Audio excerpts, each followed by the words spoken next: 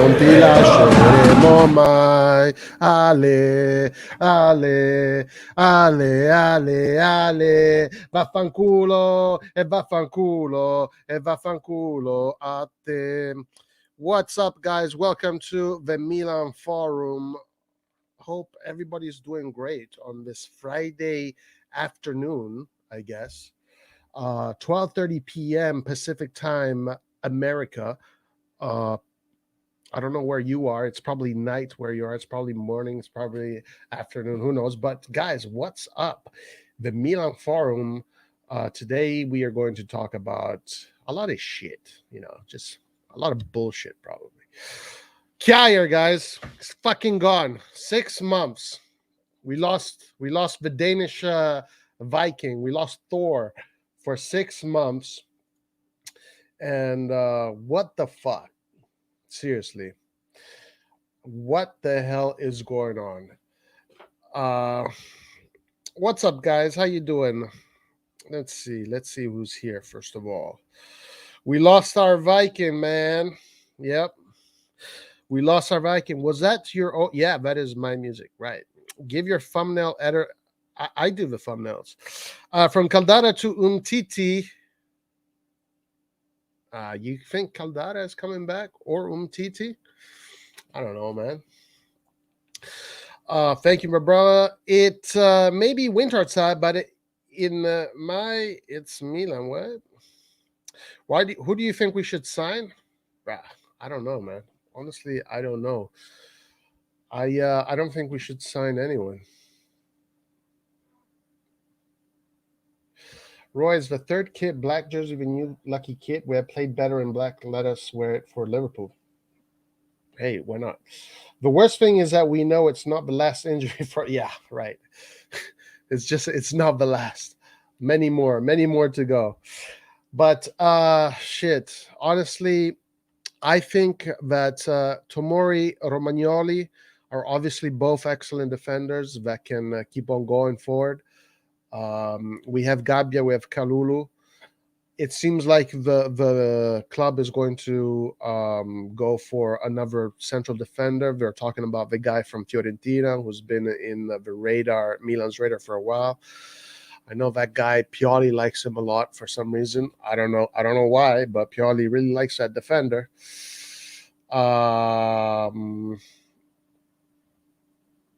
AC Milan gaming chair. That's funny, bro. I got my black and white gaming chair. We are covered at center back. Tomori, Romagnoli, Gabbia, and even Kalulu. That's what I think. Honestly, Mika, that's what I think. I was like, do we really need to get another central defender? And then when Kjaer is back, how many central defenders are we gonna need? Are we gonna have? Like, we're gonna have 6 central defenders? That's way too much. Torino guy, no, hell no. No way, man.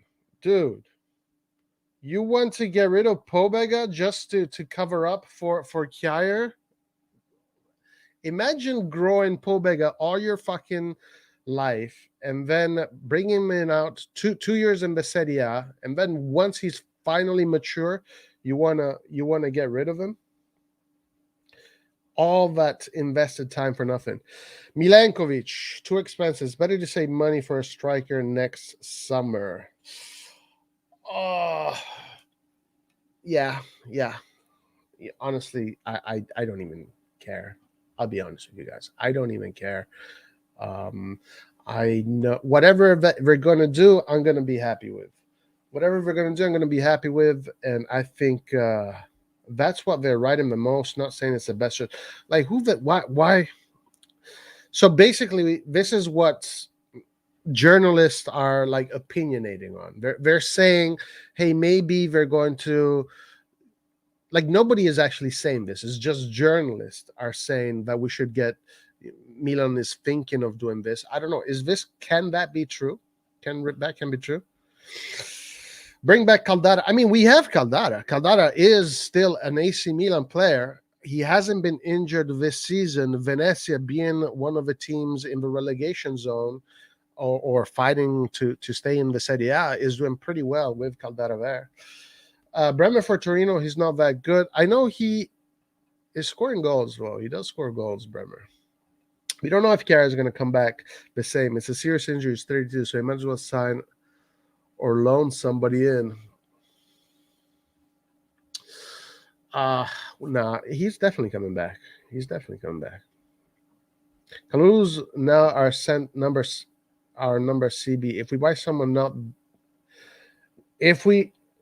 we buy someone not at the expense of his standing, Caldara would fit in right with the rest of our injured squad. Sigh. Huh. We got Safe in the house. What's up, Safe? How you doing? All good, Roy. What about you? I'm doing great, man. What do you make of this Kjaer drama? I'm speechless because some people think about Tomori and Romagnoli and adding another center back. They're not realizing how much of a huge miss, how much he brings not only on the pitch, but only off the pitch. Even though Calabria has the armband, I think Kjaer is the real captain of the team. Not Ibra, not Tonali. I think Kjaer is. I even like every little mistake someone makes on the pitch, he shouts, he makes his presence known. So I think that's going to be a major loss.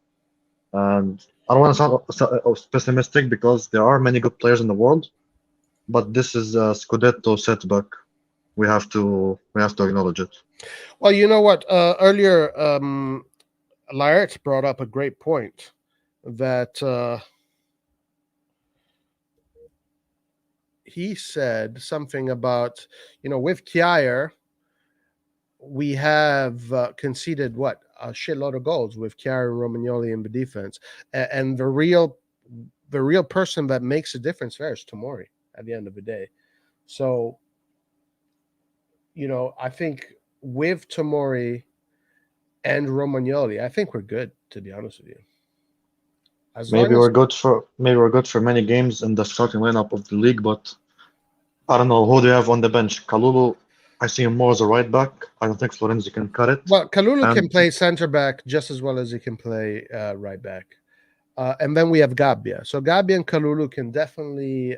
It's a good opportunity for Gabbia and Kalulu to show their game and earn their minutes and earn their keep. Look, I'm not worried that Kjaer is gone. It sucks. Yes. Does it suck? Yes. Are we going to miss Kjaer? Yes. Is it going to hurt the team? I don't know. I don't think so. But above all, it's a great chance for Romagnoli to, cement his position and maybe in the starting lineup, because who knows how Kjaer will come back after this type of injury. What's up, Red John? How you doing? Hi, guys. How you doing? Great. Hello. Sorry, Saif, you were saying? Yeah, I'm just saying, we can talk about Gabbia Kalulu. I think this is a great chance for Romagnoli. To get some confidence again and to earn that freaking stupid captain thing he's got around his waist, armband, whatever. Yeah, guys. It's guys. Don't worry, man. You guys are being too. Look, Roy. You're too optimistic. You have never had negative criticism for any situation regarding Milan. Because the reason why I don't have any negative criticism regarding Milan is because I don't see anything negative with Milan at all. The only negative thing I see with Milan was their inability to sign to get Kessie to renew his contract. That is it. But as far as the players, as far as the roster, as far as the project, as far as where the club is going, right now I see the club going up, up, up, up, up, and we're in the process of becoming a great club. So we're just still in the beginning process, and I that's what, so. What is there negative to be? There's nothing to be negative about. Raja, what do you think about Kjaer? I think he is because he did not die. He just had an injury. I think he was and is our best center back, even though, for example, we see that when Tomori is injured, then we have more problems because Tomori brings another trait to the table, which is being super aggressive and then being able to recover if someone goes through the lines and then you have to catch up with his speed, right? But I don't think it's this easy to just say, oh, we have Romagnoli, we have Gabbia and Kalulu, because if Romagnoli was the third center back for us, right now he is the second, meaning the quality goes down if Gabbia or if Kalulu have to step in because of an injury, right? So I think, in my opinion, given that we still, anyways, at the end of the season, Romagnoli is going to leave, I think we will buy in the summer anyways. The center back might as well buy him now. Like, why wait until summer? Well, first of all, what I disagree with what you said there is you say Romagnoli is a third. He is a third, but he is a third the same way. I mean, obviously, I don't want to talk in relative comparisons, but he's a third the same way when Milan had Maldini, Nesta, and Stam as the three center backs. You know, so we have three strong center backs that could all be first. To be honest with you, no, they couldn't. That's why there's a number 1, 2, and 3, and it just so happens that Romagnoli is number. But Romagnoli is not an inexperienced center back. Romagnoli would be a first team starter in many teams. So you say a level of quality. Okay, fine. If you think that the quality goes down that much, fine. That's if you believe that. I don't see the quality going down that much as you. Yeah, but the thing is that the level of quality goes down. But not really that much. But it goes down because Romagnoli was benched after the first game of Tomori. We all saw the difference. Listen, right? I think Romagnoli. So if you miss Kjaer, which is for us a very important player, not only from because of how he plays, but also because of the way he guides people, because Kjaer is also a leader, which Romagnoli isn't. So right now, our defense does not really have a leader, unless Calabria is gonna be the leader of that. So, no, I think you're 100% wrong. Mike Magnin is 100% a leader. Romagnoli is 100% a leader. Tomori is 100% a leader. Romagnoli is 100% a leader. Calabria is 100% a leader. Kessie is one. I think Milan is full of leaders. Full of leaders, yeah, full of leaders. Yeah, right. And yes, we are going to lose a big piece of the puzzle. That's undeniable. But to say that we're going to lose a lot of quality, I don't know. I think that's a little bit too much. John, listen, Romagnoli, okay, he has had a bad two years, not even few years. But, we seem to forget how much of a good defender he is, or he still can be. I think with his confidence back, maybe Kjaer's injury is a blessing in disguise. You never know. He may step up and he may regain his starting spot. He's a really good defender. Okay, I will not say he's a blessing in disguise. That's too much. No. I mean, for him as a chance to step up. That's what I mean. Say, no, because you compare Romagnoli with the Milan team that we used to have. This is the problem. I don't think Tarapt would start in this Milan team. I don't think Niang would start in this Milan team. Like the level of quality, Romagnoli was better than other players that we had. Red John. But just let me finish, man. But now the level of the team is higher than it used to be before. So the person that before was higher up in the ranking, right now it's not higher up because the team overall is better. Okay, Well, why? Hold on. Yeah. But guys, same thing happened when Ibra was injured. But listen, against Atletico Madrid, who played? It was Chiara and Romagnoli. They could not fuck Suarez, fucking people that you kiss their feet because fucking Griezmann could not fucking do anything against Romagnoli. Zero. So we're not. But It's not. Scamacca could. The super mediocrity, he could. Scamacca scored against Chiara. Scamacca scored against Chiara. Yeah, on both sides. And Romagnoli. Yeah, but don't forget, Chiara. Listen, no, you're wrong. If from now on Milan start conceding a shitload, they lose against Salernitana, they lose against Udinese, then you're right. Then you're right. But if Milan keeps on winning games and getting points, then you're wrong. I'm sorry. No, but this is not how it works. This is not Milan has to lose against Salernitana in order for you to know that you lost in quality. It's losing in quality. It's a fact. Kier came after Romagnoli was already. Milan got the starting place. Tomori came after Romagnoli got the starting place. I understand. So what do you want to do? You want to cry? Do you want to fucking cry about it? No, we're gonna cry. What the fuck, man? No, I want us like grown-ups go and buy another. That's it. Well, but if that can't happen until January. So we have Liverpool next. I'm talking about January. I'm not talking now. Yes, but I'm talking in January. I'm not talking now. Fine. Yeah, and we will be completely fine. But there's lesser quality in the field. That's it. It's not something to be ashamed of. Say it out loud. Say it out loud. I don't think it's a problem. Say it. No, you're just crying like a baby. You're crying like a baby. Guys, Red John is crying like a baby right now. Safe, what do you think?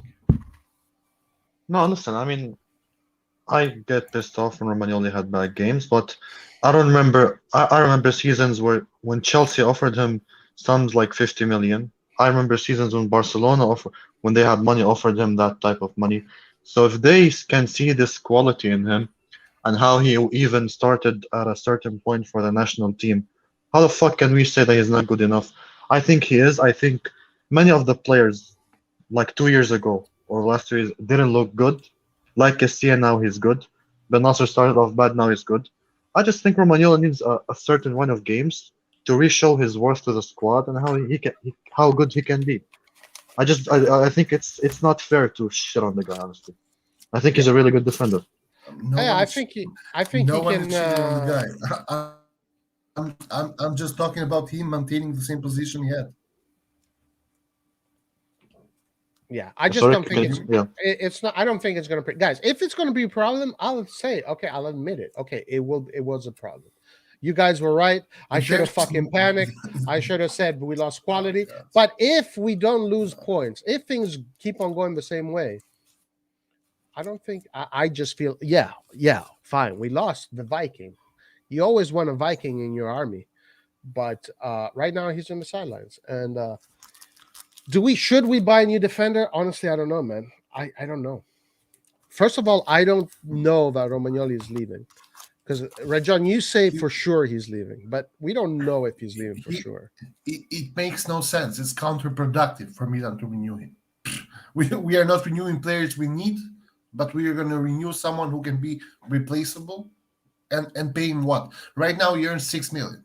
No. Okay, but this is your assumption. How are you going to renew him? This is your assumption. Whether he's this is a logical assumption. Yeah, this is not just you can a use guy from the street that comes and says, "Oh, he's not going to renew." That's an assumption. This is me saying that Milan pays their starter center backs, Kier 2 million. Tomori 2.5 or maybe 3 with bonuses, and what are they going to do? Pay Romagnoli the third that now gets 6 million. How much? How much are they going to lower? Well, his salary? again, we What, will 4 see. million? We will see. And if they choose to do But that, then, that's what they do. but And then what? Are you but going to if- say Milan is shit if they do that? Are you going to cry But all then fucking year if- and say Milan is but then- shit because they oh, renewed God, Romagnoli? Stop being ridiculous, bro. Because I don't have the nerves for this. Guys, listen. Are we being prophets here? You're for me, sure? it's You're 100% sure Romagnoli is yes, leaving? yes. You're yes. 100% sure. So from now on, yes, when we yes. talk to Red John or when we Yes. have discussions, we have to already know what's going to happen in 7 months from now. No, but Okay. if we decide that everything is, we will see them. Why the fuck are we even on this channel then? What's the point of the channel? We will see.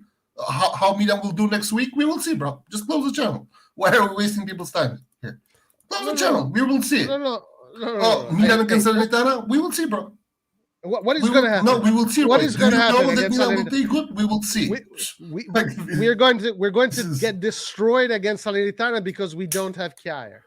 Come on, guys. Give me a break. Guys. Oh my Against God. against we're gonna There's no, with you, Roy, is always black. With you, Roy, it's always black or white. That's why you are a UF fan. listen, guys. In a football team, panicking is the most stupidest thing you can do. And one Milan, is panicking. I'm not saying you're How can I fucking panic? panicking. Let me finish. And Milan, being one of the greatest football teams ever, they're not fucking panicking because of Kjaer. They're going to face these games like they're like finals. They're going to face them professionally. It's fine. And if now let's talk about opinions. Let's not say what's going to fucking happen for sure in 7 months because nobody fucking knows. But let's talk about opinions. Let's say if, but don't let's say when this is going to happen. Because then if that doesn't happen, you're going to look like a dumbass. So let's say if. Let's say if. Unless Romagnoli decides to get from 6 million net, 1.5 million net, it may happen. I don't see Milan giving him 3, 4 for a guy who's not the starter. He's not the starter. How will Maldini say hi in the morning to Tomori and to Kjaer?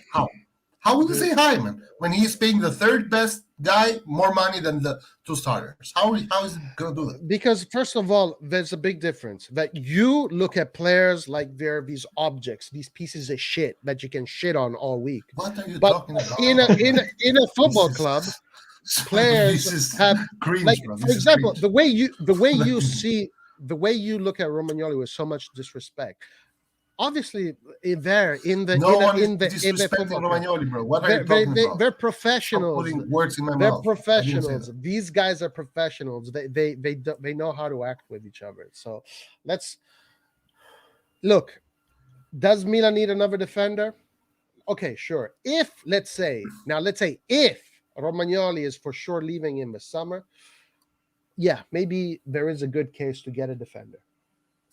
If he's not leaving, I think no. And also this story that Romagnoli is 27, Tomori is 23, and Kjaer is 32. So you're going to get more money between the age of 27 and 31, 32. And then your raise starts to go down again unless you get better and better and better. So, there's also that aspect that you're not thinking. How is that relevant? How is that relevant to the topic? Because it's the hierarchy. You're talking about hierarchies. Kjaer, in that case, everybody, Kjaer should be making more than everybody because Kjaer is the so-called captain. He's the best player. No, but it doesn't matter, man. You put the age. Mbappe makes more than all 3 of them combined. Mbappe is younger than all 3 of them.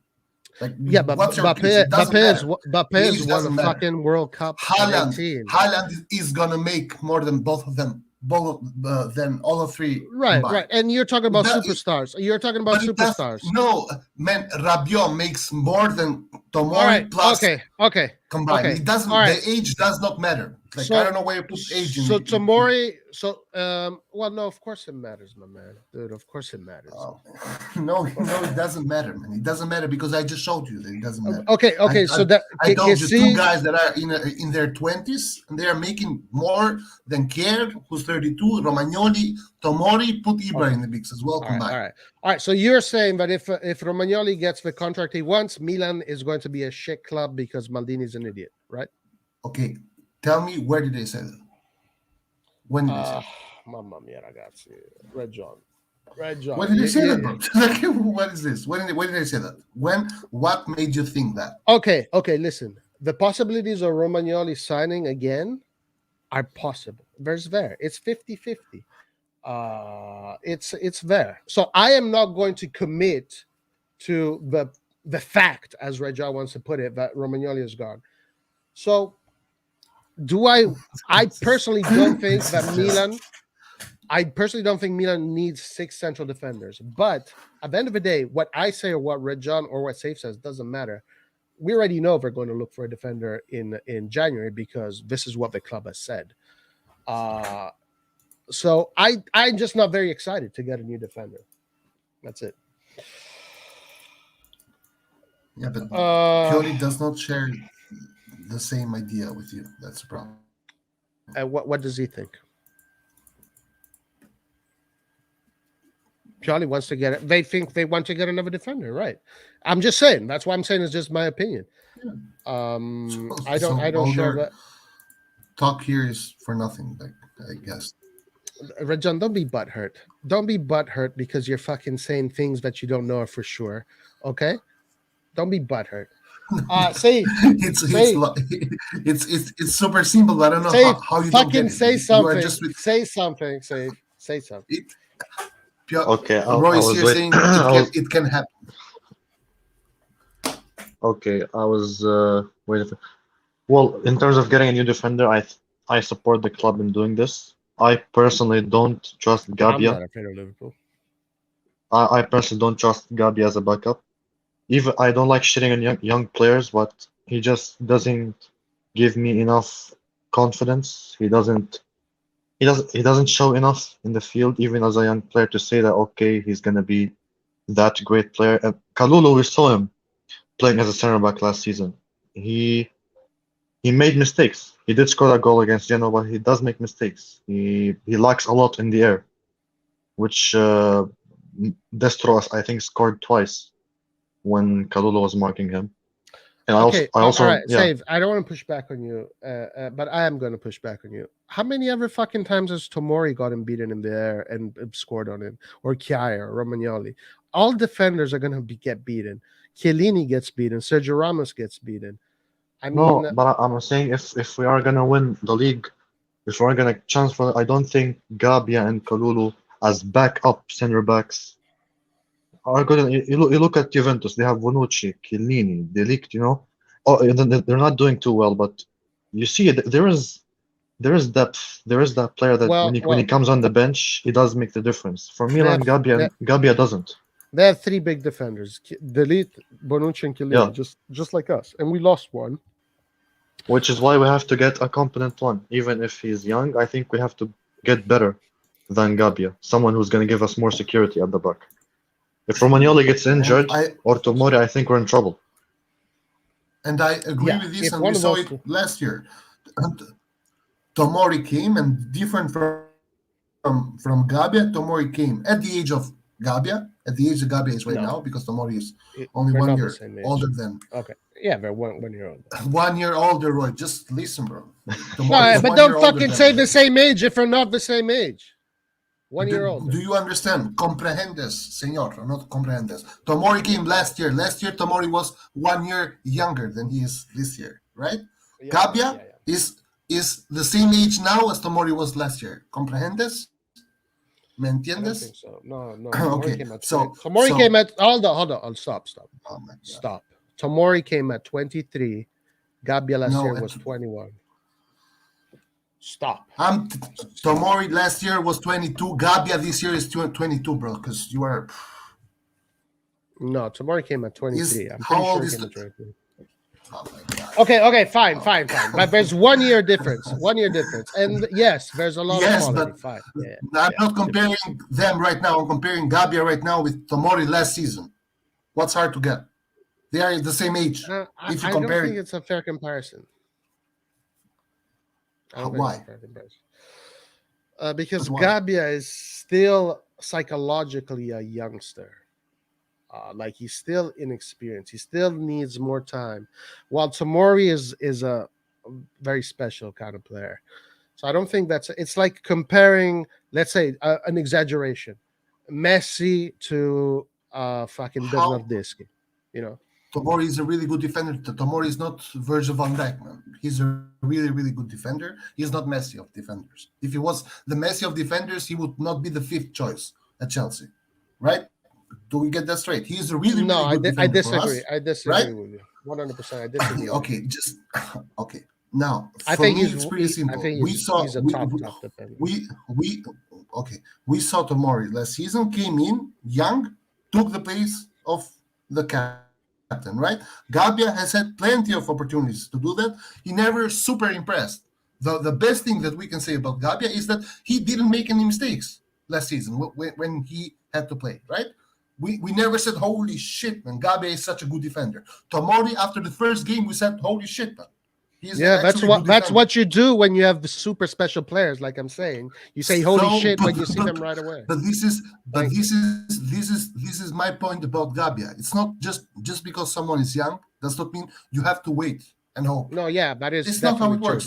This is absolute bullshit. Also, because I know this by experience. Yes, you have to allow players to grow 100%. If you don't do that, then you're a failure. Yes, and that's why there are clubs like Genoa. That's why there are clubs like Sassuolo. That's why there are these clubs. You go there, you are young, they wait for you because you are not winning the Scudetto and you are not getting relegated. You are not fighting for a European spot. You are there to grow. They wait. Maybe you will become good. Maybe you won't become good. It doesn't matter. They are still there. Eighth, let me ask you a question. 10th, 11th. Let me ask you a question. You have a football team that is fighting for the Scudetto, right? A big club, and you have two positions. You play with a four in the back, so you need 2 center backs.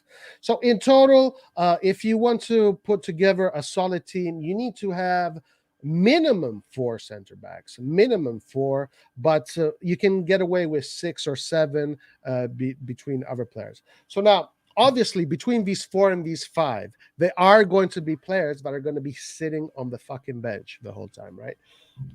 What players are these going to be? Are they going to be players that are 28, 27 that they've been playing, or are they going to be youngsters, promising youngsters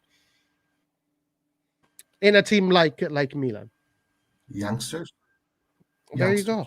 There you go. So Gabbia is one of those. So he needs time. He needs time. Yeah, that's it.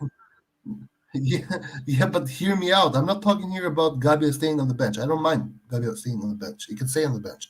And my problem is when Gabbia is the 3rd choice. Do you understand me or not? I think it's a good Gabbia can stay at Milan for the next 30 years, as long as I'm concerned. I don't mind.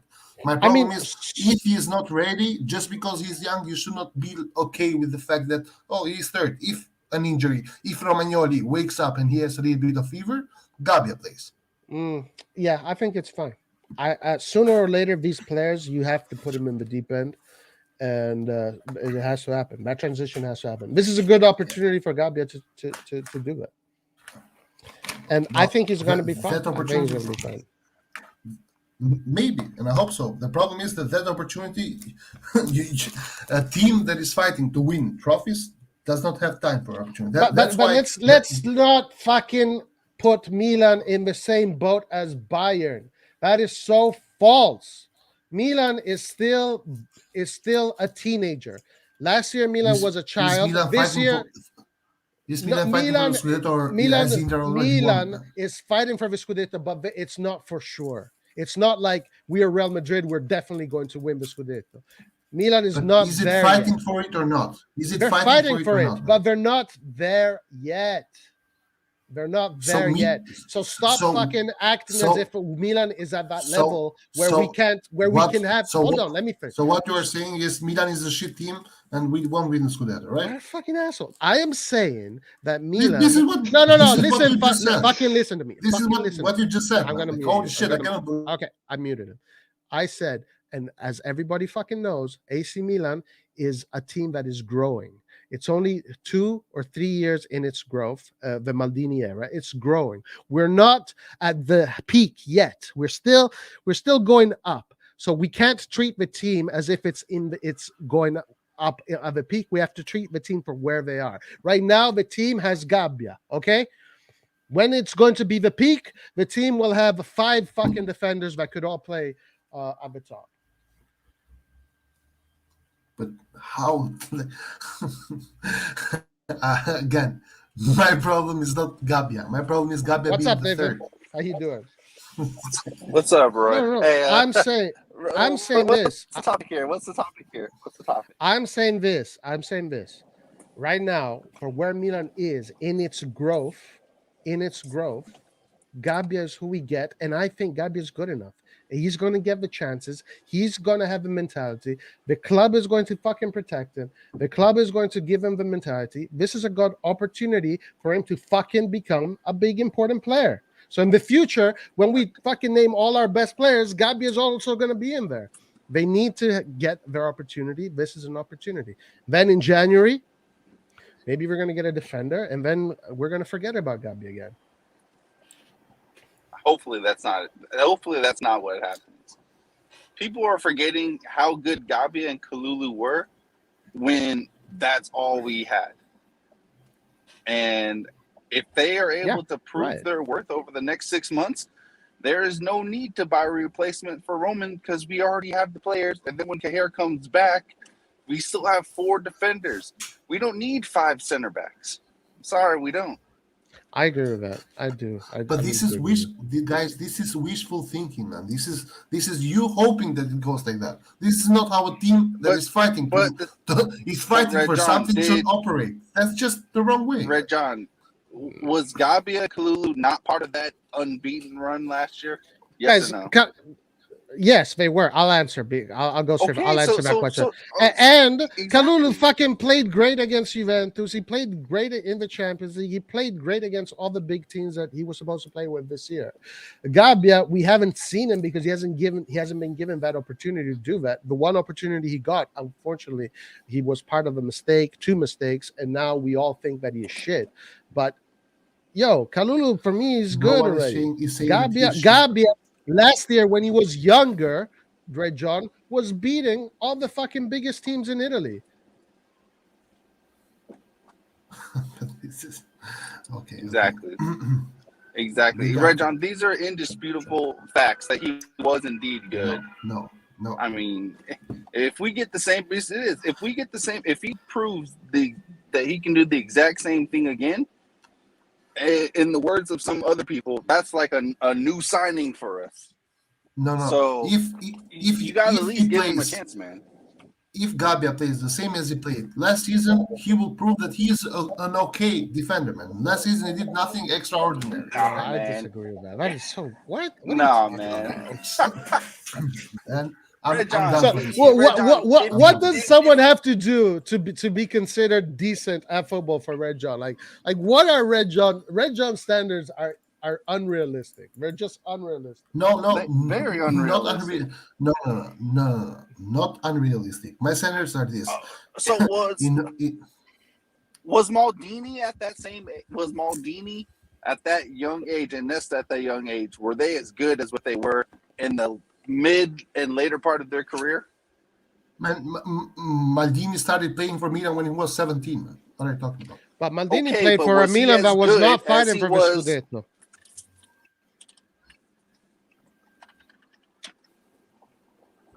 Yeah, he wasn't. I'll answer that for Red John, Nathan. He wasn't. He started really well, and then he grew. Question. What was it? I think the question was Maldini.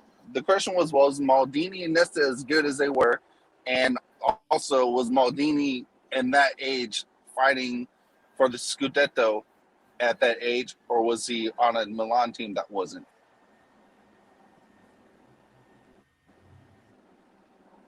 He was in a Milan team that just started being really good. Are you talking about Maldini? When Maldini started playing for Milan, Milan was what just came from the Serie B, pretty much, and they were still in mid-table. They were a mid-table team when Maldini started playing for Milan. Then a few years later, Berlusconi bought the club, and then they became. Then they grew. So by the time he was like 20 or maybe 19, at that point, so that the team was winning big. Okay. Anyway, Exactly. So it takes time. I agree that the five. Fuck. Well, okay, Nathan. What if Red John is right and we're going to lose 7-0 against Salernitana, but no one is saying 200-0 that, against bro. Liverpool, Who 500-0 against Udinese? Who is saying that? No, for me, listen, you guys, you can win a game 30-0, Milan 30, Liverpool 0, and still a defender not being good enough for Milan. Do you understand that or not? Do you understand that? Oh, okay, but I brought up in the group chat. Most of our goals have came from when Tomori and Kea were on the field. Yes, so by your logic, we already need a better. No, wait, hold on. By your logic, we already need a better defender than Kea, because the nominating factor is that Tomori is the defender that we cannot risk losing, but we can risk losing Kea. Nathan, how is that my logic when I just told you? We can win 30-0 against a team. Okay, 30, Milan 0, the other team. Okay. And a defender of Milan still not being good enough for Milan. Do you understand that or not? This is the same logic that follows and goes to, even with Kiev, we still concede goals. It does not matter. But Kiev receives balls that could have been goals as well. Do you get my point or not? It's not like, because you have the two best defenders, you never concede goals now. Okay, but I can say that for every single defender. Yes, I understand that. I understand that, but again, you're basing your logic on as if Kea was the most world-class center back that we have. He's not, man. But when we have Kea and Romagnoli or Kea and Gabbia, it simply does not work out as well. Sure, okay, then. But since we, like I said, we've conceded more goals when Kea is back there. That means any defender could be back there. No. Good point.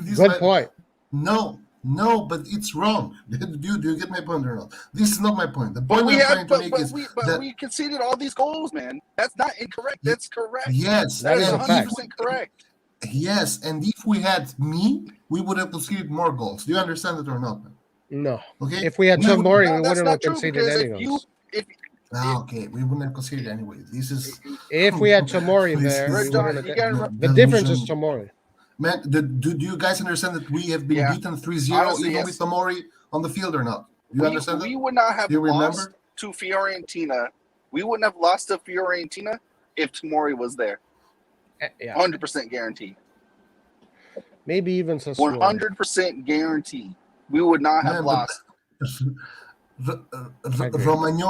Romagnoli got a red card. Like we lost versus Sassuolo, for example, because of two individual mistakes. Man. Like, how does Tomori being there change anything? Because it was. I'm not so sure about the Sassuolo. It wasn't Tomori. Because look, I'll tell you right now. Number one, in the Sassuolo game, when Berardi scored, it's because Romagnoli is simply not quick enough on his feet, and he got burned. That's not happening to Tomori. And then on the red card, Romagnoli got the red card because the guy is simply faster than him, and in order to prevent a goal, he had to bring him down. But again, have you ever Tomori is seen burned like that? Man, but you are making my point. Tell me when Tomori's been burned. Bro, come on, Nathan, you are making my point without understanding that you're making my point. This is my point.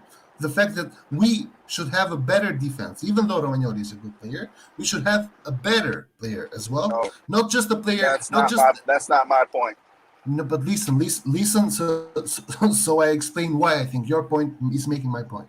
Because you were saying if we had a better defender than Romagnoli there, that wouldn't have happened. And I say, if you want to compare it with Kier, I don't remember Kier getting a red card because he got burned by another player. Do you remember that anytime? Because I don't remember Kier getting a red card because the player got past him. Because players don't get past him, man. That's situational. Because players often get past Kier with speed, man. Yeah, but they and don't. You want to know why? Because he's. But Nathan, they don't. They don't because he positions himself better than Romagnoli. This is my point. Now, okay, but the point is, if we have two slow defenders, it's going to kill us. That's the whole denominating factor again is Tomori.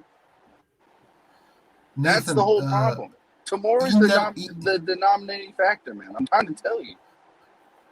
Listen, the best part of Juventus is their defense. They have two super slow defenders in Bonucci and Chiellini. Being slow does not mean you get shafted. This is not how it works, man. Inter does not have super fast. No one in Serie A has a defender as fast as Tomori. No one. Skriniar, De Vrij, Bastoni are not fast defenders. You don't have to be fast in order to be a good defender. That's it. Yes, I know that. I understand that. But in today's game, the best teams have at least one fast center back. Inter doesn't. When I say fast, I don't mean someone that's like Tomori. You don't need to be Tomori speed to be considered fast for a defender. But who's the fast even seen defender? Cajer surprise us. We've even seen Cajer pull off some pretty decent sprint backs and to catch the player. We've seen it in a few games already. Speed that I honestly didn't think he had. Now, compared to Tomori, he's slow. But in terms of center back speed, he actually does have pretty decent speed. Like, I don't think your values and whatnot are just not placed in the right area. Yeah, Red John. And anyhow, guys, I gotta go. I will probably join later.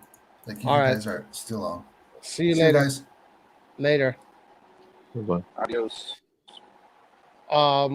Yeah. Look, I don't. I'm not worried at all about this Chiara thing. I mean, I know it sucks. I know we are going to suffer a little bit from it, but to me, it's not going to be an issue. It's not going to be an issue.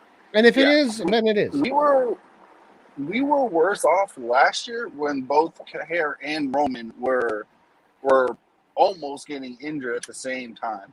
Then, and that was when, we expect Roman to be prime Roman and, at the top of his game. So that was a bit more, worrisome because they were both getting hurt, back to back. Not like, that often, but the injuries were too close for comfort, essentially. That's a whole nother story.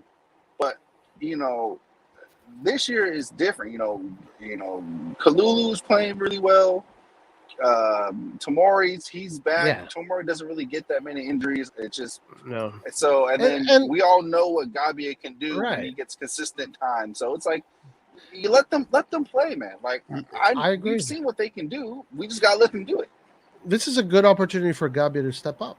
I mean, this is when these young players get to do that. When there's a big injury like this, and they're going to have more time to play here or there. So I think the club believes in these kids. And Romagnoli as well. I think Romagnoli has a point to prove when Kier is out. Yeah. But isn't Roman out the next game? Because he got a straight red. So that's 2 games he's missing, isn't it? Well, here the straight red. I think he had 2 yellows. That's the one. 2 yellows. I think the second one was a straight red. Yeah, the second one was a straight red, but I don't know how it works when you have a yellow and then you get a straight red. Well, here the probable formation for tomorrow is Magnan, Florenzi, Tomori, Romagnoli, Teo Hernandez. So Florenzi getting an opportunity to start, and Romagnoli is in the predicted started lineup, which is weird.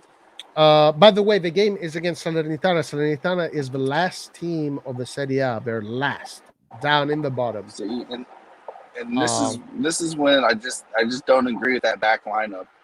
Like, this is the game that you play Kalulu and Gabia.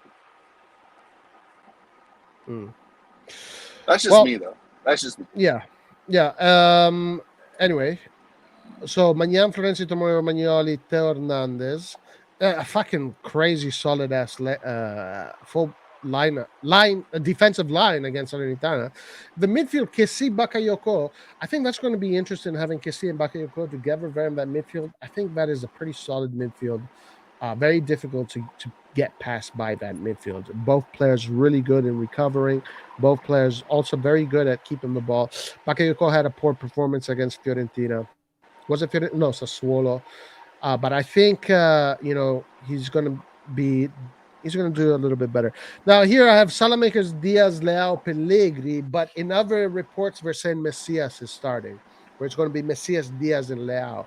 Now, if it were to be Messias, Diaz, and Leao, that would be the first time we see Pioli put an offensive attacking midfield of all three offensively prone players. That's the first time we're going to see that in a very long time.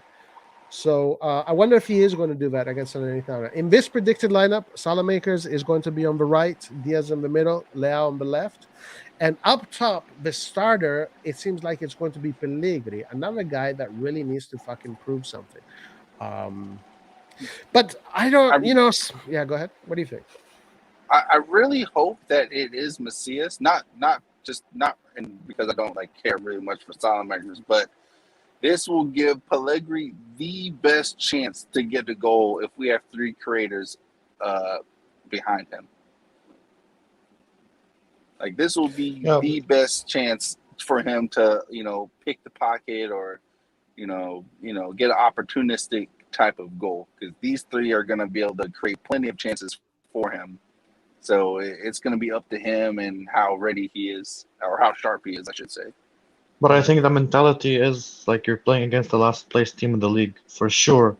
With Salamakers, with even if you put me at the right midfielder, I think we should be able to win this game, And maybe it's a rest for Messias against Liverpool, I think I don't want Milan to take this game too easily, because we have lost against the last teams in the relegation.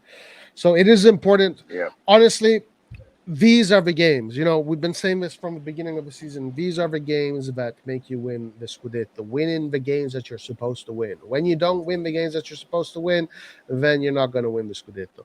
So these games are very important. I don't want Milan to be overconfident. They shouldn't be overconfident about this game, because Salernitana can pull a fucking rabbit out of her hat, and all of a sudden, in such an important game too, because right after we play, we literally have all top four teams fighting against each other. Atalanta, Napoli playing against each other, and then the third and fifth, Roma, Inter.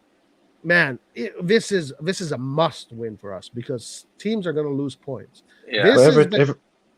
Every time we get in this situation, we waste points. Every time our competitors play against each other, we drop points. I don't know why. Yeah, 100%. And that's something that they really got to watch out for. Really got to watch out for. What a great opportunity this is to get points either from Inter, from Napoli, or from Atalanta. Milan could actually finish this next round being first in the league. So, yeah. Great opportunity. All right, guys, what do you think about Safe? What do you think about the formation? Well, I don't want to sound cocky and overconfident, but come on, we're playing against Salernitana, okay? I'm fine with Florenzi starting. I'm fine with the Salamakers starting, because fuck me if they're not gonna have a good game against Salernitana, you know, when we're gonna challenge for the league. No, but for real, I think Pellegrini will have a positive game. I think he will score, hopefully, and maybe get his shit together because so far I don't know what's been going on with him. Uh, tomorrow Romagnoli good. Kessie Bakayoko. I remember them having great chemistry in that 18-19 season. And I think this is the first game where they're gonna start with each other. I may be wrong. Uh, I think we're gonna do well. We're playing against bottom of the league, Salernitana, after all. So I expect a dominant performance, to be honest. Yeah, I don't see why it wouldn't be. I honestly don't Yeah, see why it wouldn't be. exactly. But, yeah. What else? What? Anything else you want to add to that, Nathan?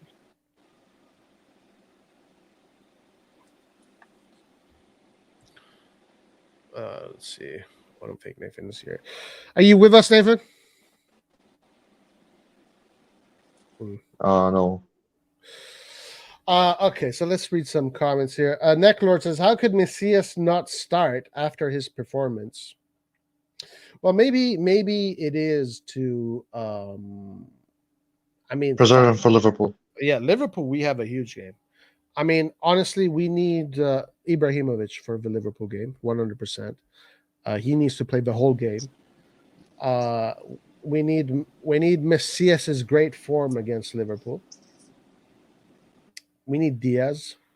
We need Salamakers, his work rate. We need Krunic. We need Krunic against Liverpool. We have to play Krunic against Liverpool. Against Liverpool, Krunic is going to be a key player. Oh, so you're gonna bench Leo? Well, I don't. I mean, do you think he's going to play Messias Diaz Leal against Liverpool? I hope and so. Ibra? We need to win. We need to win.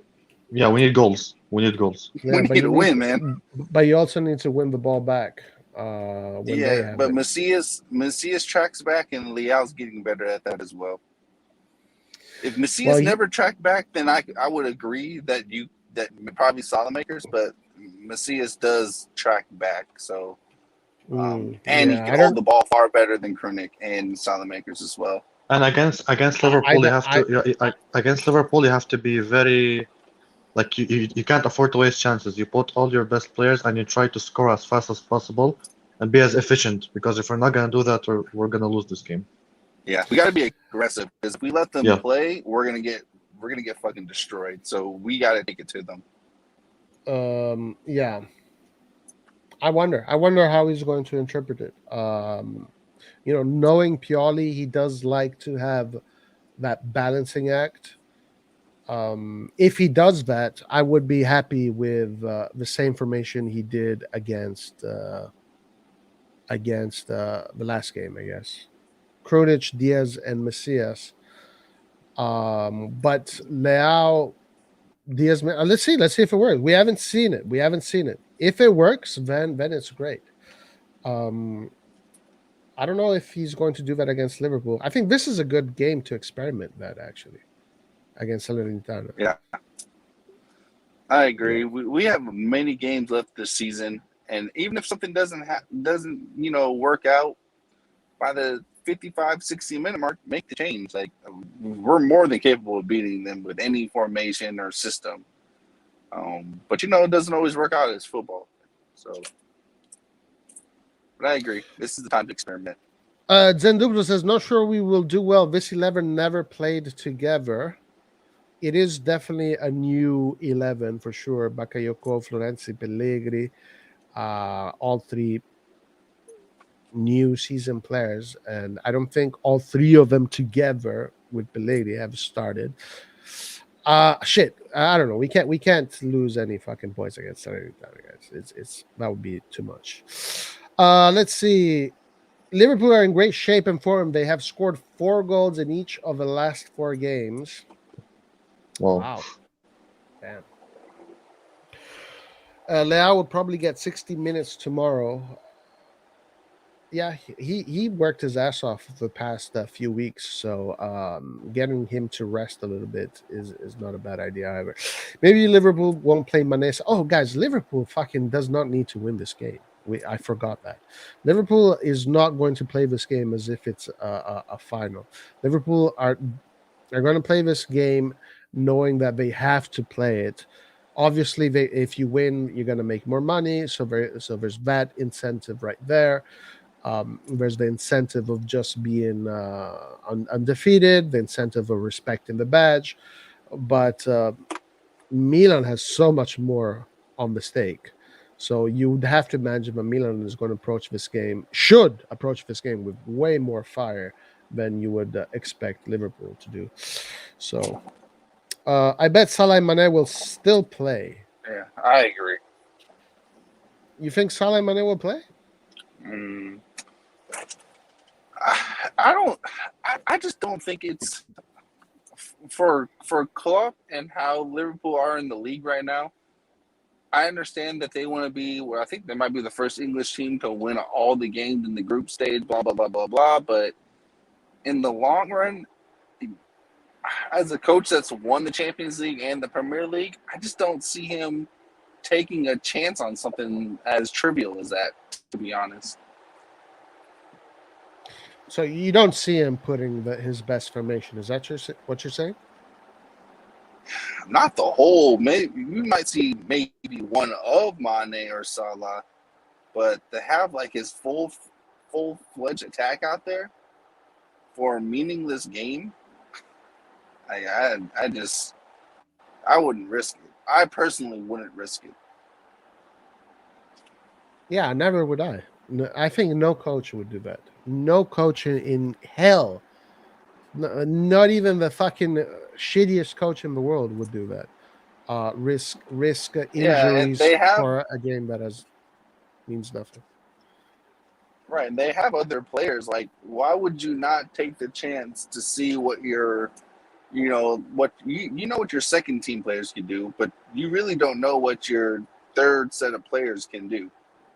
And we already know they have a big bench, so why would you not let them get the game time needed to see what they can do, or if they can even be relied on, especially with the January window coming up. And the beautiful thing about Liverpool is that their system, literally, put an academy player as a right back or as a right winger or anything, they will still win you the match. They're a beautiful system to watch. Yeah, I think he will field most of his bench players because the upcoming games in the Premier League, it's kind of easy for them, and they want the challenge for the title. So I think they will rest their players against Milan.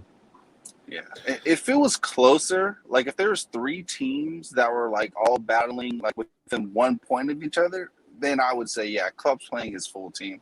But they've already qualified by a country mile. Like there's really no point in playing them.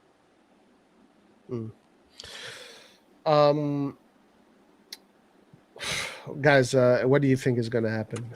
Is Milan going to win this game just to be in the Europa League? Yeah, but that's if we win the game, and as long as Atletico Madrid don't win by more than we win, and as long as Porto doesn't win, then we're going through. Like if Atletico wins, I can see 1-0 for Atletico. I can see 0-0 for the Atletico game. But realistically, if you look at the odds are against us because there's more results that could go the opposite way. So aside from the psychological fact that Milan is going to play this game to win, but you have to assume that Porto is going to play to win. Atletico Madrid is going to play to win. So many things, so many outcomes can happen. So what I'm saying is this: if we win and we go into the Europa League, then so be it. Let's fucking win the Europa League. If we go to the Europa League, we just need to field. We'll be able to put up a new team. That new team needs to be nothing but like damn near Primavera players and like a few of the bench players. That should be used completely to develop, because we're going to challenge for the title. I mean, I see no reason why we won't make top 4. So just use that tournament for developmental purposes. Well, I mean, I don't know. I don't think they're going to do that. They're going to probably play it to win it. But I don't disagree with that. We should do a Sergio Ramos on Mane and Salah if they do take them out. Oh, right. Even though I hate Inter, I appreciate their tweet of support. Bro, they don't give a fuck about Simon. The only reason why they tweeted about Kjaer is because of the whole thing about Kjaer with Ericsson, right? Because Ericsson. Yeah. But that's the only reason. If that never happened, they wouldn't have never tweeted anything. If our second team can't beat Salernitana, then we have no depth. We just have quantity. Can you just imagine if Tomori had the injury, our season would have been over. Our quality players need proper rest. Yeah, let's see what happens. Well, yeah. So what else, guys? What else do we have?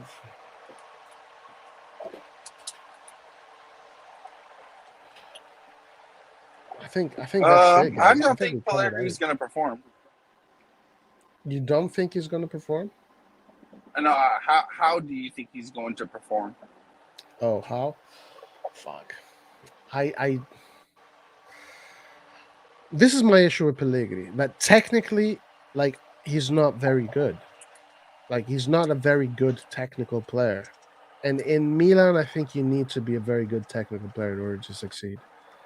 I think he's the kind of player that needs to start 5-6 times in a row to actually get his rhythm. Maybe that's a little bit too much. Maybe 2 or 3 times in a row. But I don't know. Hey, maybe tomorrow is going to score a brace, and all of a sudden his stock is going to go up, and the hierarchies are going to change. But aside from that, I don't know. I kind of feel like it's not going to work out with him, pretty much.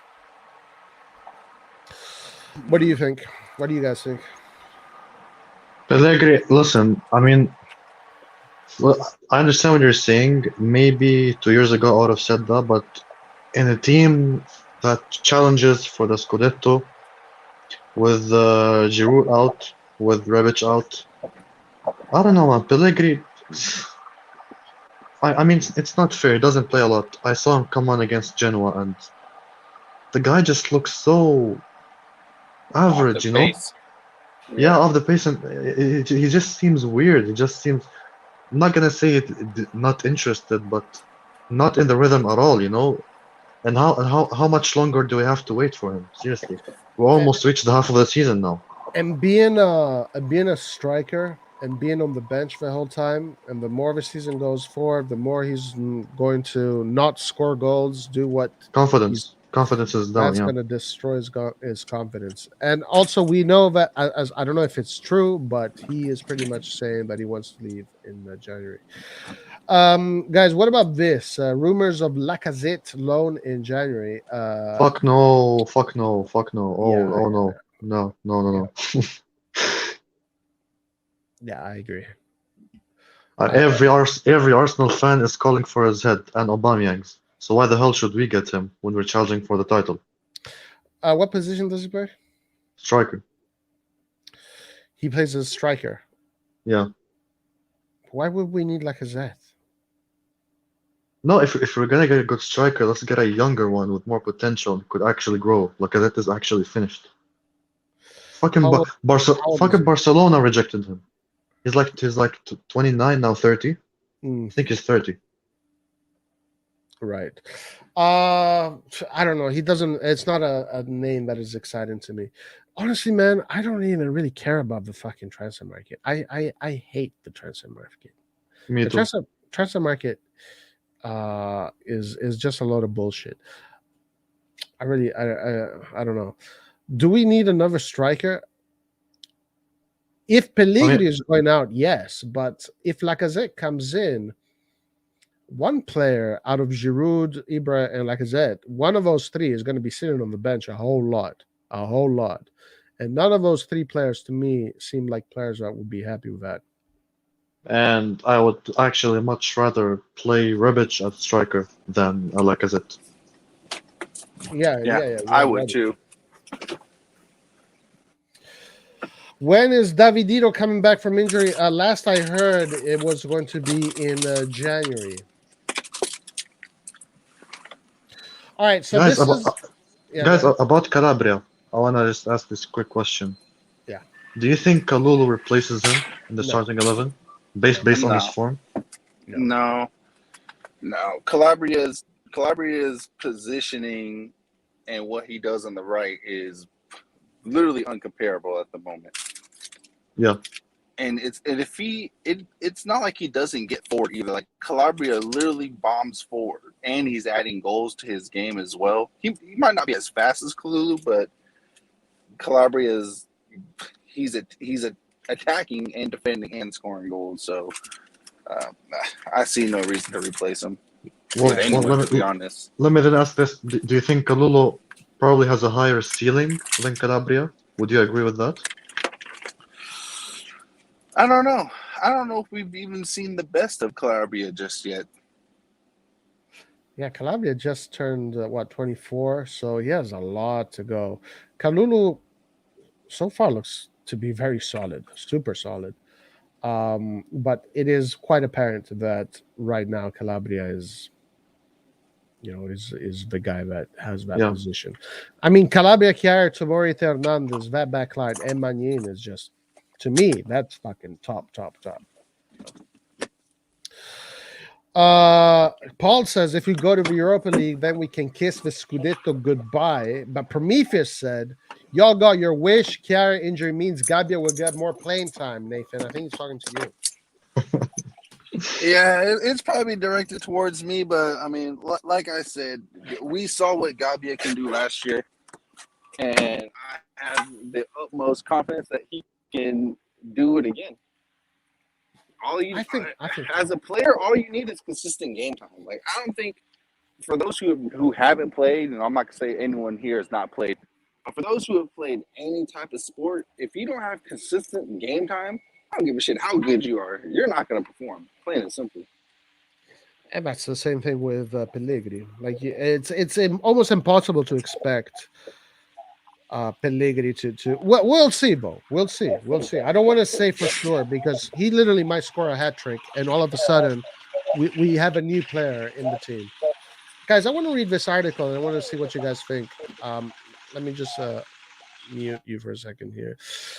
Torino center back Gleison Bremer has attracted the interest of AC Milan as they try to find a replacement for injured defender Simon Kjaer.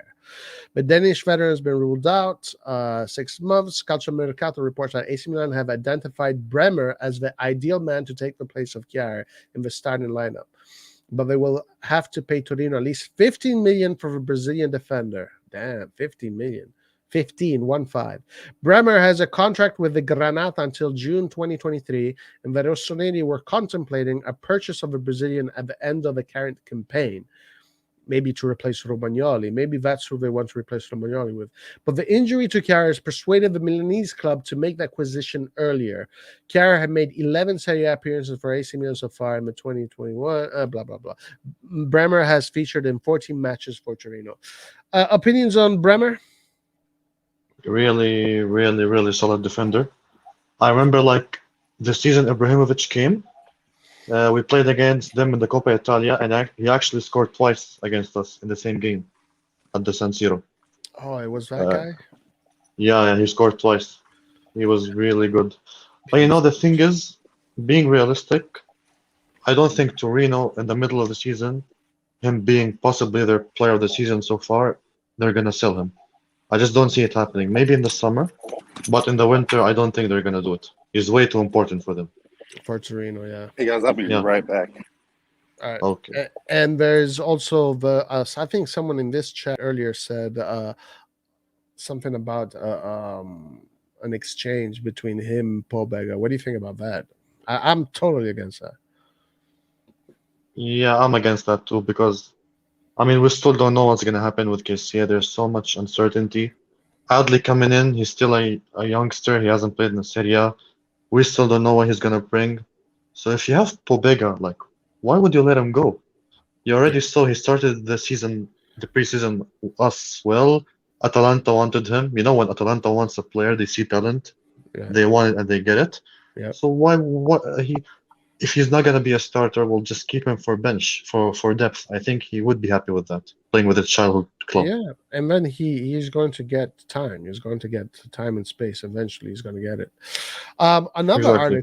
Another article here, always going to this whole Kjaer thing. AC Milan interest in Fiorentina defender Nikola Milenkovic has been reignited, and they could land him for less than half the price. According to Gazzetta dello Sport, Milan have followed Milenkovic for a long time as a potential target to reinforce their center-back position, but every time they have inquired, Fiorentina asked for 40 million to let him go. But now the Serbian international is very much back on Milan's radar. La Viola demands have totally changed. The paper claims that the 24-year-old, in fact, renewed with La Viola now has a release clause of 15 million. 15? Okay.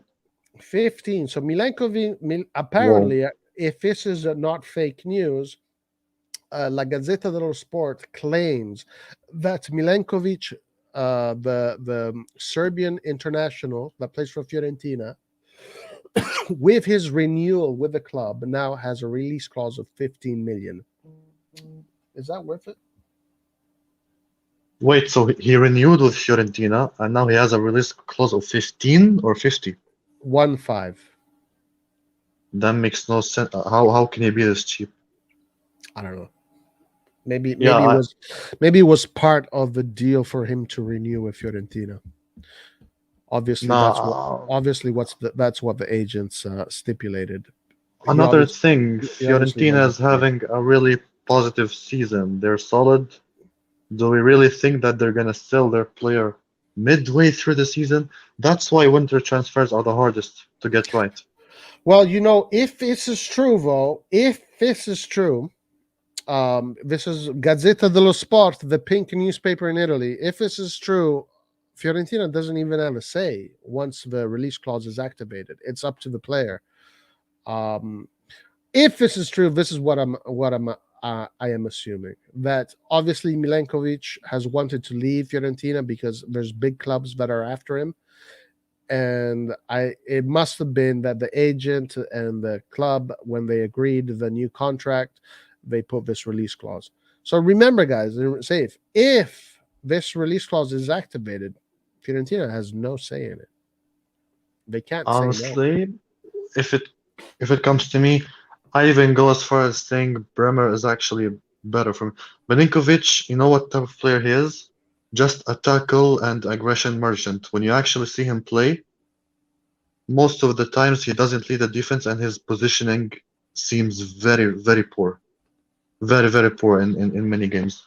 Yeah, he doesn't excite me a lot. I like the fact that Bremer scores goals. Yeah. That is a really good thing. I'm definitely more in the Bremer camp than the Milenkovic camp. So yeah, if we are going to make an operation, and I think Bremer could be a good replacement for Romagnoli when Kjaer comes back, if he comes back 100%, if Romagnoli leaves. Olufemi says Bremer is a goal-scoring defender. He's solid. Pobega needs to come back. I've been following him closely, and he's solid. He's a workhorse, and he has a good eye for goal. His goal tally is good. Yeah. Let's see what happens there. I definitely agree with you, Safe, and most of the people here that if I were to choose between the two, Bremer would be the one. But I honestly think if we're gonna get a defender, it's gonna be either we overpay for a young defender, maybe in like France or something, or if we get a free agent, an experienced free agent. Other than that, I don't think we're gonna get there's like a bunch of them that are available, right? Who are they? I mean, as far as free agents, I don't think I'm aware of any. But wasn't Umtiti a free agent or something? No, he plays with Barcelona, but in another way, you could say he doesn't play for Barcelona. He's basically inexistent at the club at the moment. Okay. And the fans have actually turned on him because he's actually one of the worst, statistically, one of the worst defenders in La Liga. His form has dipped a lot, and it disappoints me that I'm seeing news. I forgot from which sources that we're linked to him. I'd be very disappointed if we get him. Even for 15 million, he's very injury prone. He's very injury prone. Right. I haven't seen him play in such a long time. It's very difficult for me to have a very strong opinion on DT. Honestly, my opinion at this point, as far as this situation goes, if we are to do a defender, I think that the Bremer solution is the most, let's say, interesting one. Thing is, I don't see Torino selling to us unless we overpay because we know we are in an injury crisis. But now the thing is that this Milenkovic guy, Pioli likes him. He likes it. Didn't Pioli coach him? Didn't He Pioli did. coach him? Yeah. Fiorentina, yeah. So Pioli likes this guy. So guys, be ready to probably see Milenkovic in a Milan shirt, whether you like that or not. I mean, I don't even think that he's a step up from Romagnoli. Romagnoli is a better defender than him, in my opinion. So yeah, I think they're pretty similar. And I think if we're gonna get him, he's gonna demand a starting place. And I think that's not gonna be realistic for him, in my opinion. Right. And would he get it? Would he get the starting place? Would it be Tomori and Milenkovic? Would that be the new defense? Maybe because Pioli likes him a lot, but if it comes down to me, I'd still start Romagnoli with Tomori. I don't know if it's real, Paul. Honestly, I don't know. But Gazzetta dello Sport says it is. So I don't know. Maybe it sounds unrealistic, right? Yeah, exactly. But that's what Gazzetta dello Sport is reporting. Milenkovic, hell no. He's even slower than Romagnoli. Is he that slow? He's very slow. Roy Milan are second in all of Europe for goals per shot on target behind Liverpool. Really? Wow. Cool stat. That's good. What are your sensations regarding the Liverpool game? Do you think we can beat him? Do you think we're going to kill him? Do you think we're going to embarrass them? Embarrass maybe is a strong word, but but listen, I mean, this is most probably a full packed San Siro. You have Ibra back, you have all your attacking options back. Kier is a big miss, but I think Romagnoli will realize the importance and step up. You have Magnan back, you have the full midfield back. Liverpool are probably not going to play their best 11. I think they are less motivated to win. I think we have the maximum motivation. I'd actually go as far as saying if we do not win this game against Liverpool, as crazy as that sounds, I'm going to be very, very disappointed. Based on how big this game is and how our expectations are and the excitement I have, I think it's going to be disappointing not to win it. Yeah, me too. I'm going to be disappointed if we don't win it because honestly, I still feel I'm going to say this, guys. I'm just going to say it, and I don't care what you think. But I still feel that Milan was unlucky in the whole group stages thing. But even with the teams that Milan got in their group, even with those teams, if I'm with Red John on this one when it comes to the referees.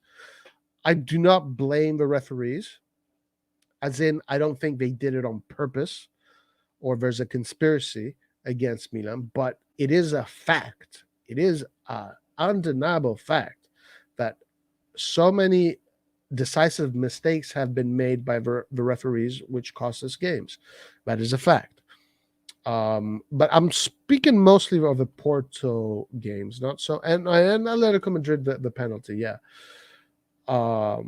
But if you take that away, and if Milan was healthy during that period, Milan would have beaten those teams, and Milan would have gone far in the Champions League. But now it's not on us anymore. We can beat Liverpool, but even if we beat Liverpool, it doesn't mean we're going to go through. So, it is what it is. And you know what? It's only Milan that comes back to the Champions League after 8 years, and at halftime, being such a young team, is still 2-1 up at Anfield, which every big team goes there and gets absolutely humiliated, apart from Manchester City, probably. Every team that went there got humiliated, and still, us missing the Champions League so many years, we still did well. Yeah. And if we had a full healthy team against Porto, I think we would have beaten them in both games, especially the first one. Yeah. If we had our full squad, because I just cannot put it out of my head that we were playing this style of football that was very awesome, and it was making us win these games. And then Magnin gets injured, and all of a sudden we lose Teo Hernandez, we lose Brahim Diaz, and we have all these other injuries on top. Then Milan just completely changes the way they play, just completely goes down to the basics. And it was just right there when we had to play Porto for the first time. And Porto didn't even play that well in that first game. They didn't look as if they were a great team. But then I got to give it to Porto. In San Siro, they played much better. But even there, I felt like we weren't in a good spot. It's a shame. But you know what gives me hope? Listen, I think experience is always the most important thing in football. I think Atletico will for sure not lose the Porto game. They have way too much experience and quality for that. As in Griezmann, as in Suarez, Marcos Llorente, Carrasco, their best player. I think they're gonna win. But what gives us the advantage, when they win, they always win by 2 goals margin maximum. Most of the times 1-0. We just have to go to the Liverpool game with a killer mentality, be efficient, and stay solid at the back. And believe me, we can win this game. We can. Yeah. Now, one thing that I don't share your confidence is Atletico Madrid's ability to beat Porto in Portugal. I don't know, because Porto is still one of the big teams of European football. It's still one of the legendary teams, not at the level of some teams, but honestly, Porto has more history than Atletico Madrid. That's a fact. Yeah. So I know that right now in this time in history, Atletico Madrid is stacked with champions, while Porto, maybe you can argue it's potential champions or something like that.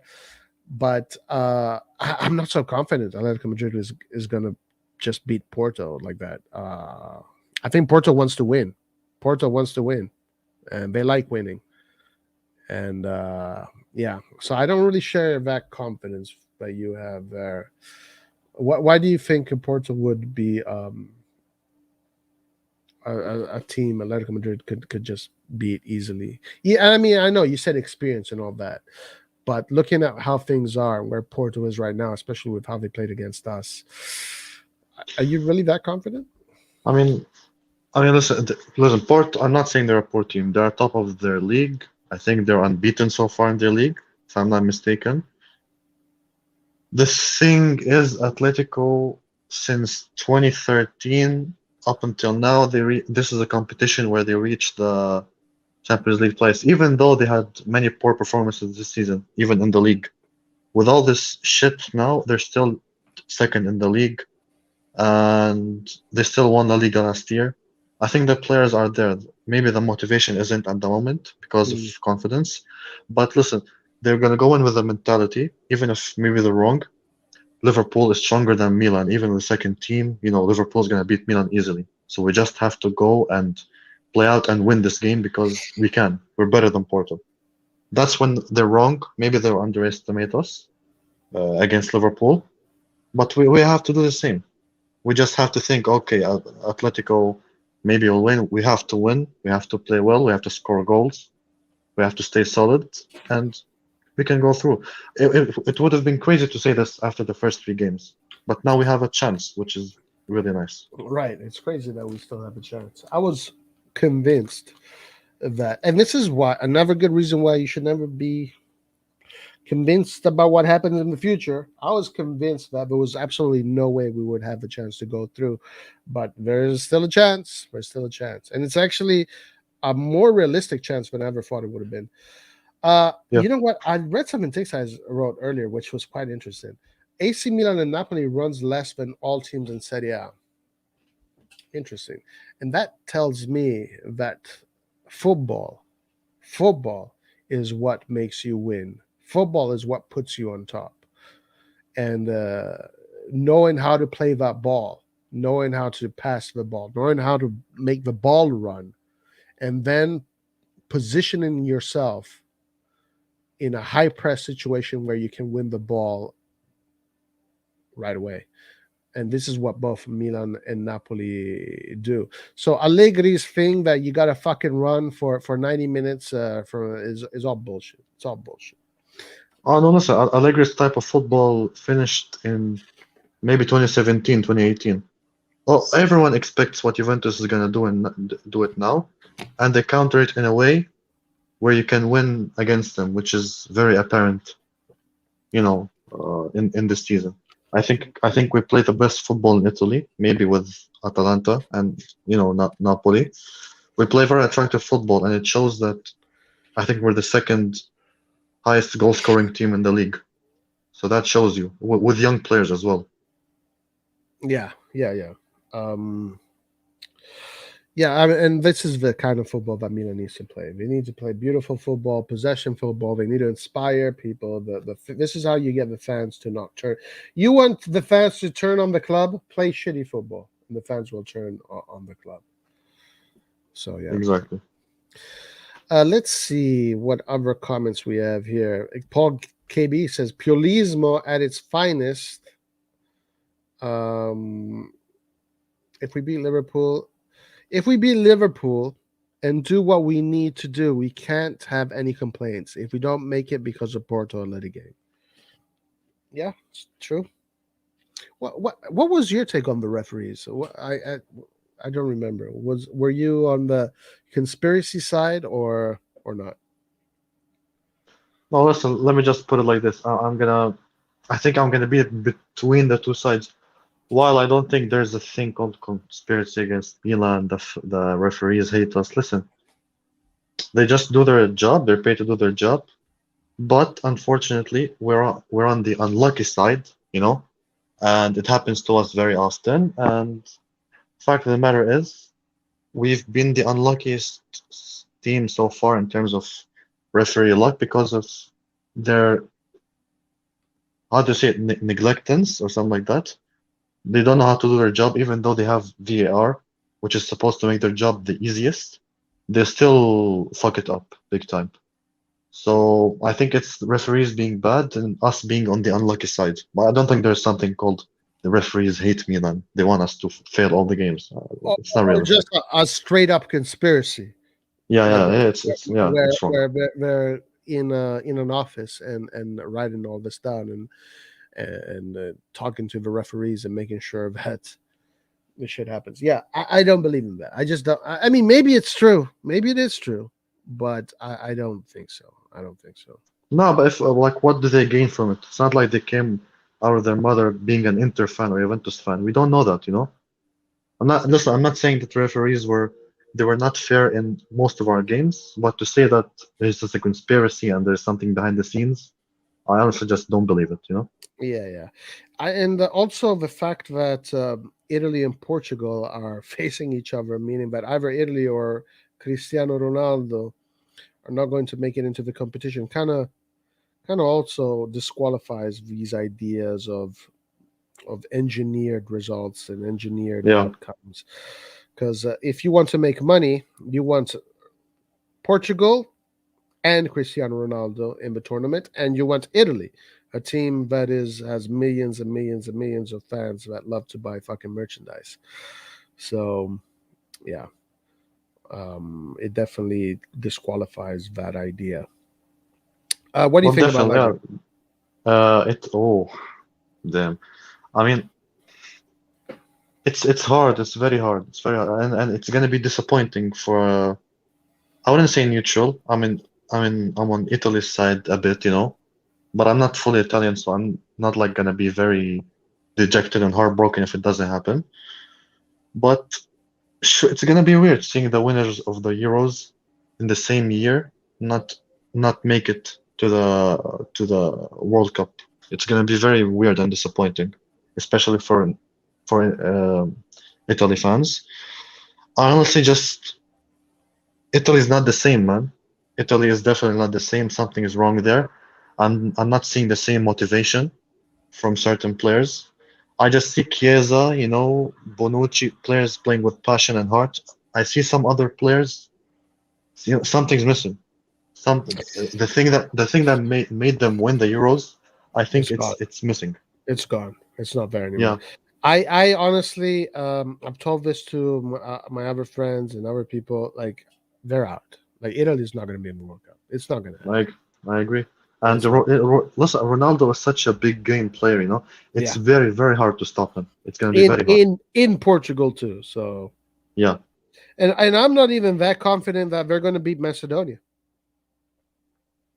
I mean, listen, they're a very tricky side. I'm telling you. Macedonia beat Germany at their home in the Macedonia has a World lot Cup. of Yeah. good players. A lot of good players. And if I've seen this script too many times before to not be prepared for what the most probable outcome is. So I've already prepared myself, So for me, it's not going to be a big deal.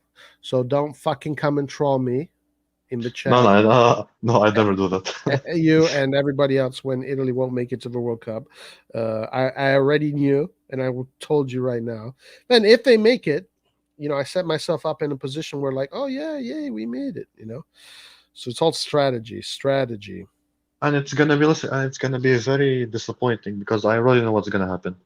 They'll just say that Mancini is a fluke. He just won the Euros out of luck. Yeah. Listen, he didn't do well to get Italy in the Champions. Oh my God. And they don't know the history that it happened with Italy before. They won the World Cup and then they fucked up after that. Oh, I can't. Oh, Jesus. Yeah. I'm already expecting the usual suspects saying exactly those same things you just said. It was all a fluke. Euro 2020 was all luck, and it was all Mancini is overrated and shit like that. Sucks. Verratti sucks. Jorginho sucks. Barella suck. All the Italian players are shit. Yeah, I already see that conversation happening. I don't know, man. I don't know. When is the game, by the way?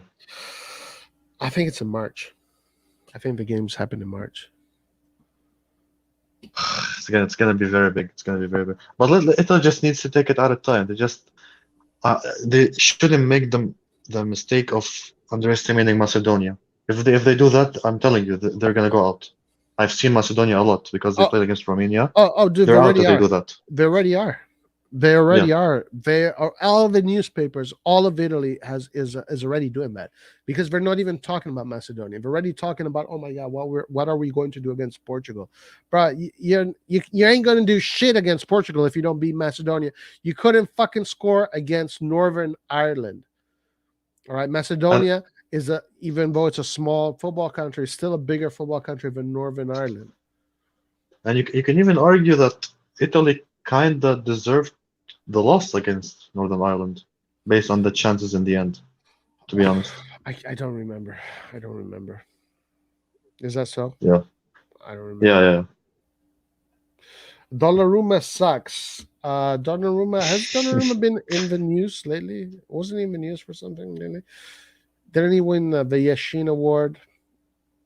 Yeah, and listen, deservedly so. We shit on the guy, but listen, he was phenomenal, He was really phenomenal last season. He deserved the award. Yeah, he definitely. What I'm reading about Donnarumma is that basically in PSG there is these cliques of players. Basically, the South American players kind of have a lot of political pull in that locker room. And they're pulling for Navas to be the starter. So Donnarumma is facing a few challenges in that way as well, which, whatever. He put himself in that situation. But he's been much better than Navas this season. Really? If you saw the game, when PSG played against Man City, when they won 2-0 at their stadium, bro, he literally saved 3 or 4 goals from Man City. Yeah. Yeah. I remember that. I definitely remember that. I saw that game. Yeah, he was amazing. Fuck, he was incredible in that game. True. Yeah, Navas is. Navas is still a great goalkeeper, but yeah, He's not Donnarumma. He's not Donnarumma. no. Do you think Magnan is better than Donnarumma? Man, I don't want to say yes, but listen, if you're gonna get any football fan, okay, that watches all the leagues, and you're gonna tell him, listen, rank me the top five goalkeepers. Donnarumma is almost certain to be in the top three, and most probably the top of the list for most of these people, you know? Okay, listen, Manyan is better for our game. He has better feet. He does make some good saves, but I don't know. I just think that Donnarumma overall is probably the top two goalkeeper in the world, maybe the best in the world. You have to look at age, you have to look at achievement, you know. And I'm even still yet to see Manyan replace Hugo Lloris, you know, in the starting lineup for France. He's yet to do that. So no, I just think Donnarumma is a better goalkeeper, but nothing taken away from Manyan. He's still world class. Yeah. I really dig Magnan, to be honest with you. I really love his attitude. I love his personality. He's got Yeah. the perfect personality that you want from your goalkeeper. He doesn't take the spotlight as much as Donnarumma did. Donnarumma kind of took the spotlight from other players. He was the focal point. Maybe it had to do with also his big salary and whatever comes with all of that. But Magnan is like this really confident, no nonsense warrior. And I really love those kind of goalkeepers. Those kind of goalkeepers are perfect. So we said this many times. Magnan definitely has not made us miss Donnarumma, who is such a great goalkeeper. So it must say a lot about Magnan. Magnan is just less known, but I think he's better. Magnan is less known. Oh, look, both Prometheus and Omari saying the same thing.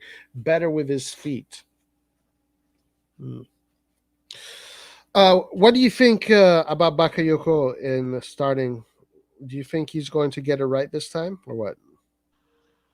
If it was a better team, like not Salernitana, if it was like a Juve, Inter, or Napoli something, I kind of would have been against it.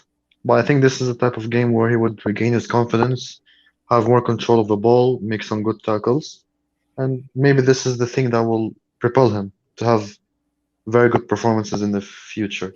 But is like in terms of being a starter or being a game changer, no, he's not even projected to be that when we brought him, to be honest. Benacer was apparently injured, and now he seems to be here. So let me read this. Yeah, he has an ear inflammation or something like that. A what? Is it called inflammation or something like that? He's in his ear. What the fuck? Why? I don't know. It just happened. Now we have ear injuries for some reason. So this is why we can't fucking play our players, because of the ear injuries. Yeah. All right, so let's see. AC Milan boss Stefan Pioli has revealed that Ismail Benacer is back and should be in the squad. According to what Milan News reported, Algeria was not available for the game against Genoa as he was struggling with labyrinthitis. Most people may not have something like that. Most people may not have heard of the infection, but the NHS describes it as an inner ear issue that affects someone's balance. Oh my God. What? It can cause dizziness or vertigo, which results in the person feeling unsteady and off balance. Pioli spoke to the media who gathered at Milanello for his pre-match press. Oh, yeah, we should look at what Pioli said in his press conference. Let's do that. Okay, so here he does say, we have recovered Benacer. He trained today and will therefore be called up. Calabria, Giroud, and Ribic are better. Castillo is the one ahead and will rejoin the group in the next 3 days. So Castillo hasn't even been with the group. What a crazy season for this guy. Poor dude. Pioli has also asked whether Messias could potentially play as a striker if he needed.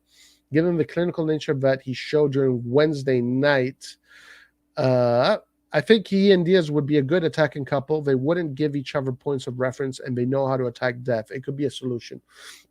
So he said maybe Messias is going to play. Okay, let's look at what Pioli's conference, what he said. Let me look for it. Allegri could play. Okay, here we are.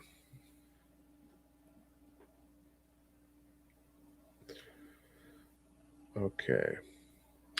We are right behind Chiar, and he will overcome these difficulties. Salernitana is a difficult opponent. We will not be thinking about Liverpool. Are there pros and cons to playing in such close succession? The journalist asked the Pioli. By now, we have got used to these close matches. We have our schedules.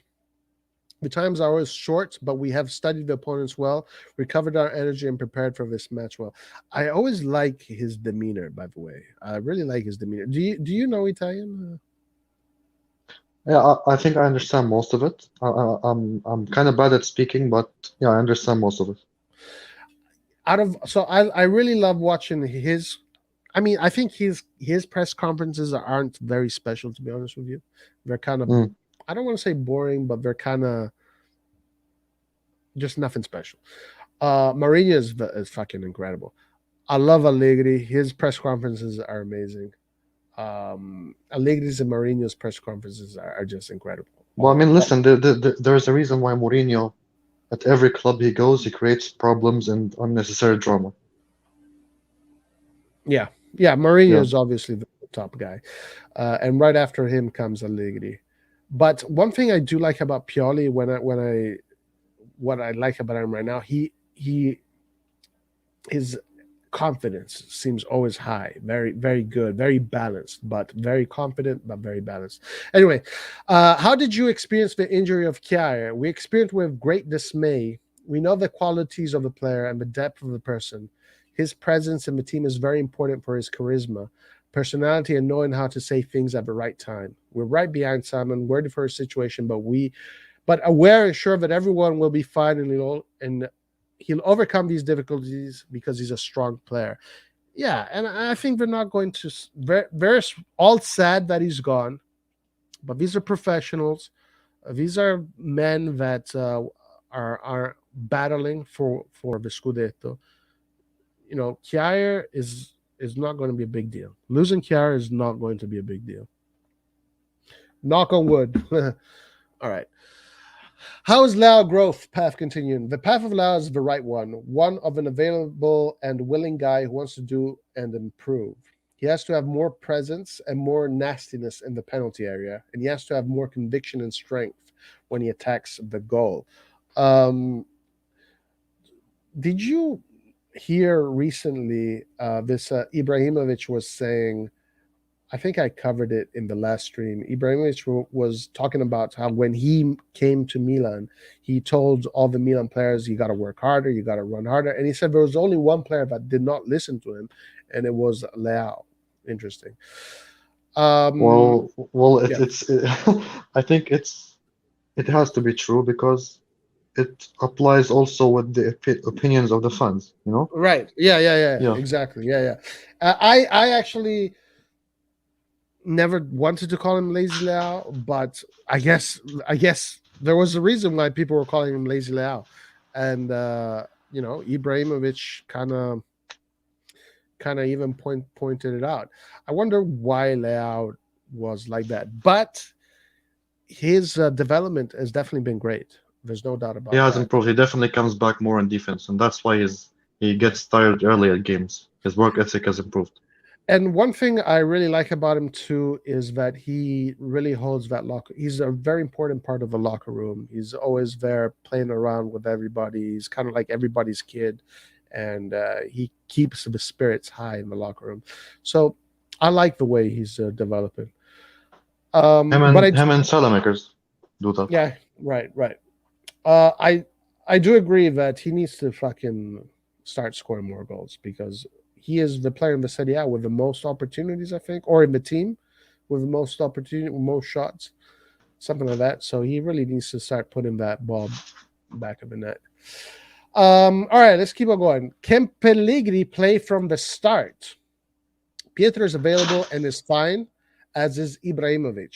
Then we'll see who will play from the beginning and who will enter during the game. Okay, so obviously here, Pioli is saying that they're both available. The predicted lineups are saying Pellegrini. I think he's going to do Pellegrini first. Yeah, I mean, it's not about Pellegrini's quality. It's not like he's in Zaghi or something, but Ibra has to take a rest. We have possibly the most important game in the last 8 or 7 years. So Ibra has to be there fit. It really is. It really is. Literally, the game against Liverpool is maybe the most important game since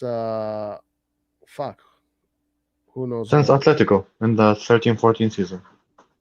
Right. The Champions League. Vasil, okay. Yeah. Right. All right, let me keep on going. Given the intersections of the other teams, can tomorrow be an opportunity to bring Milan back to first place? Guys, if Atalanta beats Napoli, Atalanta will be 1 point away from them, right? Because Napoli is at 36, Atalanta is at 31. No, 2 points away. 2 points away. If Atalanta beat Napoli, Atalanta is going to be right in it, guys, right in it to win it.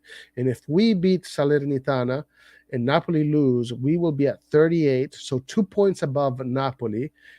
And if Inter wins, they will be 1 point above Napoli. And it's going to get really tight, really, really tight. Napoli is missing a lot of players. Insigne, Osimhen, Koulibaly, Anguissa, even Fabian Ruiz is rumored to be out. Shit. So that's big. Yeah. Damn. Wow. Okay, so tomorrow will be an important game also because we must have consistency. This is Pioli's answer to that question about the intersections in the games. Regardless of the matches of the others, now that we have resumed playing at our usual level, I do want to say something about I've not played the same way. When they started the season, they were doing all these interchanges in the squad while they're playing. But now they have reverted to this always 3-1-5-1 formation when they attack. When last season it was the fullback to become part of the three, this season both fullbacks go up the field, and it is one of the double pivots that joins the two center backs and creates a line of three in the back. And for the past 4 or 5 games or whatever, it's all they have been doing. They have not yet played again like they were playing before Magnin's injury. They're not doing that, which is a shame because that was amazing. Anyway, let's keep on reading. We face a tough opponent. They're a tricky side when it comes to non-possession because they'll sit back, but when they do press, they do it very aggressively, intensively, and they make sure that everyone is involved. We need a lot of quality to get past these opponents. Did you see the game Juventus-Salernitana? I watched it, and Salernitana had a couple of really, really good chances to score. They hit the crossbar, and I think they missed a 2-on-1, very big 2-on-1. But when you miss chances against Juventus, you lose the game. Oh, listen, overall they were very poor. They are a very, very poor team, and that reflects on their position in the table. Yeah, but they could have actually tied. They could have tied against Juventus. How did Juventus play? I mean, their usual sideways passing. Just give the ball to Dybala, and let's hope he does well, which worked when he scored that goal. Football. Yeah, and they just looked good at points because of how bad Salernitana were, not because Juventus is a quality team, which they should be with all the players that they have, to be honest. Dybala scored a great goal. He just shows how even when he's not doing well in form, he's a very clutch player. And yeah, they closed it. Chiellini scored a goal which turned out to be I think, offside on or foul. I don't remember. But yeah, they closed it. Fuck, I actually saw the game, but I don't remember any of it. Okay, let's keep on going. Let's see. Let me make sure everyone's done. We need a lot of quality. They have Ribéry, right? But Ribéry is not available. Yeah. Okay. This is a good question that was asked. Is the team equipped to replace Kjaer, or have you already spoken with the club to take action in the January mercato? Guys, it couldn't be any more official than what we're about to read here. So what we're about to read here is what let's see what he says. If it is confirmed that Kjaer's stop will be a long one, then there might be a need for a new signing. Boom, there it is. So yes, they are going to sign a defender. It is official. But we won't do it just to take one, but only to improve the team. If there is the possibility, then the club will be ready. Hopefully, however, there won't be the need. He's out for 6 months. So I guess when he's had this interview, maybe he didn't know, but now we do know. He's out for 6 months. It was before the official statement made by the club. Okay, so then in that case, in that case they're going to do a new signing, but it's apparently it's going to be a defender that is going to be good, not a bench defender, from what he says here. Okay, is there a risk that you will think about the match against Liverpool on Tuesday? They asked. Let's see. I thought Inter was going to drop in quality this season because of their depth, but they stay strong. I think Elliott took a too conservative approach to this season. Well, only time will tell. Only time will tell. Is there a risk that you will think about the match against Liverpool on Tuesday? Pioli says no, absolutely no. We will think about Liverpool starting tomorrow night. There are 20 days left until the Christmas break, and we have 4 important games. It'll be a difficult match against Salernitana. You even beat them with difficulty. We're not thinking about the Champions League game. Neither I, with the team I pick, nor my players, because we need to get back to win consistently if we are to try to stay up at the top of the table, because the opponents are very good. We need lots of points from here until the end, given that our objective is to improve on last season, especially in terms of points in the table. So there you go. They are focused on this game. They know that essentially this game could even be more important than the Liverpool game. So they're going to go into this game knowing that they have to win the 3 points, and hopefully they don't succumb to what might be the energy of the city, which is, we're only playing against Salernitana. Walk in the park. And then that mentality in the past has paid. And I think it's very important to be. I think if, God forbid, we don't beat this team, they're gonna shit the bed against Liverpool. I think a win against Salernitana will only raise their confidence a lot to hopefully demolish Liverpool. Yes. Yeah. In Italian, there's a saying which says, vincere aiuta a vincere. And it is a saying that is spread out a lot in the football world. Winning helps you winning, right? Yeah. But if we get a hidden gem as a signing like Kjaer or Tomori, I'll take it. If we go to Europa League, could we consider being one of the favorites? Good question. You answer that first, Saif. Let me just think of the Europa League teams. You know what? Possibly Barcelona will be in the Europa League. Oh, right. No, Barcelona is in the Europa League. Yeah, kind of, because they will lose against Bayern and Benfica will win. That will happen. Wait.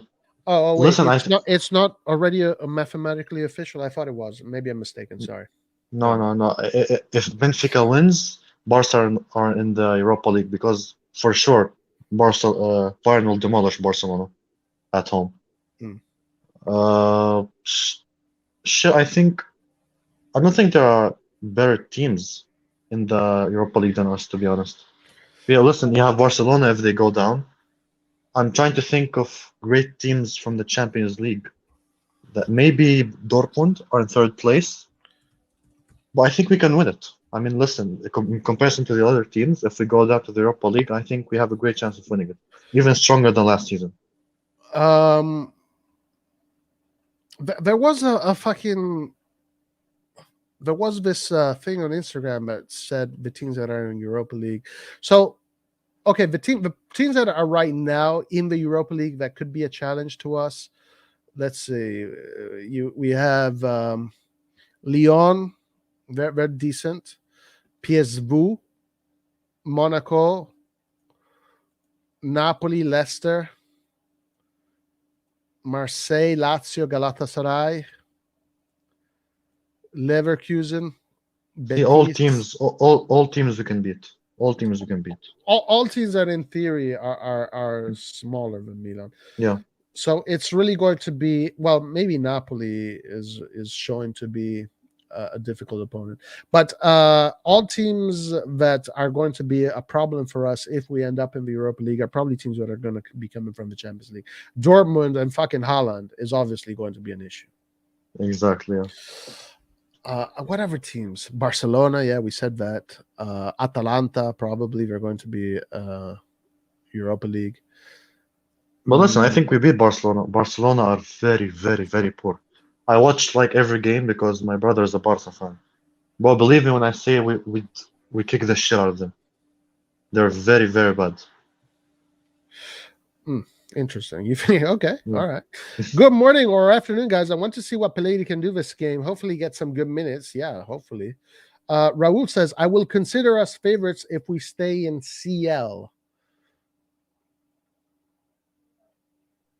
What? No, I think it's a stretch. I think it's a stretch. I don't think we're going to be favorites in the CL.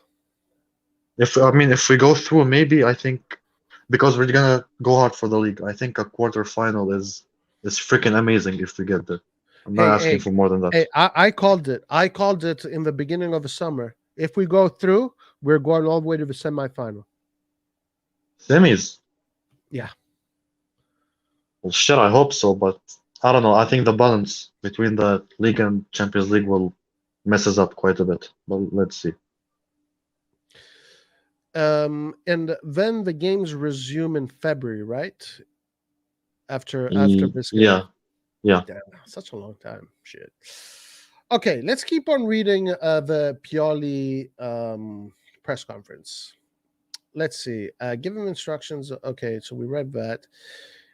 Yeah, they're not thinking about Liverpool. They're definitely thinking about Sassuolo. Okay, another question. After the game against Genoa, you said that Milan cannot afford to do their homework. What does that mean? What the fuck? What? Let me read that again. After the game against Genoa, you said Milan cannot afford to do their homework. What the fuck is that? What? How does that mean? It means that there are teams that can wait and manage the game, while there are teams like ours that have to go 1,000 miles per hour. We like our football. It's very energy demanding. It requires a lot of intensity, mentally speaking, which allows us to actually overcome any issues we encounter and exceed our limits. Okay, so the translation. Okay, I understand. So in Italian, there's you say la squadra fa I suoi compiti, fa I suoi compitini, etc., which in English the translation just does not fucking apply. So it's the translation is incorrect. So it basically means kind of like how some teams like Mourinho's teams or Allegri's teams, they interpret the moments of the game differently. They'll take care of this part of the game, blah blah blah blah. While Pioli is saying that Milan's style is, gung ho, 1,000 miles per hour. We play football. We press high, a lot of energy. We don't think about things twice. So this is what it means. The translation doesn't come off right. Mm. On the right, is there a starter in your head between Messias and Salamakers? Wow, look at this question. Good question. Guys, we got Red John in the chat. If we go through in the CL group stage, we have to play against the first team of the other groups. I don't see us beating Man City, Bayern, and Co. Okay, Bayern and Man City, yeah. it really depends on who we pick, because there are definitely a bunch of teams that I think we can beat, especially at the San Siro. Well, I think let's just worry about going through first. Then we can talk about. Well, I don't mind us getting Man City. I just want to go through, you know. I miss the feeling of advancing to the next stage of the Champions League. Right. You think we'll get a new defender in the winter? Probably. It does. According to what Pioli said in this interview, yes. Yes, 100% yes. If we go through, we're not challenging for the league anymore. Can we agree? No. I don't agree. Listen, I mean, mentally we will, but I think injuries might take a toll on us. Other teams are far deeper than us, just like Inter, you know, they have 3 quality strikers that you can choose from. Milan doesn't. That's what I've been saying. It might mess up the balance. That's why I kind of agree with Pete here. I think that the Champions League. I mean, yes, there's a good case that the Champions League is going to take away energies. I think Milan needs to learn how to manage the two. And I think the only way for them to learn how to manage both these competitions is to experience it. I would risk the league to keep on going into the Champions League just for the team. But I honestly, I don't think so. This is just opinion. I don't think so, but we'll see. We'll see.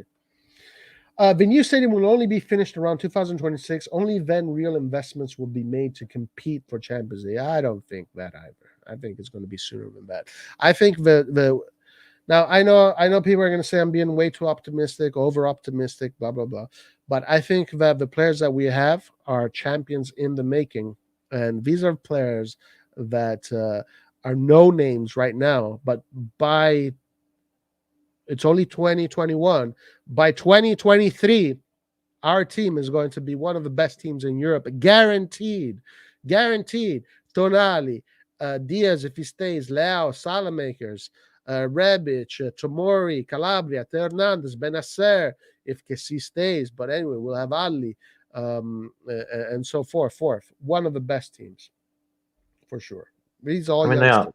Yeah, I agree. And the fact that this is the second year in a row where we're challenging for the league with such a young squad and with not much depth, I think that says a lot. Right. Yes, that does say a lot. Things can only get better, you know, and a lot better, because we're not talking about our players' average age is 32. Then next year it's going to get 33. Blah blah blah. No, the average age of a team is 24. One of the youngest teams in Europe. And that's because Ibrahimovic is starting as well. So it should be even less than that. It should be even less than that. Yeah. Look at clubs that are very well established and how advanced they are in their project. Those clubs are the average age is 28, 27, 29. So a long way to go. And I'm not worried about that. Let's see. Roy, look at the teams which are first in the groups. Everyone is scary as fuck. Okay, let's do that. Let's look at these teams, and let me tell you how scary these teams are. And we can do that, and then we'll keep on reading this article. Well, we have Real, you have Man City, you have Bayern Munich. Who else? I think you have Lille. I forgot the other teams. But these are they are great teams. Liverpool.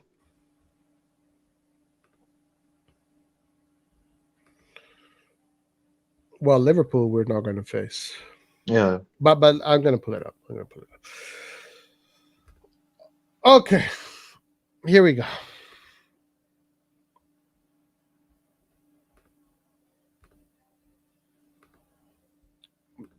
Standings.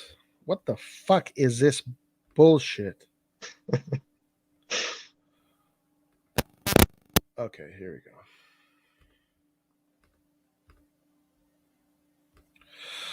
All right, so Man City, PSG, both teams that if we face, most likely we're going to get kicked out, but not that easy, I would say. Remember that it's not that we don't want to face Man City or PSG.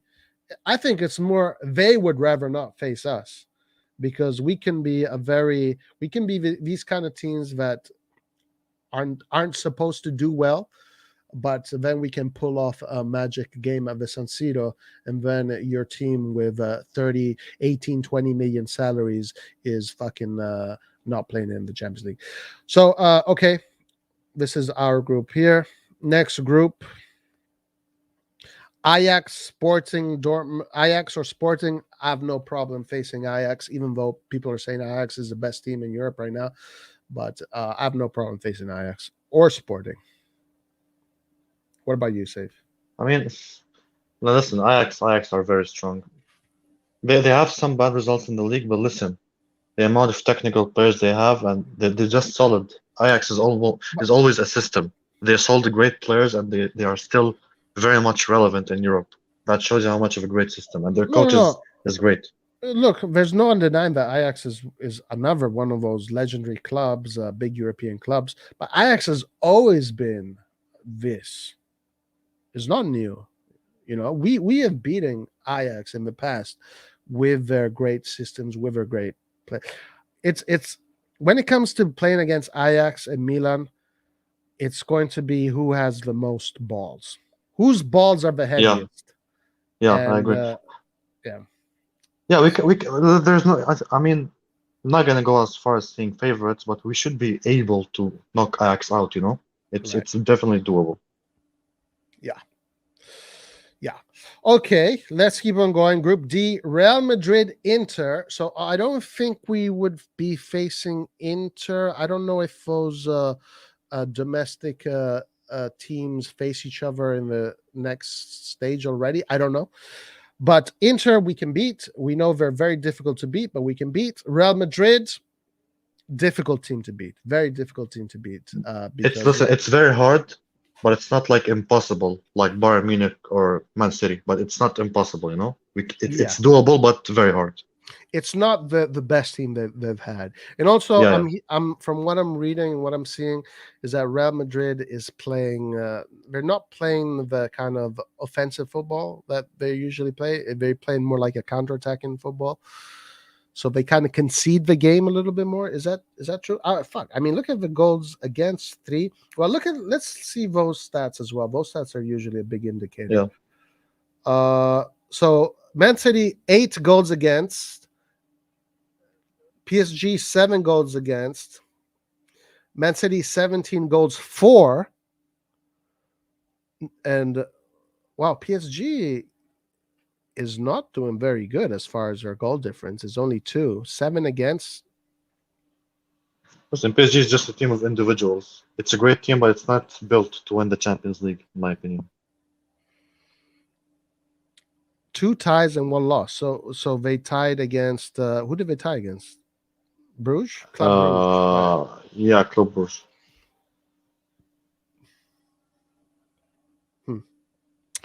Liverpool 5 goals against, 15-4. But look at us, though. We are 5-4-7 against. Ajax goals for, goals against 16-3. That's a good goal difference. That's really good there. That actually is a really good. I mean, their group stage is not that difficult either, though. Yeah, but you can't discredit them. I mean, they did win by 3-1 away at Dortmund. That's a huge result. And look at Dortmund, guys. Goals for 5, goals against 11. That is terrible. That's worse than us. Real Madrid, goals for 12, goals against 3. Very solid. Very solid. No, 4 wins, 1 loss. Inter, goals for 8, 3. All right, and here comes the champions. Probably the biggest team. Bayern. I think Bayern is so advanced in their project that Bayern is probably going to be a team that I don't see Milan beating. Not yet. I think Bayern is very advanced in their project. No, but I even say they're going to win the Champions League because it's basically a complete team. there's no point of weakness in Bayern Munich. Yeah, the club is super, super healthy. 19 goals for, 3 goals against, all wins. Perfect record. Barcelona, 2 goals for, 6 goals against. Wow. What the fuck? Okay. Man U, no problemo. Actually, let's face Man U right away, because I know if we face Man U, we're going through. I agree. Uh, I agree. goals for 10, goals against 7. Then you have Villarreal, goals for 9, and goals against 7. Another team, I have no problem facing these teams. No problem whatsoever. I mean, we can lose. But I'm saying these teams do not scare me. None of these teams here fucking scare me at all. Well, no team scares me, man. I'm fearless. Goals for 4, goals against 3. Lille does not score many goals. Salzburg 7-6. Salzburg are a very, very fun team to watch, but not one I would be scared to facing. Chelsea, the best defense of the tournament so far, with only 1 goal conceded, which was against Juventus, and 10 goals for. But that says a lot. Goals conceded to me says a lot. I mean, against Chelsea, basically right now, if you don't have crazy fucking mega star attacking players, there's no way you can beat them, you know? There's no way you can beat them. Yeah. That's a very solid stat. Yeah. All right. So, Red John, no, not really. I'm not scared of all of the teams. I think that the teams that we got to watch out for are going to be Bayern, Man City, and Chelsea. Everybody else is fine. No problem. And that's being a little bit overconfident. Anyway, Christian asks, Roy, do you think Milan is going to play poorly tomorrow game because it's early game? Milan does have a history of playing poorly in the early games. Yeah. But I don't know. Let's keep on reading Pioli's interview. A great question, especially for this channel. On the right, is there a starter in your head between Messias and Salamakers? They're both starters, says Pioli. Good vote of confidence, more so for Messias. Right? Just like Bakayoko is a starter in the midfield and all the others. Our hierarchy is based on the player's performance, their fitness level. It's normal that if we have 2 strong players for the same role, one could be 105 fit, and the one who's 80% is not normal that I choose the former. It's good that everyone feels like they're starters. Competitiveness has to raise the bar of our performance, because if you play below par, you might lose your spot in the team. Great answer. Great answer. So there you go. This is how Pioli sees the team. Everybody is a starter. He looks at the fitness. He looks at where they are as far as form goes, and then he will choose the team. What memory? Do you have any opinions on that? I mean, it's definitely a great thing to do. I mean, from a player's psychological point of view, if he says, no, Messias is a certified starter now, he had an amazing game, I think it's going to have an effect on Salamakers. It may become as favoritism to him, and that may affect his confidence a lot, which I think is kind of shook based on his lack of numbers this season. So what he needs is just some playing time. Hopefully he gets back on track. Like I said, Salernitana is the perfect game for him, for Bakayoko.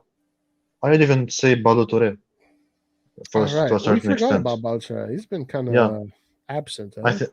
Not being cocky, but I also think we'd still win with them 3 in the team. So I'm not worried. Hopefully they pick it up against Salernitana. Chelsea, Bayern City, and Liverpool are the only teams that give Milan serious problems. We have to win these easy games to compete, so we can have some breathing ground later on the season. All very good points. All right, let's see this question. What memory do you have of Salerno? Were you coached for the first time? Okay, so I didn't know that. I have a good memory. It was my first experience as a first team coach. I found myself well there. It's a good environment. All right. I didn't know that was where he started. All right. What should be changed in Serie A to reduce the number of injuries, reduce the number of games? The journalist asks, and Pioli answers. I think it's difficult to organize a different calendar, but it's evident that we play too much and the health of the players is strongly at risk. You come back at night from an away game and then you play again 2 days later. There's a lot of talk about rotation. For me, all players are starters, but it's normal to every now and then give some players take a breather physically and mentally in order to prevent injuries. But I have the good fortune of having all starters. Okay, it's difficult to find a solution, but the fact that we play a lot is clear to everyone. Every team has a few injuries. Something should be changed. I don't know what, whether it's to reduce the summer vacation and lengthen the season, reduce the number of teams in the league, or something else. That makes no sense. No, reduce the number. We don't need to fix what's not broken.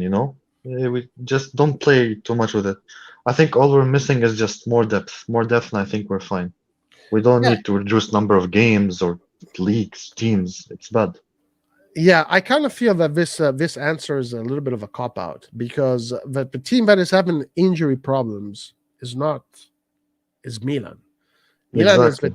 Milan is a team that has more injury problems, way more than any other team. This answer is a complete cop out, if you ask me. Yeah. He is definitely, and it's such and he's bouncing from subject to subject, and I think he kind of improvised this answer on the spot because he knows that maybe it wouldn't be professional or wouldn't be the right thing to say that the team is anomalously struggling with these injuries. So definitely cop out answer right there. We have to win these games. Would Maldini be sub on for Pellegrini as a striker or Diaz can for the game? I would love to see Maldini. I want to see Maldini play. Maldini needs to start to get his cleats on that grassy field. Maldini as a striker, though? I don't know about that. No, not as a striker. More as a cam. Yeah. One thing I'm not that impressed with Pioli. One thing that I also, in my experience, even though of course it's nowhere near as the level of Serie A, etc., but this idea of having players play a half and maybe because they didn't play that half great, change them right away. It sends a message to the player that it could either be good because it makes the player want to fight more. But the message with Maldini is you don't get to play ever again because ever since Maldini had that half and then he changed him, Maldini has not seen the field ever since. So I don't know, Pioli, if there's one thing I want to criticize about him a little bit is how he manages his halftime subs. Yeah. Do you have any opinions on that? I mean, yeah, I definitely share this, and I'm sure many of the Milan community from what I read share about this. They even said they liked the renewal. They're all about Pioli, but they still criticize his subs. It's weird. Sometimes it's weird. We can talk about the Sassuolo game. Even though Diaz was a bit tired, how you can take off Diaz when you're 2-1 down and he's the one pushing forward. That was a bit weird. That was weird. Yeah, and not shitting on Florenzi anyway, but putting Kalulu on the bench after the game he had, I thought it was also weird, but I don't know. Look, as far as the halftime substitutions, I mean, when something goes bad and the coach leaves it late for changes, we say, "Oh, he left it late. Look, he wasn't reactive." I actually like this stuff. I like early substitutions, like early game management. I think it's good. If I'm being honest. All right. Okay. When is Calabria coming back and Lord Samu? I don't know. I think Calabria is coming back in January from what someone said. Samu is about to go back into the group soon, we read earlier. All right, so let's move on from that super cop-out answer from Pioli. He definitely cop-out answer. Is this December the most delicate month since you've been coaching Milan? I went through, especially at the beginning, some more difficult months. Then if you coach Milan, all the months are difficult. but it's fair because we've raised the level, and that is what we wanted. I don't think there's a more difficult or less difficult month. We would have said we lose to Fiorentina and Sassuolo. Who would have said we would lose to Fiorentina and Sassuolo? With all due respect to them. In fact, all the games are difficult, and most must be forced on a time to stay. And must be faced one at a time to stay in front in a league as competitive as this year. Yeah. Decent answer. Is it possible to push the same buttons that were pushed at the end of last season after 2 consecutive defeats against Sassuolo and Lazio when the team didn't concede any more goals? Good question. I am convinced that tomorrow we'll have many chances of winning the game if we play an excellent game from the defensive standpoint. So here, a question regarding all the goals being conceded. We've spoken on this channel about it, that Milan is conceding way too many goals. I think this question was kind of referring to that. The disappointing thing, it's not really reflective. Like it just makes our defense look weak. When, to be honest, most of the goals is just individual dumb mistakes. If you think about it, yeah. So I can say that almost every goal was a brainless mistake by either our midfield or center back, which is real disappointing because overall in the game, they play solid, they clear out chances and do well, but it's just these mistakes that give them low ratings, Yeah. Totally agree. All right, let's keep on going. When does Kalulu need to improve at, especially as a central defender? His growth is evident. He's always takes the field with personality, but he still needs to improve a lot because he is young and he arrived last year without having played in a first team. He needs to improve a lot in terms of positioning without the ball. For a defender, this is a crucial aspect. He can play multiple roles. That's positive, and he gives me more solutions. So Pioli is saying that the guy is still young. He needs time. He needs to develop. But having said that, Kalulu has also been quite brilliant. So yeah. If I have only one criticism for him, it's just his ability in the air. I think it's getting better, but it certainly has much more room for improvements. Yeah. What more can Messias give you, considering Salamakers and he interpret the role differently? They have different characteristics. Messias prefers to put himself in the center more, while Salamakers goes more to the back. Both like to play between the lines. They also have to be good in the defensive phase in order to have more balance. Pioli just talking about the balance that we usually talk about. Let's see. Keep on going. In the management of Brahim Diaz, is it better to preserve him or to play him?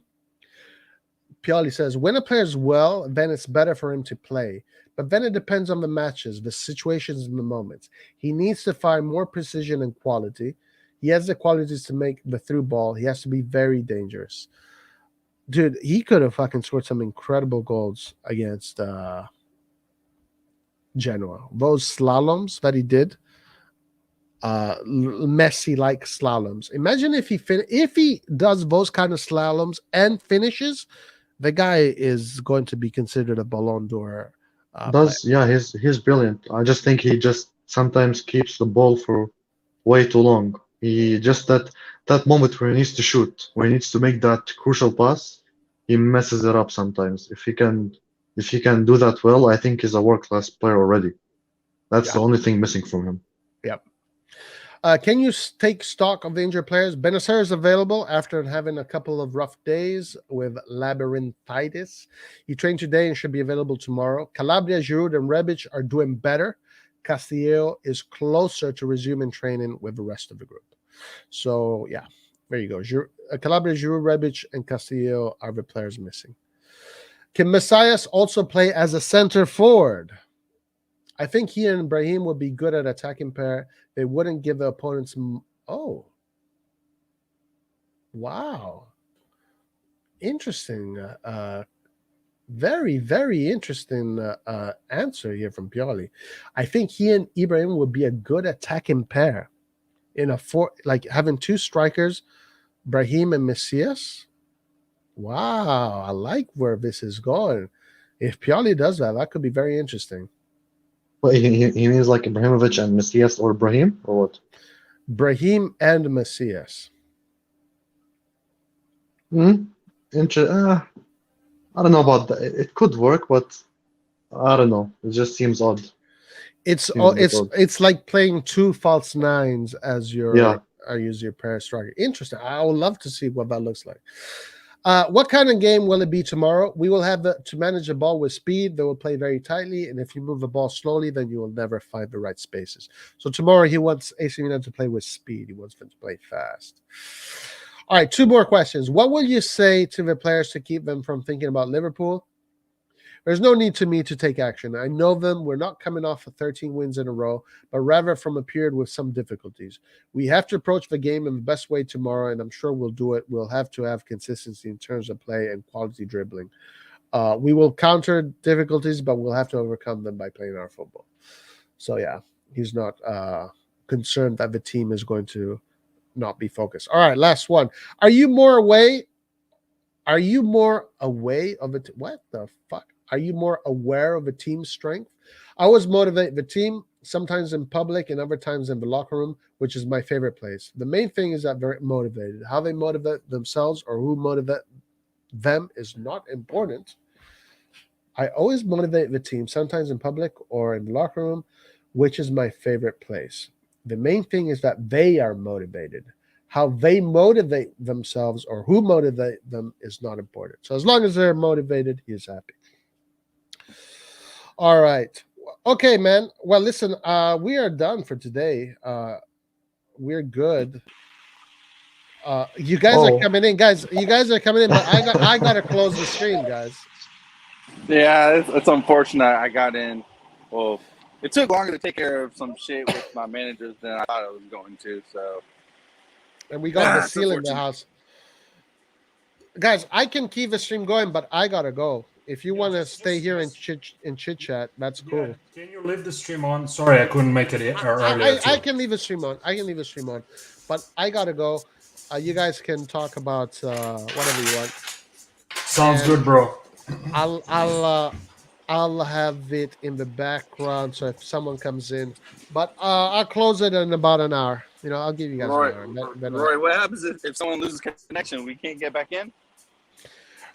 No, I'll have it in the background, and I'll just keep track of it. But I gotta go, guys. Forza Milan. Enjoy your stream. Ciao. Bye, Roy. Ciao, Roy. I'll be back, guys. I have to run to the car. I'll be back in like 2 minutes. All right. Okay.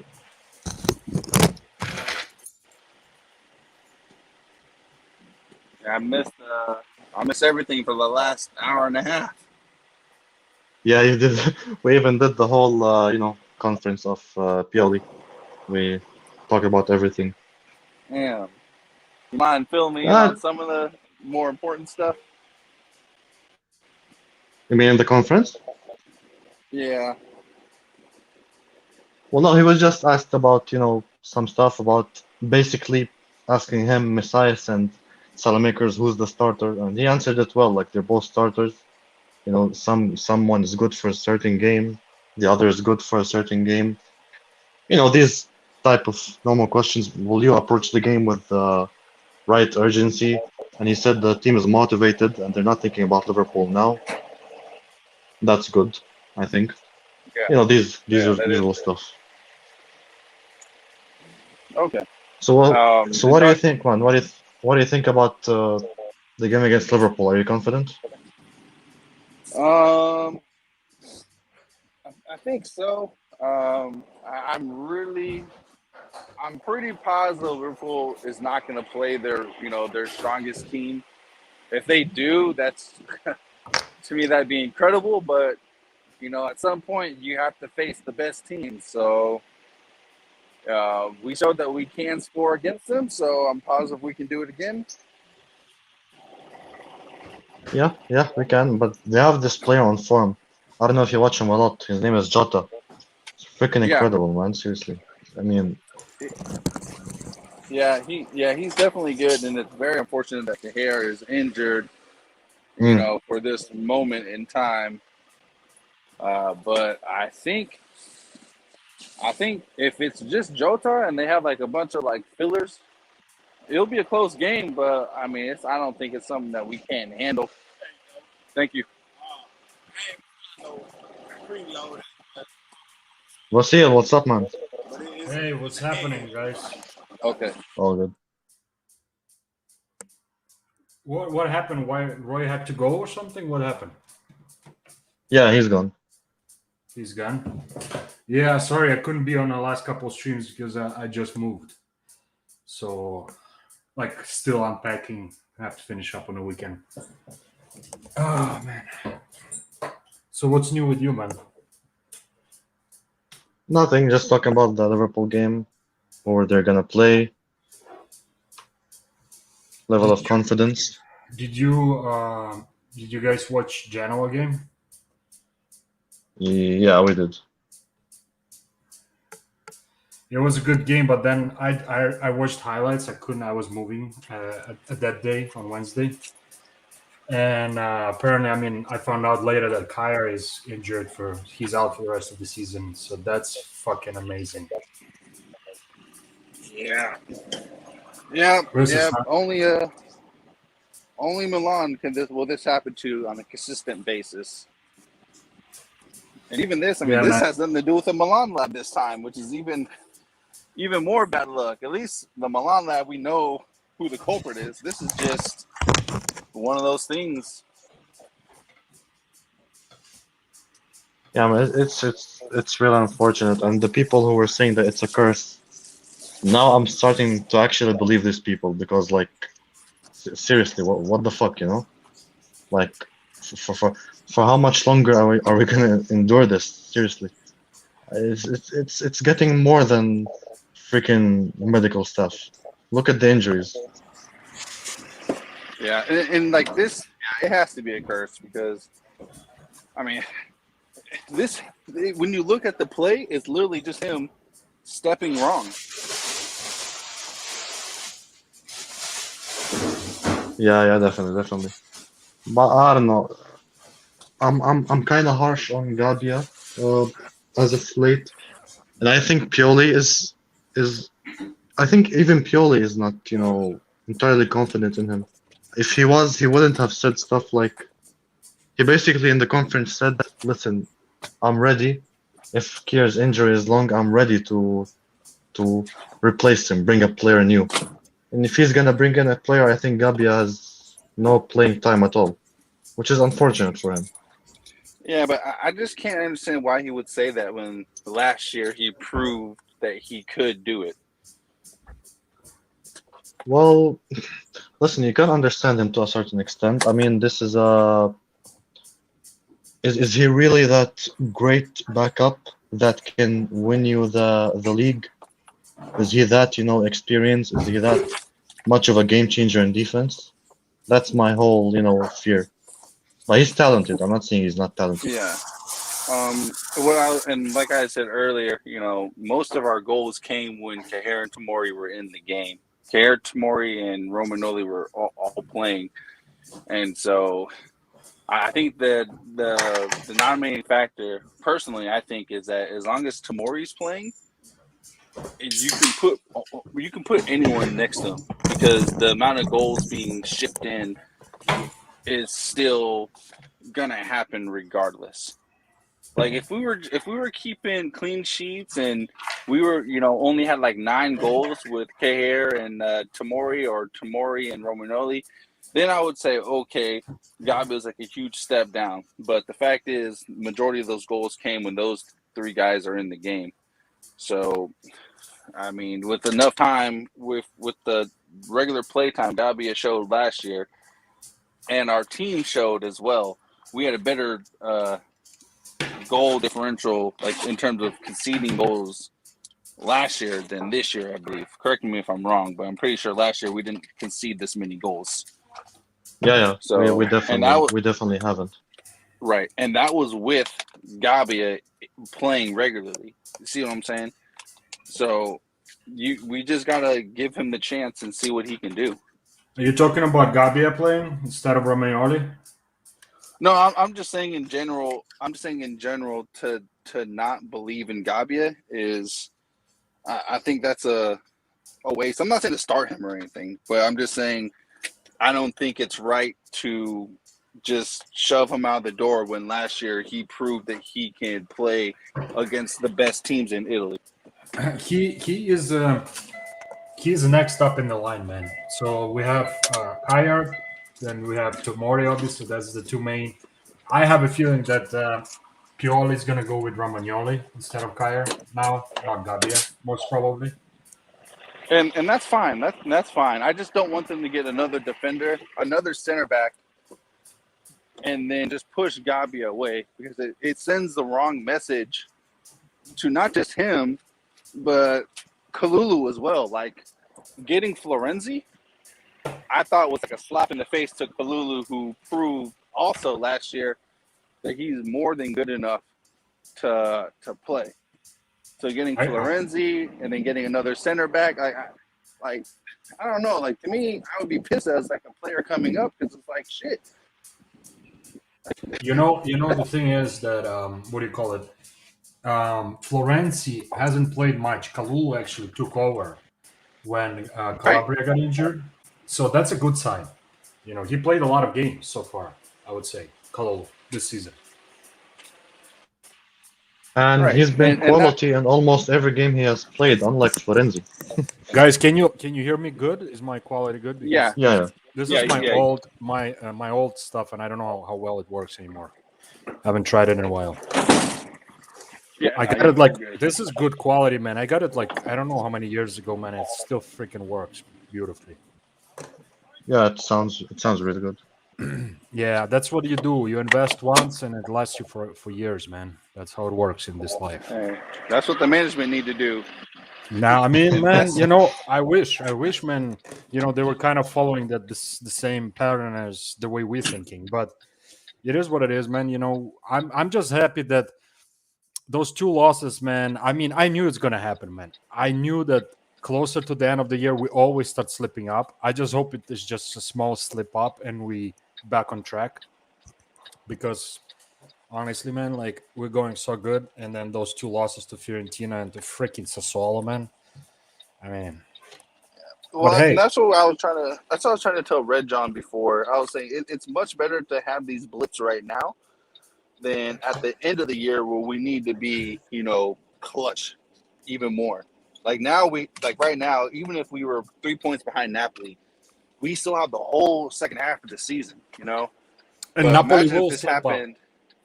You know, Right, Napoli will slip up too because they draw with Sassuolo. I mean, Sassuolo is giving really hard time to the top teams, man. They beat, I mean, Juventus is not top team right now, but they beat them at home. They drew with Napoli. Who else did they play? They almost beat Roma. The Roma got lucky. Remember that opening game or like in the beginning of season? So, I mean, Sassuolo is a good team. You know, don't get me wrong. I mean, they can give fight to everybody in Serie A. Easy. You know? And I mean, Berardi, whoever says Berardi is shit and we should not even consider him. I mean, look at what team he plays and what he's providing to the team. You know what I mean? Like, I mean, and I know he would like to join. But you know what I like, though? In Genoa game, Messias playing on the right wing.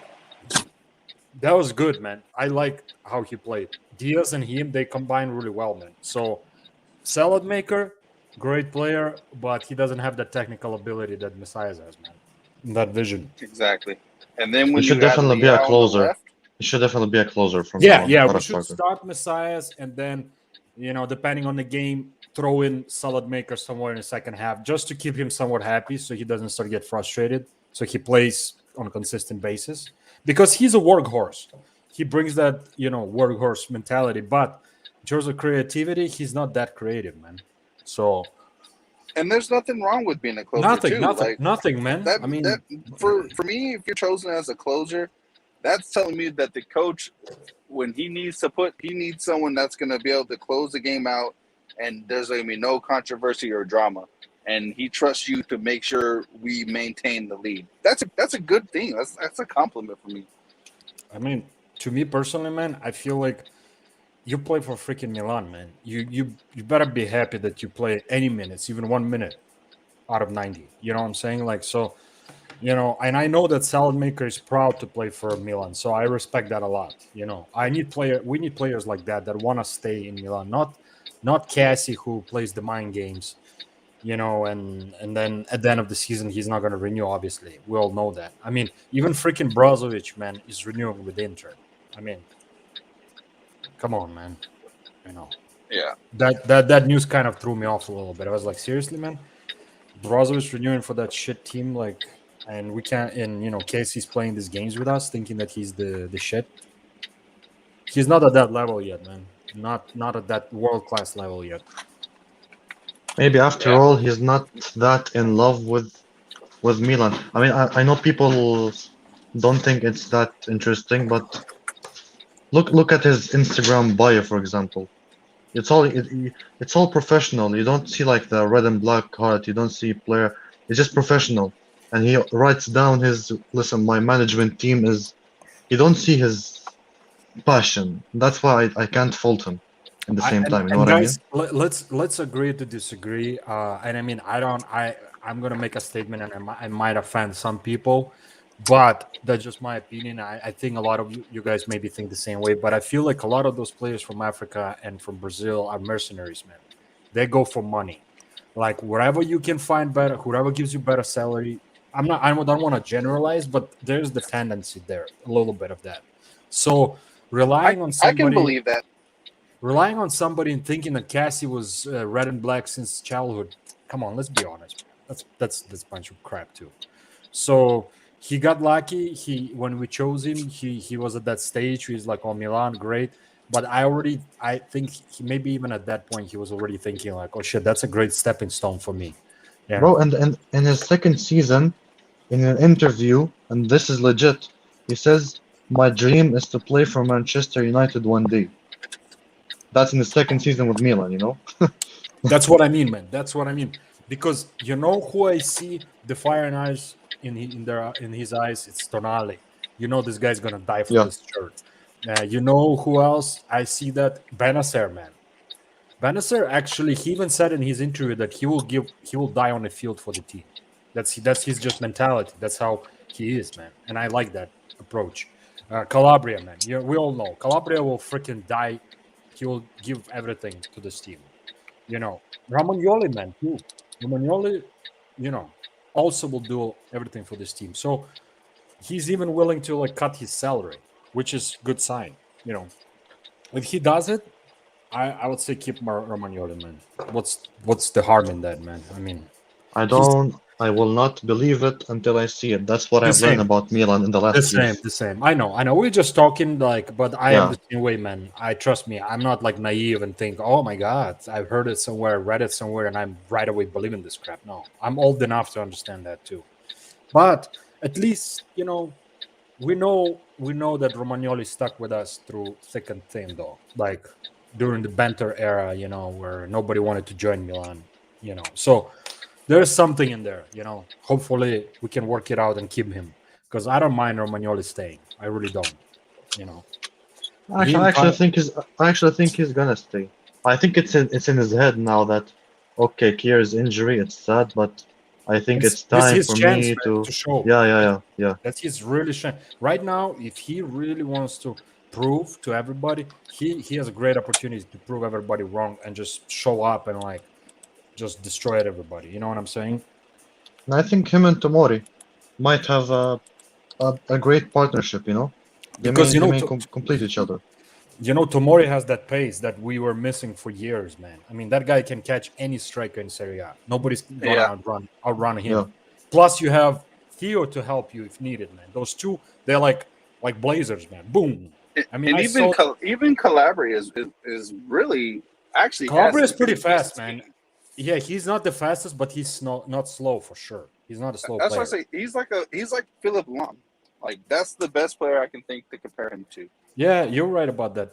1 minute, guys. I'm baking something. Just a second. Yeah, but listen. To be fair, though, in the same time, you see in games where Calabria has faced pacey attacking wingers, he kind of always struggled. Yeah, like Luis Diaz. What? Yeah, but also in those games too, I don't think especially this year, he hasn't really had much help from Salamakers. Yeah, I agree. I don't know, man. Salamakers, like I said, he needs rest. Maybe Salernitana is a game where he can regain his confidence because it's certainly missing. Even when he came on against Genoa, I don't know if you saw, his passing was terrible.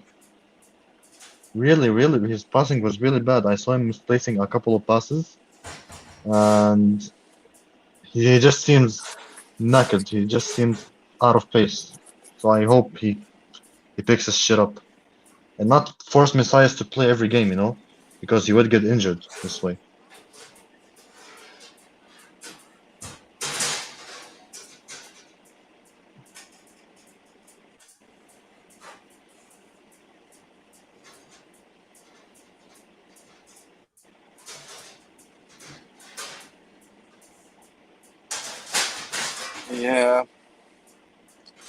Yeah, I don't know, man. The thing is, we've seen, well, even though it's one time, we've seen Salamakers, we've seen him take people on, even though it was in that one game where he turned into Ronaldinho. But, I mean, I don't know why he's just scared to do it consistently. He can do it. He has decent speed, too. He's not, like, super crazy fast, but he's decent. And it's like, man, like, bro, have some confidence. Like, you're on Milan, bro. Like, if you don't have confidence while playing for Milan, you're at the wrong place. If I knew that he was shit or he doesn't have the ability to take people on, I wouldn't even talk about him, I would just consider him as a as a Castillejo. But you see games like Venezia, you see games where he can make a difference, where he can take on people, where he can pressure, where he can help on the defensive side. And you'd be like, why can't you do this more often? You have the blessing of being the starter next to Ibra, Leao, Diaz. Offer something, All eyes are on you. Offer something. You're literally offering nothing right now. Well, I don't know. Let's see. Yep. We'll see. Hopefully Pioli does what we think he should do, which is be a closer. It's honestly, that's what I thought of him since his first year at Milan. I thought this guy would be a great closer. We just need a true right wing. And even with Macias, I would like to have him as a cam helping Diaz and us getting an actual right winger. Yeah, listen, in terms of getting a right winger, I think I'm all for that. I don't know if the management will do that. That's their problem. I mean, I'm pretty sure they saw these Messias performances and they were like, oh, okay, that's good enough. We're not gonna get anyone in January. And I think that's kind of the wrong approach. That's the wrong approach. I completely agree. And that's And then with Cajer's injury, I know the management won't see it this way, but honestly, we are covered in center backs. We're covered in defense. We're still covered in defense. But let's just consider the fact that, God forbid, Messias gets injured. Then the management will get red-faced again because they weren't able to get someone in January, just like last season. Yeah, even if he's doing well, I mean, he is, he's coming from injury. And when they're coming back from injury, that's when, they're easiest to get injured again. I wouldn't even take the chance of that happening again. I would just go out and get someone that's actually worthwhile too, not just someone to fill in the gaps. What are we talking about, guys? I'm sorry, I'm like making some food, so I'll be in and out, but I should be done shortly. Yeah, and, possible reinforcements in January. Yeah. I mean, what do you guys think? Where do you guys think we need the most? Honestly, I still maintain right winger, just because I would rather have Macias as a cam to help Diaz, because when Diaz is out, then we have nobody else. So that's true. That's true, man. I agree with you. But he played so well. I don't know if you heard me saying it when he played on right wing against Genoa, man. I liked his style, man. I liked how he played. As I said before, he looks so much better than more creative in the final third. That's the bottom line. But Salmaker maybe brings more defensive, kind of inputs. Yeah, I think what Macias confirmed was that Milan always, for the most part, has possession. So if we always have possession of the ball, we don't need someone who's more defensive. We need someone who can create, who can play proper like attacking football, man. Exactly. I mean, I was happy and a little bit sad that Genoa, but you know what though? I like the project that Genoa has because they have fresh investment company from United States that are willing to invest. That's good for Serie A, man. That's very good for Serie A. And they hired somebody who has done pretty decent job. I mean, Sheva has, I think, about close to 4 years of experience from playing, coaching national team. That's a very good experience. Now he just needs to kind of adjust a little bit to the coaching a team that's a little bit different style. But I think he will do well as long as they stay in Serie A. Next year is going to be interesting to see how they do. But I've heard. I wish that he would have, because I love the guy. I mean, I wish that he would have coached a team which had more talent. I think it's totally not his fault that Genoa are terrible. Attacking wise, they're terrible. I think that's gonna. I hope not, but I think that's what's gonna hurt Shevchenko. It's a hard first job. I watched a lot of Ukrainian football bloggers, went to Genoa when this happened. So I watched a bunch of inside kind of. They were able to access certain things because they're from Ukraine, so Sheva kind of made it more accessible to them to interview him and kind of talk to the new owners and stuff. It was very interesting. This new owner, the 777 investment company, they said in an interview that they are gonna be reinforcing pretty drastically in winter. Like they realized this team because of previous owner who did not give a shit about this team. Like literally, he was corrupted. I mean, there's allegations that he's super corrupted and stuff. So even the fans were saying that they're so happy they got rid of that, whatever his name is. I don't remember the name of the guy, but he didn't do nothing for the team. So I feel like he was using this team for in some ways, a lot of people saying that money laundering and stuff. So I don't know, man. Nothing is proven, but there's talks. So Sheva knew, trust me, Sheva would not just walk into a team just because.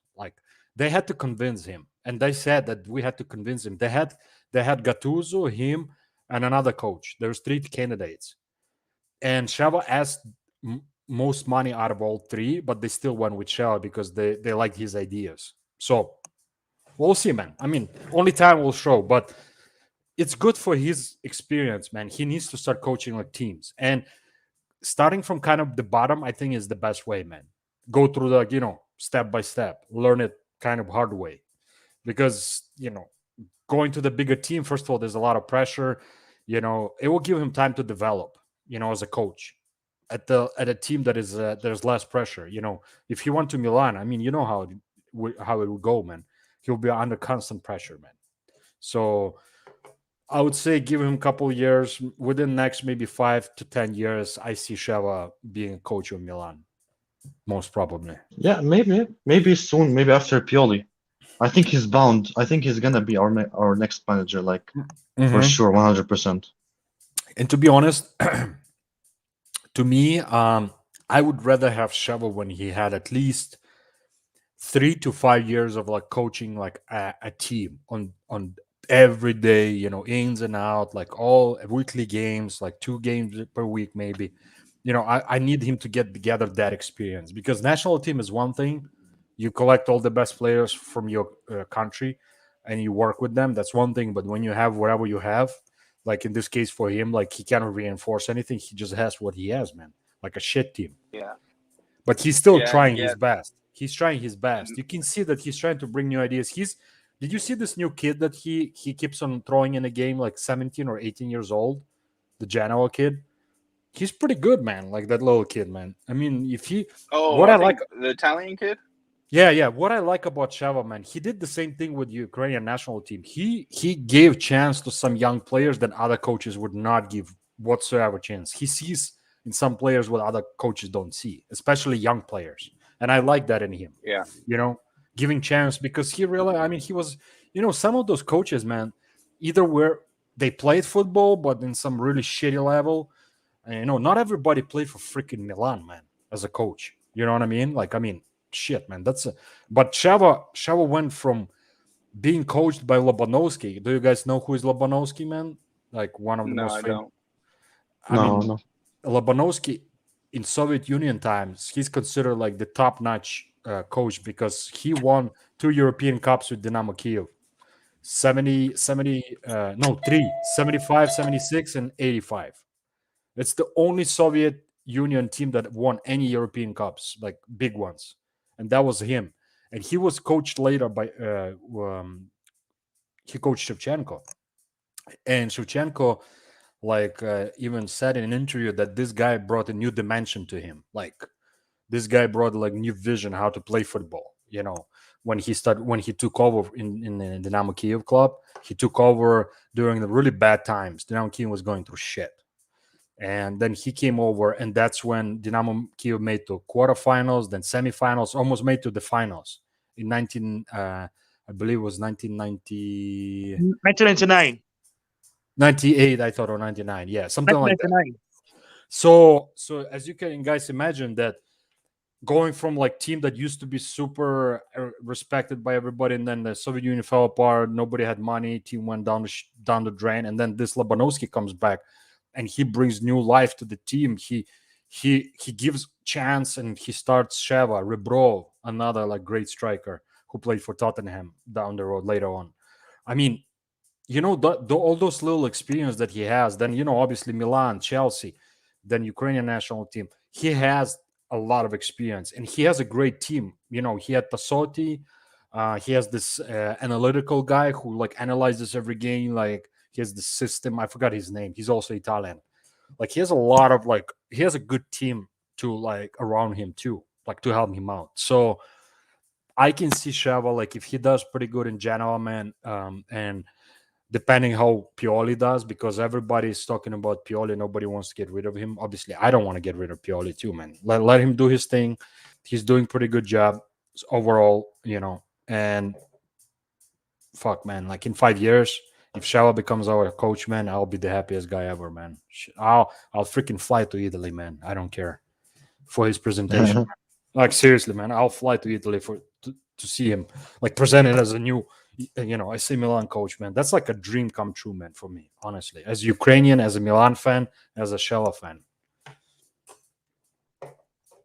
That's the nice thing about Sheva. You see him, even for his national team, even with Milan, the amount of passion, and generally, when he coached like Ukraine or wherever he coached, he's loved. No problem whatsoever, no drama. He's loved and most of all respected by everyone. The guy, if you like, I mean, I listen to all of his interviews, and he speaks very soft. He's pretty intelligent guy. He's not confrontational. He does not, even when people ask him like kind of like negative questions, he always kind of gets away from it. He never gets involved in this crap, like, let's start some shit, and that's why a lot of people like him. He's down to earth dude.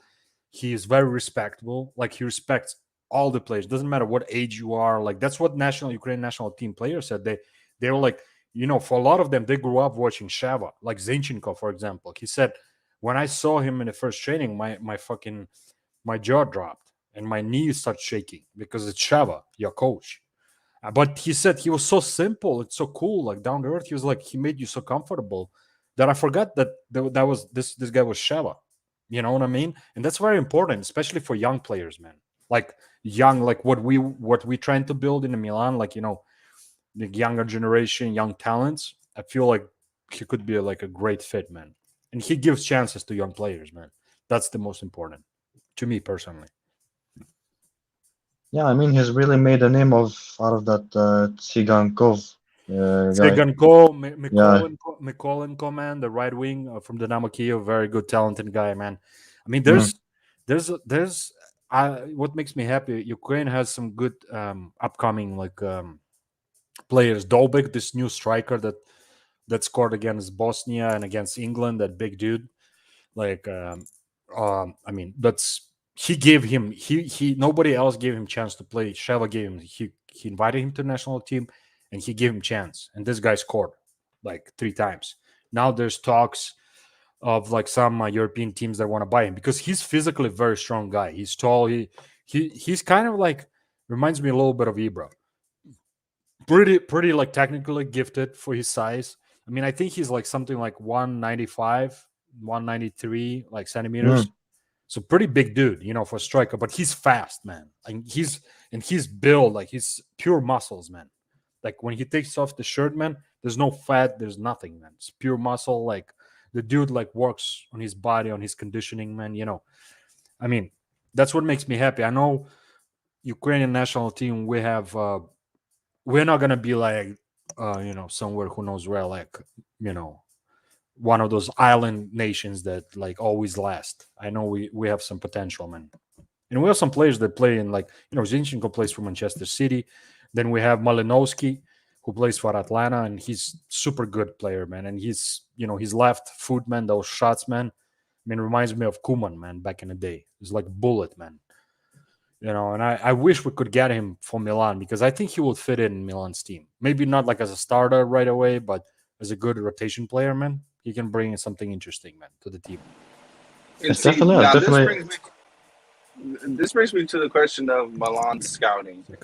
Like, I feel like our scouting team has kind of dropped the ball a lot in these past few years. Because there's been many good players that I don't know, like they just deem not good enough, and then they're shining for teams that have been doing much better than us over the past few years. And I don't know, like I think something they need to fix a lot of infrastructure type things going on. You know what I find weird? Also, I know some people don't like Ikone. I mean, for you and me, Nathan, I know we both like him. The problem is we look for a player that plays on the right wing and also the cam position. You have Ikone, who's there for the taking 10 or 50 million. Why don't we just get him? Striker. He can also play striker. Why don't we just get him? Fiorentina is getting him. What would stop us from getting him? Seriously, he would be great with us. What do you guys think about? Million. Are you guys talking about Milinkovic? No, Ikone from Lille. Oh, the right wing from Lille or somewhere in France. Lille.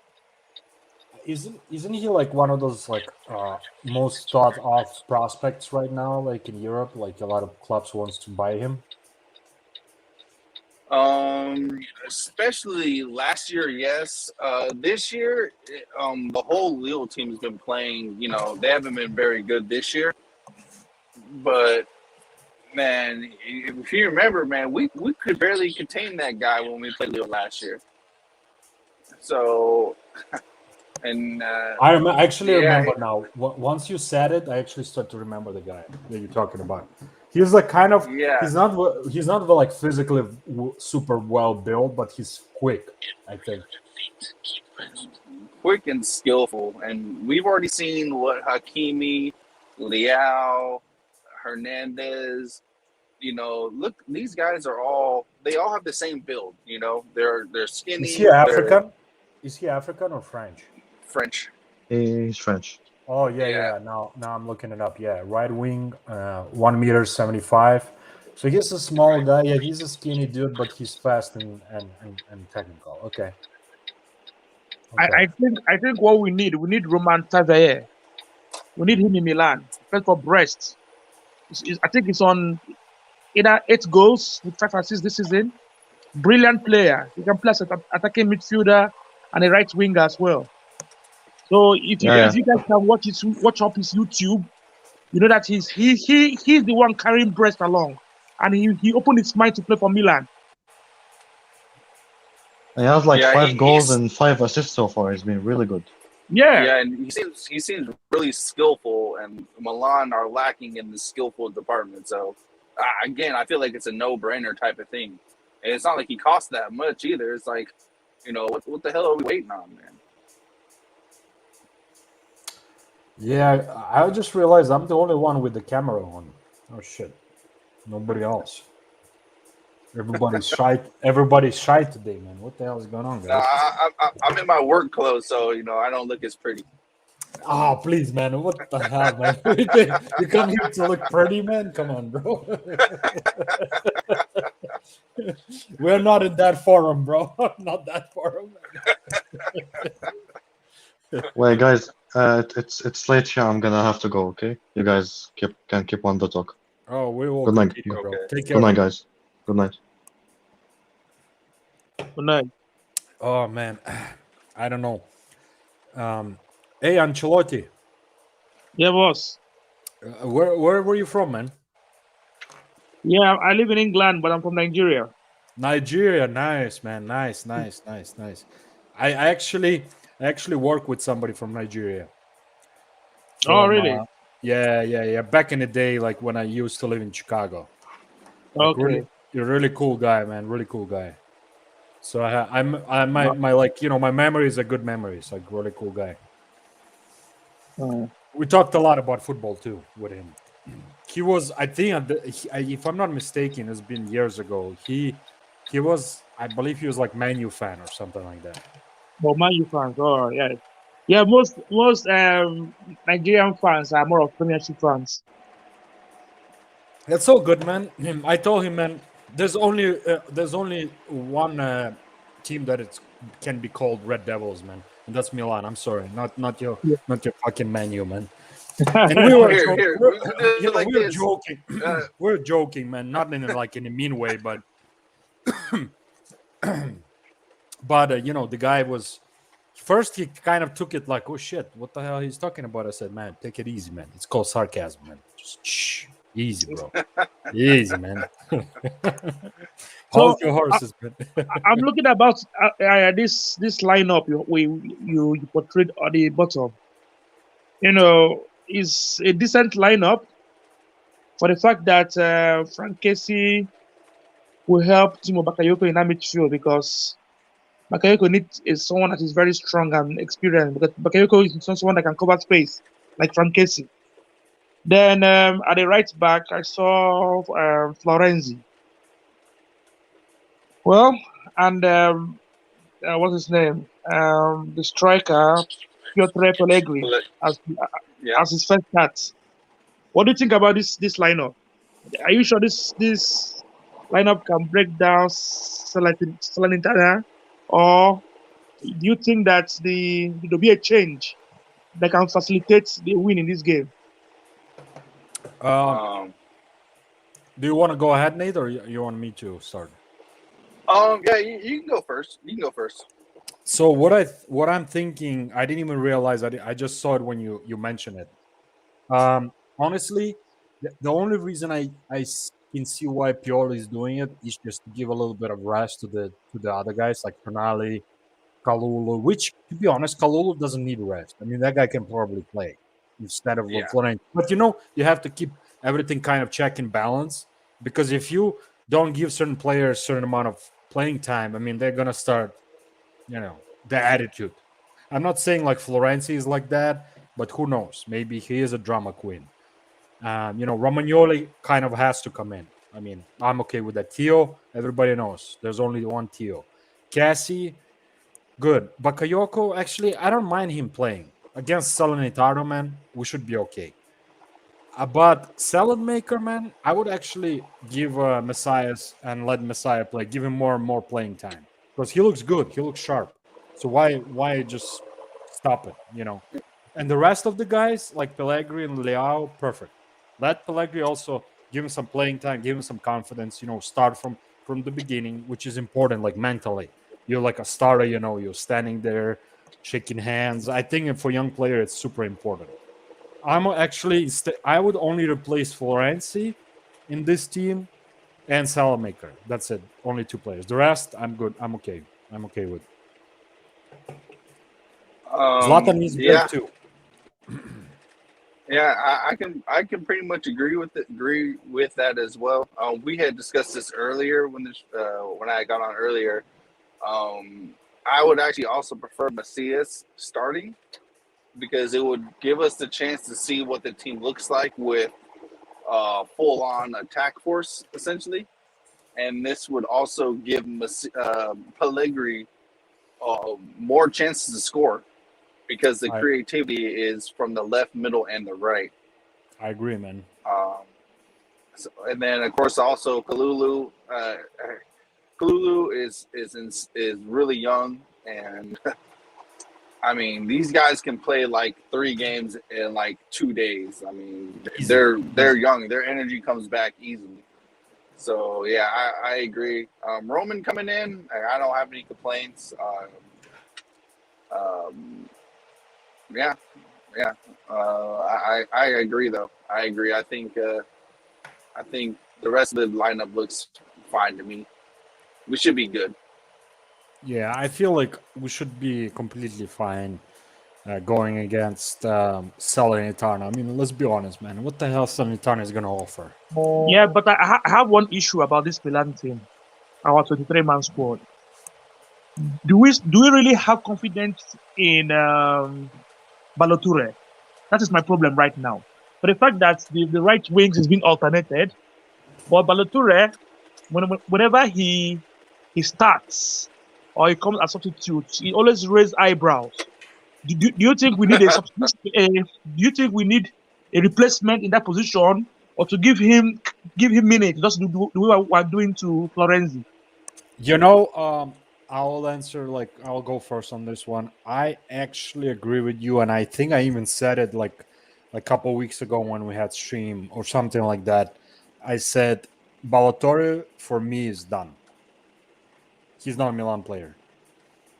So it's unfortunate. You know, I thought, you know, I gave him a time. I gave him a couple of months before I made my judgment, and then I don't remember the game that was for me like a last draw. I think it was like 3 or 4 weeks ago. What was the last time he played? Anyways, whatever he played last time, for me that was the draw. After that, I said I'm done with this guy. He does not fit the system. He is very nervous. He loses the ball when unnecessary stuff, like he makes mistakes, and you can think like, okay, the guy is nervous, blah blah blah, but he had enough time to adjust. So to me, one of the reinforcements down the road has to be a left back, backup for Theo, like, but a proper one. Maybe not even a backup. Maybe somebody close to him that they can compete, because it's good. It's good for what about the left back from the Mayu? I'm not. That guy is not ready yet. I think he's not 16. Who are you talking about? I'm sorry. Who are you guys talking about? The Hungarian in the Primavera. Okay. I don't think he's ready, man. He has some good potential, man. Though, like maybe in 2 years, maybe year or two, he can be a backup, but not right now, man. And guess what? You put Alex Therese on transfer for 50 million euros. Who put for the forward position? Alex Telles. He plays left back for Manchester United. The one they bought from FC Porto last season. Oh, tell us. Yeah. How much? 50 million euros. 50? 15. Oh, 15. Okay. All right. 1.5. Okay. All right. I saw him play against what's the last team Arsenal. He played against Arsenal. He did pretty good. He did pretty good actually in the game. I watched the highlights. I mean, 15 million, man. If that's the price, I think much better option than freaking Ballatore, man. Ballatore, yeah. He needs to. We need just again. So again, that comes down to our scouting. Like we all can tell from the first game that Ballatore really lacks composure. And no, it's going to be hard to find someone as skillful as Hernandez. But so that's, that would be difficult to find someone that's just like him. But at least to have someone who has like some sort of like football brain when it comes to defending, and the guy just doesn't have it. You know, like that's the thing. Like, you know, remember, guys, when Theo first came in, you can see a quality player right away. Kind of, let's say maybe not even right away, but within first 3 games, you kind of can make an opinion. Right. When it's a really good player, you know, when it's a Yeah. player with potential, you give him a little more time. But Theo kind of slotted in right away, and he just started blasting them, bam, bam. Like sometimes what I don't like about Theo is his procrastination. He just kind of sometimes just kind of like a diva, man. Has those moments. I don't like that in him. Yeah. And that's where I feel like he needs some bitch slapping on his face, man. Like once in a while, like, hey, listen, motherfucker. Like you play for Milan, man. Don't just walk around with that face. Yes, most times he's always grumpy. He always lose. He's always I think he's a kind of temperamental in nature. I mean, he's from the southern part of Europe. Those guys are very like emotional. You know what I mean? Like not in a bad way. I'm not saying in a bad way. It's just how it is. It's part of culture. They know they're emotional people. You know, and you know, sometimes you need more to be more cold-blooded in some cases, man. Like just like look at Zlatan, man. That's Balkan mentality, man. Nothing teases him, man. He doesn't give a shit about anything. Whatever is going outside, he knows this is my goal. This is what I need to do, man, and that's it. I think Theo gets distracted. He has, you know, hot young girlfriend. He wants to be DJ. I don't know if you guys watch his Instagram. He's DJing. You know, he's drinking, which is fine. I mean, like I'm okay with it. Like as long as he stays and doesn't show that a little bit, because I'm noticed in the last like this season for some reason, I've noticed that attitude a little bit in some games. Like that indifference, you know, he kind of just walks around like indifferent. And I don't like that, those sides about Theo. So I hope it's just nothing to do with Milan or just some personal shit, man. But if that's something bigger than that, I don't like that. I really don't like it. I really don't like it. Because, you know why? It started with fucking Donnarumma, then fucking Turkish fucking Hakan left for free, and I think it also put that bad seed in some players' head. You know, not mentally strong players, like solid, like some of them, like Tonali is mentally solid, man. Nothing's gonna bug him. He knows he plays for Milan, and that's it. Nothing else matters, man. You know. But Theo is a little bit different story, man. Plus, you know, he's getting like more popular. He started playing for French national team. You know, the ego starts to grow a little bit. You know. I feel like that's the problem too, because it can be good and bad, you know, the ego. So I feel like hopefully that's not the case. I really hope so. I really hope that that's not the case with Theo. Yeah, because when Theo gets injured right now, we are doomed in that position. I can't see any proper replacement for him. The last time we tried to play Kalulu in that position, and it almost backfired against Juventus. Kalulu, for him, it's not his position. He's great on the right wing, and he can play central defender on the right. Those two positions are for him. I actually feel like he could be good in the midfield too, on the right wing, but in a different system, not the one that we play. You know what I mean? Not the 4-2-3-1, but maybe like 3-5-2 or something like that. Yeah, it's true. But overall, though, Kalulu has that drive. You can see the guy is eager to play, and I like his attitude. You know, he's very young, but he has the attitude. That's what the most important. You know, at that age, he has that drive. He wants to do. He wants like to win. You know, and I like that. I really like that about Kalulu, man. I'm pleasantly surprised about him.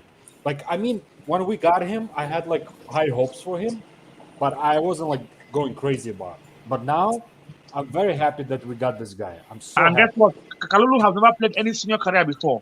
He came from the youth team of Lyon for 500,000 euros to Milan. That is nothing by Paulo Maldini. Correct. So when he came to Milan, he raised an eyebrow that probably were trying to forge a player here as a right winger. Then I watched him during the preseason, He scored a couple of goals in preseason as a striker, as he was a centre back, but he scored a goal as a striker. And that was against Monza. Yeah, when we played that Berlusconi's team in that Serie A team, Monza. Then the way he's then progressing, giving us hopes. Right now, if Calabria is injured, we know we have a good replacement for him. Not like Teo Hernandez. If Teo Hernandez gets injured right now, we are doomed. We're screwed. Not just doomed, we're screwed like 100%, man. If Theo gets injured, God forbid, like a long one, oh my God. Yes. So I think our reinforcement needs to be on three categories. First, we need to look at the center back for Simon Kier. Because Manchester is out for 6 months. He underwent the surgery today, which was successful. And for the left back, Teo Hernandez is being overused. We need to look at it, whether a player on loan is option to buy, depending on the situation of what's his name, Balotelli. And again, it's going for CAF the Nations Cup. So we lose 3 players. He's going to represent Senegal. Sanchez is going to represent Ivory Coast. And Benacer is going to represent Algeria. So these 3 positions right now is at stake. Is either we bring in Epopega back from loan from Torino, or we call Yacine Adli from Bordeaux. You see? Adli, I don't know. Have you been following Adli? Because I'm following him very squarely. As in, he plays numerous positions for Bordeaux. He can play as an attacking midfielder, or he can play as double pivot. Oh, good. Because what I've seen so far, like from the highlights, man, I mean, he's solid, man. That guy is solid as it gets, man.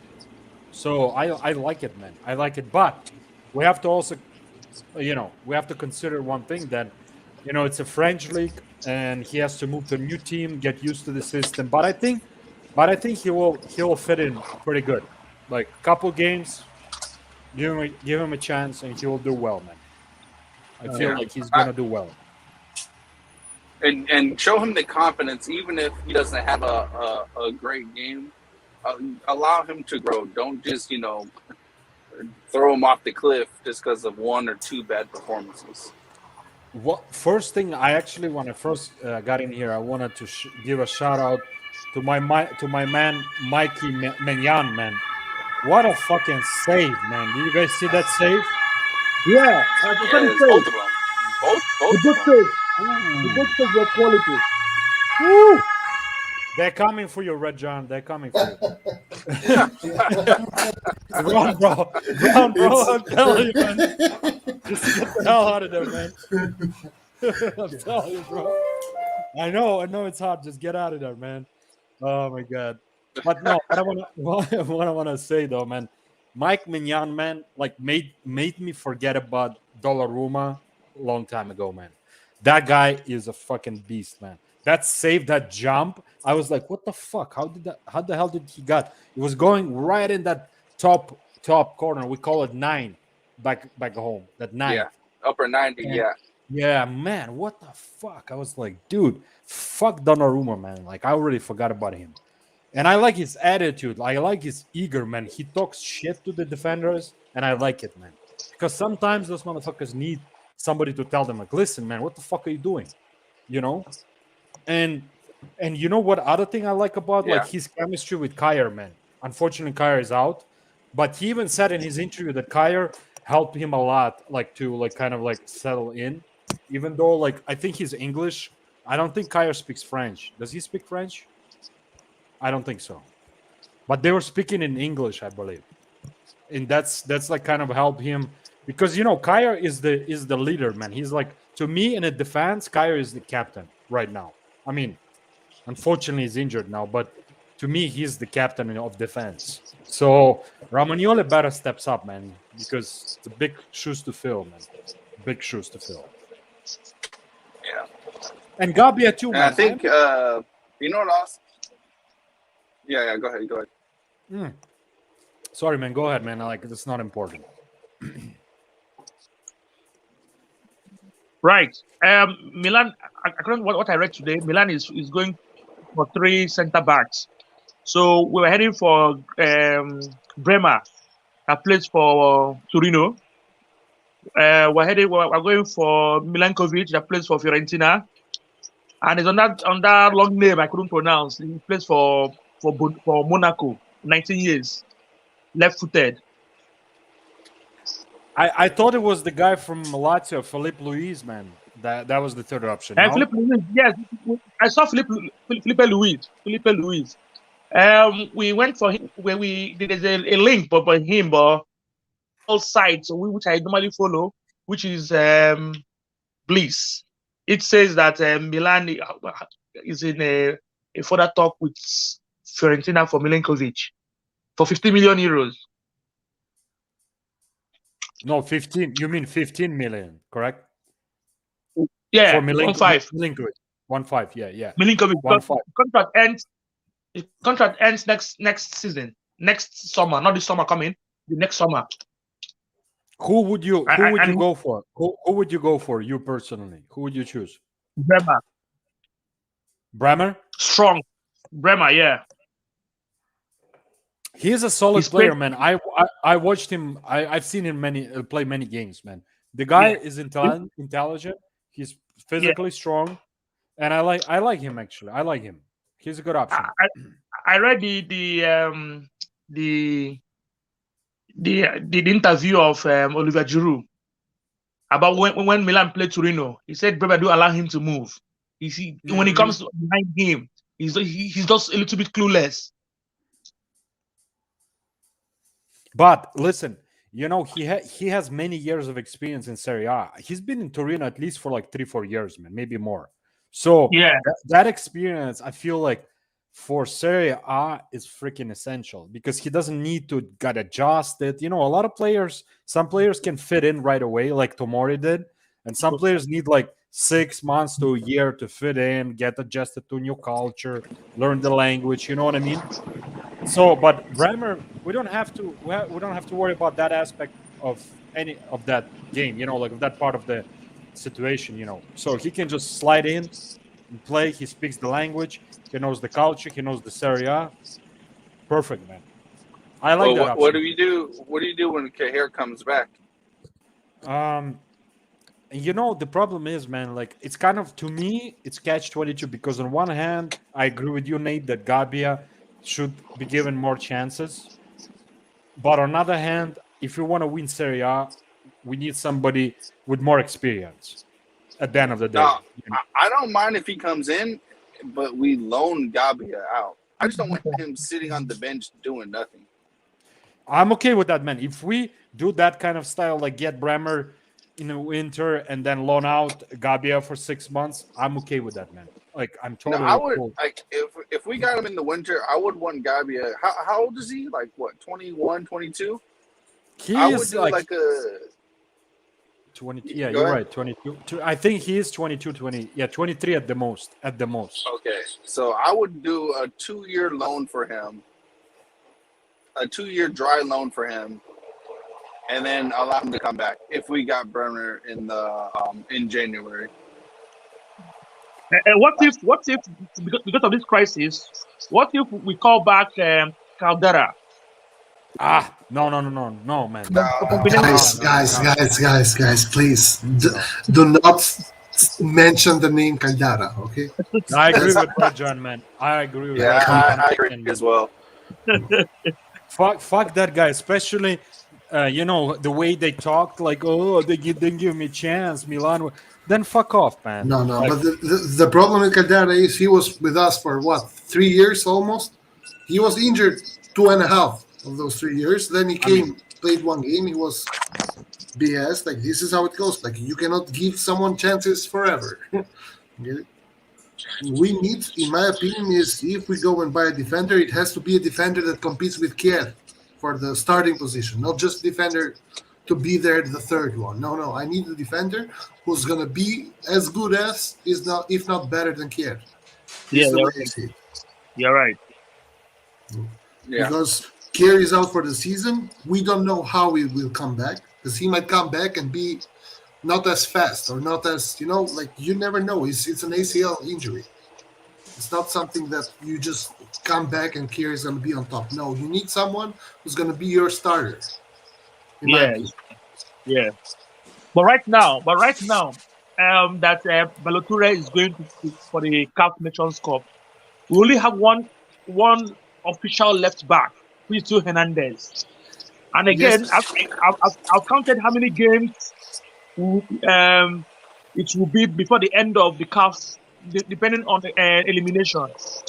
You see, what if Yes. Hernandez have a knock? Who replaces him in that left back?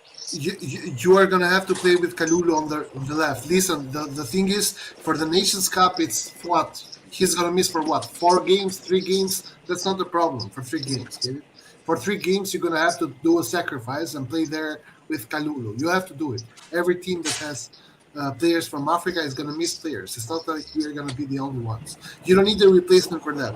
But you need a replacement when you know for sure that Kier, for example, is not gonna play until the end of the season. So you need a player for him. It's a must. Like, I don't think we can just go about it with, Gabi is gonna do well, or Kalulu is okay. No, because now, at least the way I see it, right? As long as we are competing for the Scudetto, you need someone at the altezza. You need someone at the level, not someone that can be at the level. Because if you say Gabi can do well or Kalulu can do well, they could, but they could also do bad. And if they do bad, they cost you a Scudetto. This is the way I see it, at least. Because the only problem is, right, John, listen, Nathan, no. Do you really think they're going to give up? Who's going to give up their center back? I'm just saying, who's going to give up their best center back right now that is going to be able to compete with Kier? But this is the problem. This is the problem. The problem is this: that no one is going to give up their center back. You have to go there and buy the center back. Oh, well, yeah. Who is going to sell? Torino. Go to Torino with 20 million. They're going to sell you the center back right away. I don't think so. I don't think they will. I don't think they will. I think they will. Or, for example, Milenkovic, even though he's not a favorite of mine. You go there and you buy Milenkovic because he's on his last year of the contract. So he basically needs, like, Fiorentina would gladly send him away. Like, this is the thing. You have to find a solution with it. The solution cannot be just, I hope that Gabi and Kalulu do well. I hope so too, get it? Because then we go back to what we were talking about in the chat as well. It's not about numbers. Numbers, hypothetically or theoretically, Milan has the right numbers of bodies of players to be okay up front as well. But you and me, we together disagree with this because we say, no, we don't just need numbers. I know that Castillo is a player who can play on the right wing, but I need someone who's better than Castillo. I keep saying this right from time. If we need somebody that can play on the left and on the right and also play as an attacking midfielder, we should go for Romain Faye. I've watched this guy closely. I follow this guy closely. I've gone through his YouTube, playing with his YouTube. This guy is very talented. He's very, very talented. We need somebody like he's somebody that can take a team. And he wants Milan. We almost signed him last summer, but the only problem was Brest wanted 50 million euros. Okay, we told Brest that we'll give you 10 million euros with 3 million in bonuses. Brest said no. Brest said that they don't want anything in bonuses. They want 50 million at the bulk. That was how the deal broke down. But before then, we accepted personal terms with him. His agent was in Qatar Milan. Accepted personal terms, waiting. If they even booked a private jet for him just to book time for his medical. Then Brest was stubborn. He even exempted himself from training just to join Milan. You see, then the deal broke down, and that's how we ended in Junior Mensah. And the Mensahs have been doing well, but still we need an attacking right winger because we brought in Messias just because of Çalhanoğlu, just to play that because Spanopioli wants a player that can play both on the right and attacking midfielder. And now this thing is not helping us because Salemeka is not attacking minded. He's someone that he's the runner. He helps in the defense, but we need someone that can contribute to the right. So, and things like this, because of our injury history we normally have, we need a right winger that will show us that will start, that can even guarantee us with 3 games per season. Yeah. So what? So everybody agrees that we don't need Caldara in here in this fucking back in Milan. No Caldara. We need Gletzin Bremer. Gletzin Bremer is 24 years of age, and again, I think he's in a right category for Elliott's perimeters, because Elliott is not ready to spend at any age above 24, 25 years. But so let's say this guy does cost, let's say, at least 20 or 25 million. We won't be able to buy a winger in January if we already spend 25 mil on a defender.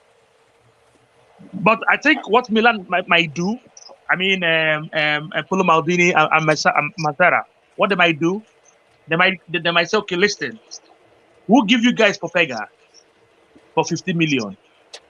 No, yeah? I don't think that's a good idea. For 50 million, man? Popega, let's say Popega roughly is what, maybe 50 million euros. We can give Popega, we might give Torino Popega with additional 5 million, and they must have the deal because Popega is playing well for them. Honestly, man, like I wouldn't want to lose Pobega. I mean, if it really needs to be done, okay, but I would rather not include him in any deals as of right now, because Pobega is playing really good. He's playing he has potential, really good right now. He's scoring goals. He outmuscled Kessie. He's tall, so he's gonna win headers in midfield. He's big dude, like man. That. You know, I didn't realize it until I saw him play when he played against us. He's much bigger than fucking Kessie, man. Yeah, he's like 6'1" or 6'2". He's tall as fuck. Yeah, big dude and strong too. And strong. He outmuscled. You know how hard it is to outmuscle Kessie? Like that's no small feat to say. And for someone as young as him to outmuscle Kessie, because Kessie was bowling fucking what's his name? Inter striker that went to Chelsea. Fuck, I always forget his name. Lukaku, man. Remember that when he just pushed him like there's nobody there, man? I was like, what the fuck, man? I mean, and then I see Pobega do the same thing to him. I'm like, whoa, here we go, man. Here we go. Yeah, we can't lose Pobega. We can't lose Pobega. Man. Yeah, I agree with that. Like, because there are more rumors about us giving Popega to Torino, and Torino gives us Bremer, but I wouldn't really agree with that. I would agree, though, with us taking Bremer, buying him for 50 million, and swapping him basically with Popega, but then we get a buyback clause on Popega. That I agree with. And if Popega becomes a really great player, we buy him back. This is the way I see it. I would agree to that. Because I think Bremer is a really, really good center back. He's tall, super fast, and like he has had. And he's Milan Academy player, guys, which is great. Great, man. It's always nice to see. Oh, my favorite guy! My favorite guy is back, man. I haven't seen you, bro. My guy. Skiller, how are you, bro? Looking all good and shiny. Look at him, looking all sharp and sexy. Yeah. And shit, man. Look at this guy, man. Your haircut, he was on a date or something. Yeah, I just got. Are you like on a dating mode right now, man? Or what's going on, man? I had something on just now, so I just got back home. Okay. Of course, you don't have to know details, man. he told the girl he likes that he's gonna be on YouTube to look out for him. He's like, I'm famous, bitch. How are you guys doing? Oh man, just it's Friday, man. It's been, for me personally, it's been a very long week. I had to move and all this, so I'm like just happy it's Friday, man. Nothing much, man. Nothing much. Just listening to Vasil tell us that Krunic is the best player ever.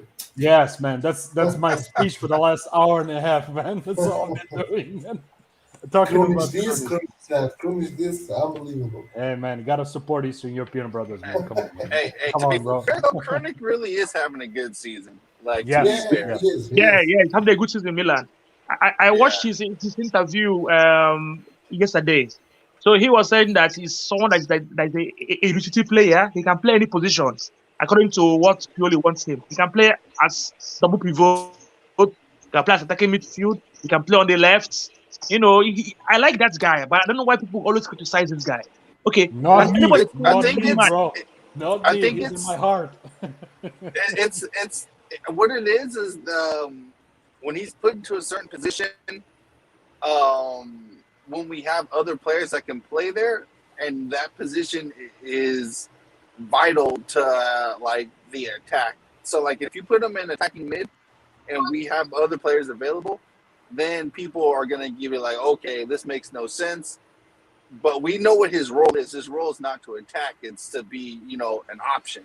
So we understand what it is, but I think it's Pioli's use of him at times kind of makes you scratch your head. Like we didn't have Leao available, so it's fine putting Krunic out there, and we know what he's going to offer.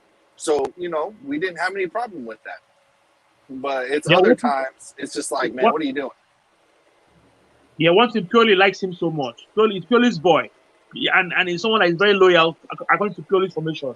He Pioli wants to try to find a formation that will use to capitalize the team. He enforces all those responsibilities to Krunic. I mean, Yeah, if I can just you give know my what opinion. Krunic brings, man. It's that desire, man. It's that desire to play for Milan shirt. He's ready to die for the team, man. That's all it matters. Exactly. Yeah, you're right. Exactly. All jokes yes. aside, man. We need players like that too. You cannot have all stars, man, in a team. You have to have good rotation he's a players. utility player. You gotta have Yes. utility players in every single team. No matter who you are, you have to have a utility player. Yeah, my opinion on that is that yes, I agree with Nathan. He's a utility player, but whether he's the ultimate utility player, I really don't think so. Of course, what he has is that he has his age. In terms of he doesn't really demand a lot because of his age, but guys, and this is where I'm really pinning it on him, is that he's been with the team for quite a while now. So if he has not improved, and I would say this season he's had more decent performances than not. This is why I haven't been too harsh on him. I've actually been giving the Krunic of the match award to other players throughout the season.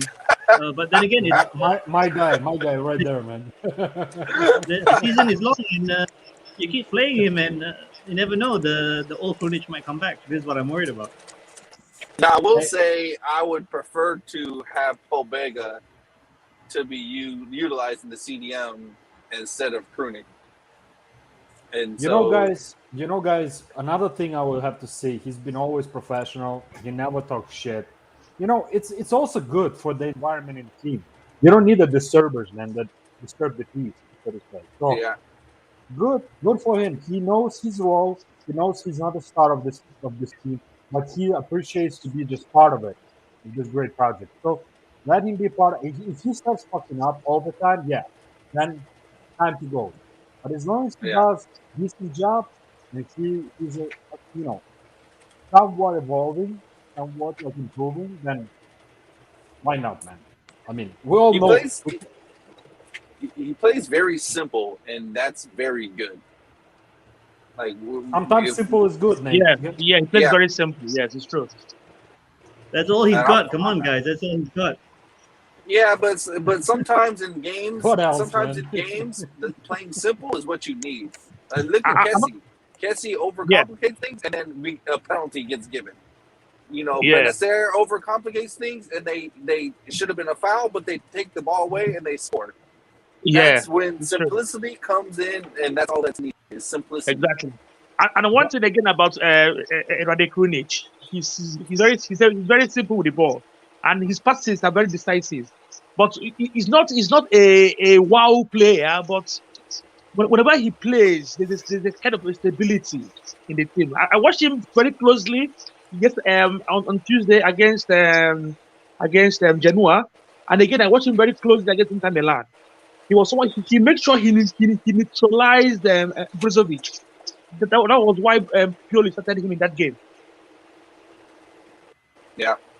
Yeah, sometimes he doesn't even need to be that good defensively. As long as you're like nagging a player, that player is going to lose focus. Like you're going to be completely taken out of the game because you have this guy who's literally breathing down your neck, and it's going to throw you off.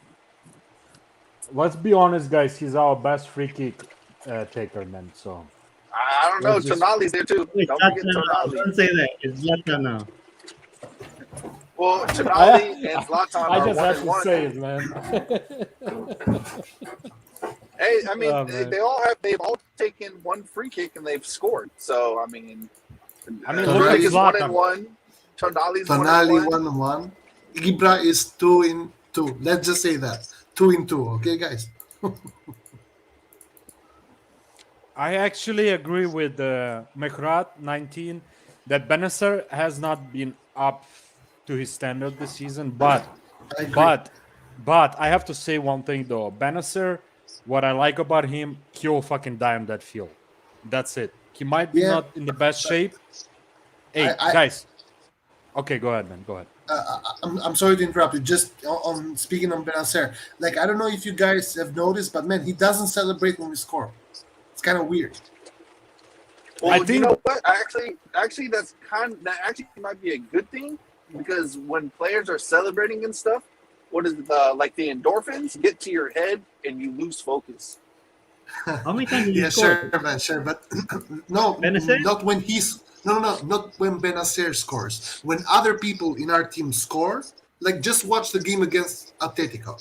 Like that game, I was smashing stuff in my room from happiness. Every player, I'm not even kidding. Every player on the pitch was jumping around like on drugs. And look at Benacer, man. He just turns around and walks back. He doesn't care. Yeah, you know, have you heard his interview, Rajan? Like when Milan Benacer? when Milan that hot lady was interviewing, he's at home. Yeah, I've seen about it. I don't really remember. I like that, yo. But anyways, that's besides the point. Anyways, man, what I want to say, because she asked him like about like, and he said that he's very like religious person, so I guess he keeps his emotions kind of inside. So like that's the only explanation I can get. I don't know. I don't think he does it on purpose. Like that's just how he is. He's a very shy person too. Listen, guys, I'm not saying he does it on purpose. The thing is, before, like, just look at other goals. Oops, sorry, because another. Hey, they're coming. I'm telling you, man. They are coming. So run, bro. Give me a sec. Red sounds like Jason Bourne over here. Let me shoot them back, guys. They cannot find you, bro. You'll never get me alive. So yeah, the thing is, man, I've seen other, like last season Benacer would celebrate like crazy, or early this season Benacer would celebrate like crazy. The problem is, in my opinion, right? I'm doing this. This is my opinion. This is my analysis. Maybe it's 100% wrong, right? The problem with Benacer is because he has not been able to find his 100% form this season. He has de facto lost his starting spot, right? So when people lose the starting spot, they are, which is only normal, right? They become kind of salty, man. And I saw even in the match against Atletico that when a very, very important goal got scored, he didn't celebrate, man. He turns around. And not just that, but today, AC Milan, the YouTube channel dropped the behind-the-scenes match, and just watch the behind-the-scenes video. And in the moment that the game finishes, every single player of Milan is in the pit celebrating, and you see Benacer heading directly towards the changing rooms. And it's actually, there's Kalulu there as well, telling him something like, "Why are you mad?" or this, like doing at least that hand gesture. So it's kind of weird, man. Like, I don't know. You think maybe he's not happy with his own performances? Either most probably because I think he has no one to blame, right? Pioli has one thing. Pioli has been fair with the players. Like the one who's the best at the moment gets to play, right? I have never seen Pioli other than Krunic, who 100% has dirty pictures of him or something, and always blackmails Pioli, and always blackmails Pioli. Other than that, Pioli has been pretty fair to the player, regardless of age. Pioli has been fair with players, to be honest. But like I said right now, we are in a very critical condition. Simon Kjær is out. You see, Alessio Romagnoli is not what he is at the moment. Gambia is very fragile. We only have Tomori. If there's no central defender like quality, that won't come into January transfer, we should all forget about Scudetto. That is how I say. If there's no reinforcement that center back line, we should forget about Scudetto because Romagnoli and Gambia are not to be trusted. Yeah, but the other side of that as well is we are on offense almost 70% of the game. So if you put away because we generate many chances. If we could put away at least 2 or 3 of our chances each game before we even get scored on, there's less pressure from the defending team. Like if you constantly miss your chances and you're always getting counterattacked, you're inviting pressure and your defense is going to break no matter how good it is. So I feel like if we can just put our chances away, there'll be a lot less pressure from the team as a whole. Because like I said, even with Cajer in the defense, we were still leaking goals. If we weren't leaking goals like this, then I would say, okay, yeah, we need a defender. But we're still leaking goals, like a lot of goals. So that's the only reason why I would say that we are still good in defense. Guys, I just want to comment about what Rajon said, and in terms of the Benacer and all that, I personally wouldn't read too much into it. What I do see is good for this team is that there needs to be competition for places, and this is why I don't quite understand in terms of Pioli's choices, especially if we look into the Sassuolo game. How is it that Kalulu can play well? In my opinion, he plays well, but he doesn't get a start in every game. In that case, it was Florenzi. So I would apply the same logic to other players as well. If Tonali is playing very well, you have to keep playing him. Not say even if he's prone to injury or he's tired, but you have to play him as much as possible because you got to depend on the players that are performing for you. If Benacer is not pushing into the team, I'm sorry to say that I guess it's a situation of his own making. But then again, it has to be consistent. Players who do not play well, nothing against them, but you have to play the best player. You have to put the best 11 there. I agree 100% with you. I'm not quite sure why actually Pioli still decides to give Florenzi a lot more chances than Kalulu, because to be honest, Kalulu has been really, really good for us, right? Especially in the right back, and he kind of gives us fresh air in the right side, meaning Kalulu does something that even Calabria doesn't do that well. Going and attacking from the right side. Calabria does it as well, but Calabria is more of a defensive-minded right back, right? But Kalulu does a really solid, in my opinion, defensive side and a really, really good attacking side. The only thing that Kalulu could maybe improve is his crossing ability, because I think he could do a lot better than that, because he goes to the right place to cross, but then the crosses are not always perfect, right? So other than that, I think Pioli should give him more chances, 100%.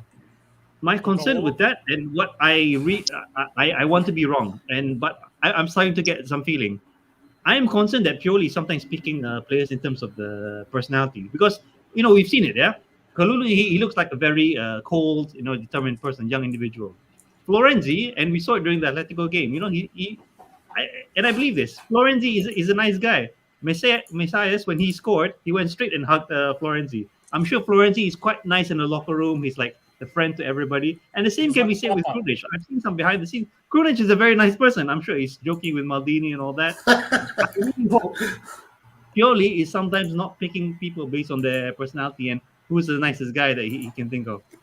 Hey, Skiller, but let's be honest. The personal relationship, the personal environment that you create between two people, like on a personal level, it does have an effect on in any type of your personal relationship, professional relationships. You know what I'm trying to say? Like in the real world, that's how it is. Like you have your favorites, and sometimes it's not based on their best abilities, man.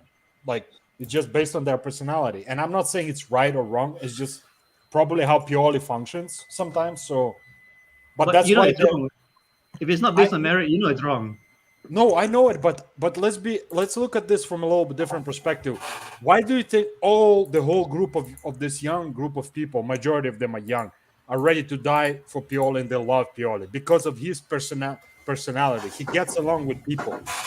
You compare to Gianpaolo, whatever that motherfucker used to be. Gianpaolo. Yeah, fuck him.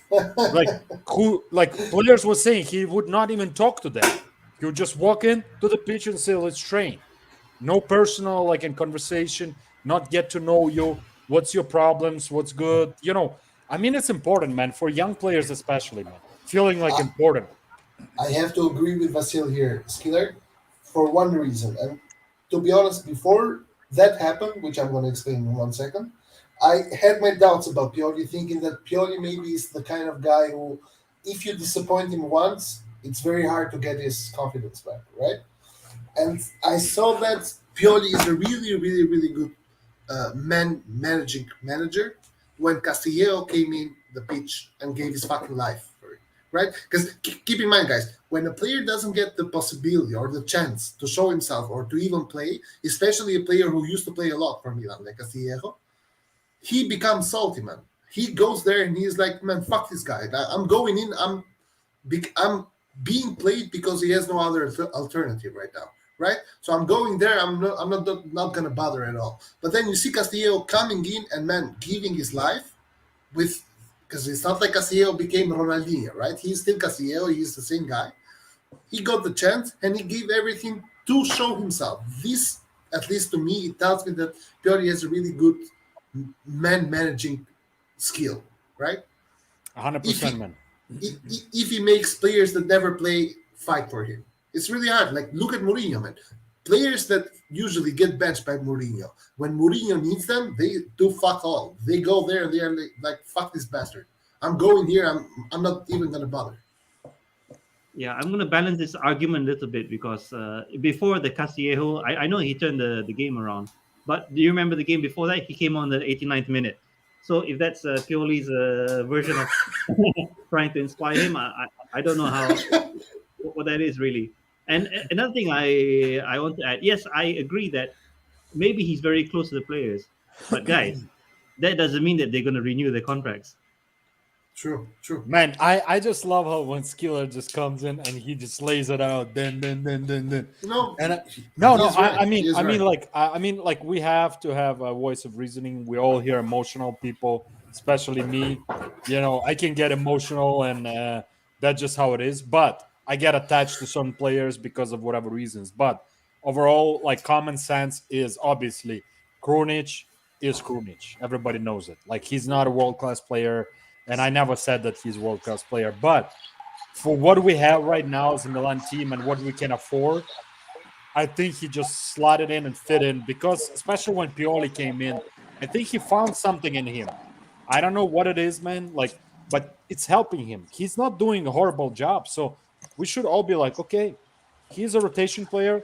Let's keep him there. If we get a better option, we go further, man. We'll decide on that at that point. But right now, why not? Why not? To me, you're right. Let me ask one question, please.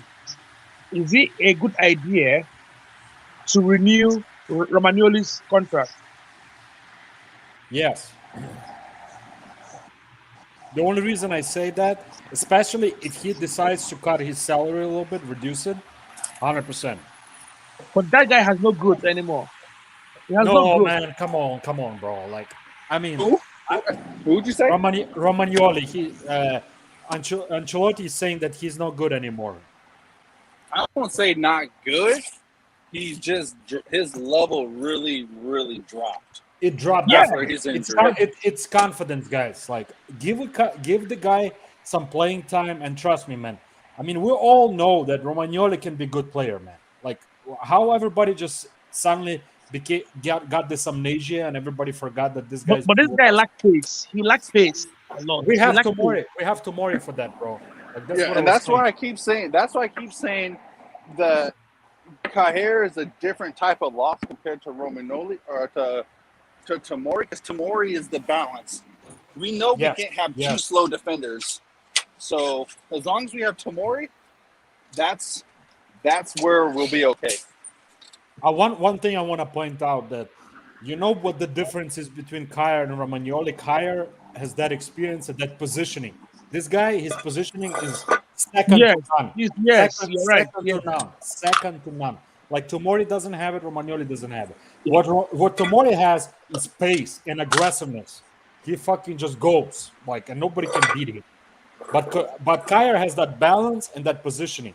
He can read the game. He can read the game really well. Yeah, positioning. Yes, and his clearance, his interception are spot on. He knows how to clear the ball, area battle, which Romagnoli lacks a lot. Yeah, and what I noticed, I don't know if you guys noticed this as well, but have you noticed that the other defenders are starting to play more like Tomori and how he steps up to that first forward? It's good, man. It's interesting that you brought it up because I was about to say that, man. You kind of read my mind. Like since Tomori came to the game and since he like took over pretty much, I mean, that's what he did. He took over. And I think it's a great example for especially like younger player like Gabbia. He's realizing, listen, man, I got to be more aggressive when I play. Not like aggressive in the sense make bunch of faults and like get a red card. But aggressive, like have that attitude, like fuck you, man. I'm gonna get this ball, like you know what I mean, like not like because even he was doing that too. Like he was stepping up in that first half. I noticed. I was like, I guess I noticed it before, but I guess maybe I didn't think of it as like it being that much. But then when I go back and look at it, I'm like, damn, and Cahier's doing the same thing, Roman's doing the same thing, Gabbia's doing the same thing, Kalulu's doing the same thing. And they never did that last year. I know that for sure. I love it. I really love it, to be honest. Whatever it takes, man. I always say whatever it takes, man. Like if that's what it takes, I'm happy about that, man. Yeah, and I think it's a great mentality to have. And you know the other thing I like about Tomori, man, it's his attitude, man. The guy wants to win, like no matter what. And that's what we need more. Like we have Zlatan, who is gonna fucking like kill you if you're not doing right things. Even though this season Zlatan has not been himself. Let's be honest, guys. Like game against Fiorentina, even though he scored 2 goals, his touches were off. He was off. We should have won that game. Yes, but that's what I'm trying to say. The same against Sassuolo. I watched the first half. I couldn't watch the second. And then I watched the highlights. And the first half, Zlatan has many misplaced, like he was off in positioning. His touch was off, and I think he knows it, and that drives him crazy. That's why, like in Genoa game, this guy was like, you know what, man, screw this. I'm gonna go back to my old ways, and he did a great job against Genoa. But we all know what Zlatan can do, man. Like nobody's like questioning that, man. I mean, even if he's off a couple of games, he's gonna be bouncing back. 40, 45, 50, doesn't matter. This son of a gun, man, he's going to bounce back, man. And that's what I like about him, man. The attitude, man. I just want to say something to Ancelotti, and I think this applies to, you could say, to all the players. This management, in my opinion, will renew all players, regardless of how you've been playing. It's just a matter of what is the renewal salary that they're offering. Romagnoli, I'm sure they're going to offer him a renewal, but it's whether they're going to come to terms with the salary that he's going to ask him for, or they're going to try to negotiate it. That's the only difference that I see with the management. I just don't see a case whereby they just let someone like run down their contract and you can get the hell out. I just don't see it. Maybe Conti, Conti, Caldara sent out on a loan. Samu maybe, but Samu I guess could make a case to push the management saying that I don't want to leave. You can just pay me like what 500,000 a season and that's it. Maybe they'll renew him. It's possible.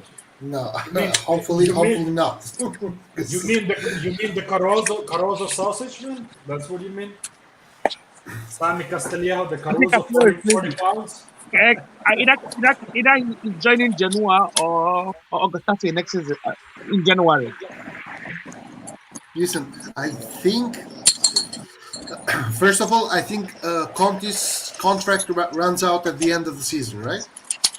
Yeah. What about Caldara? Or he has one more season with us? It runs out as well.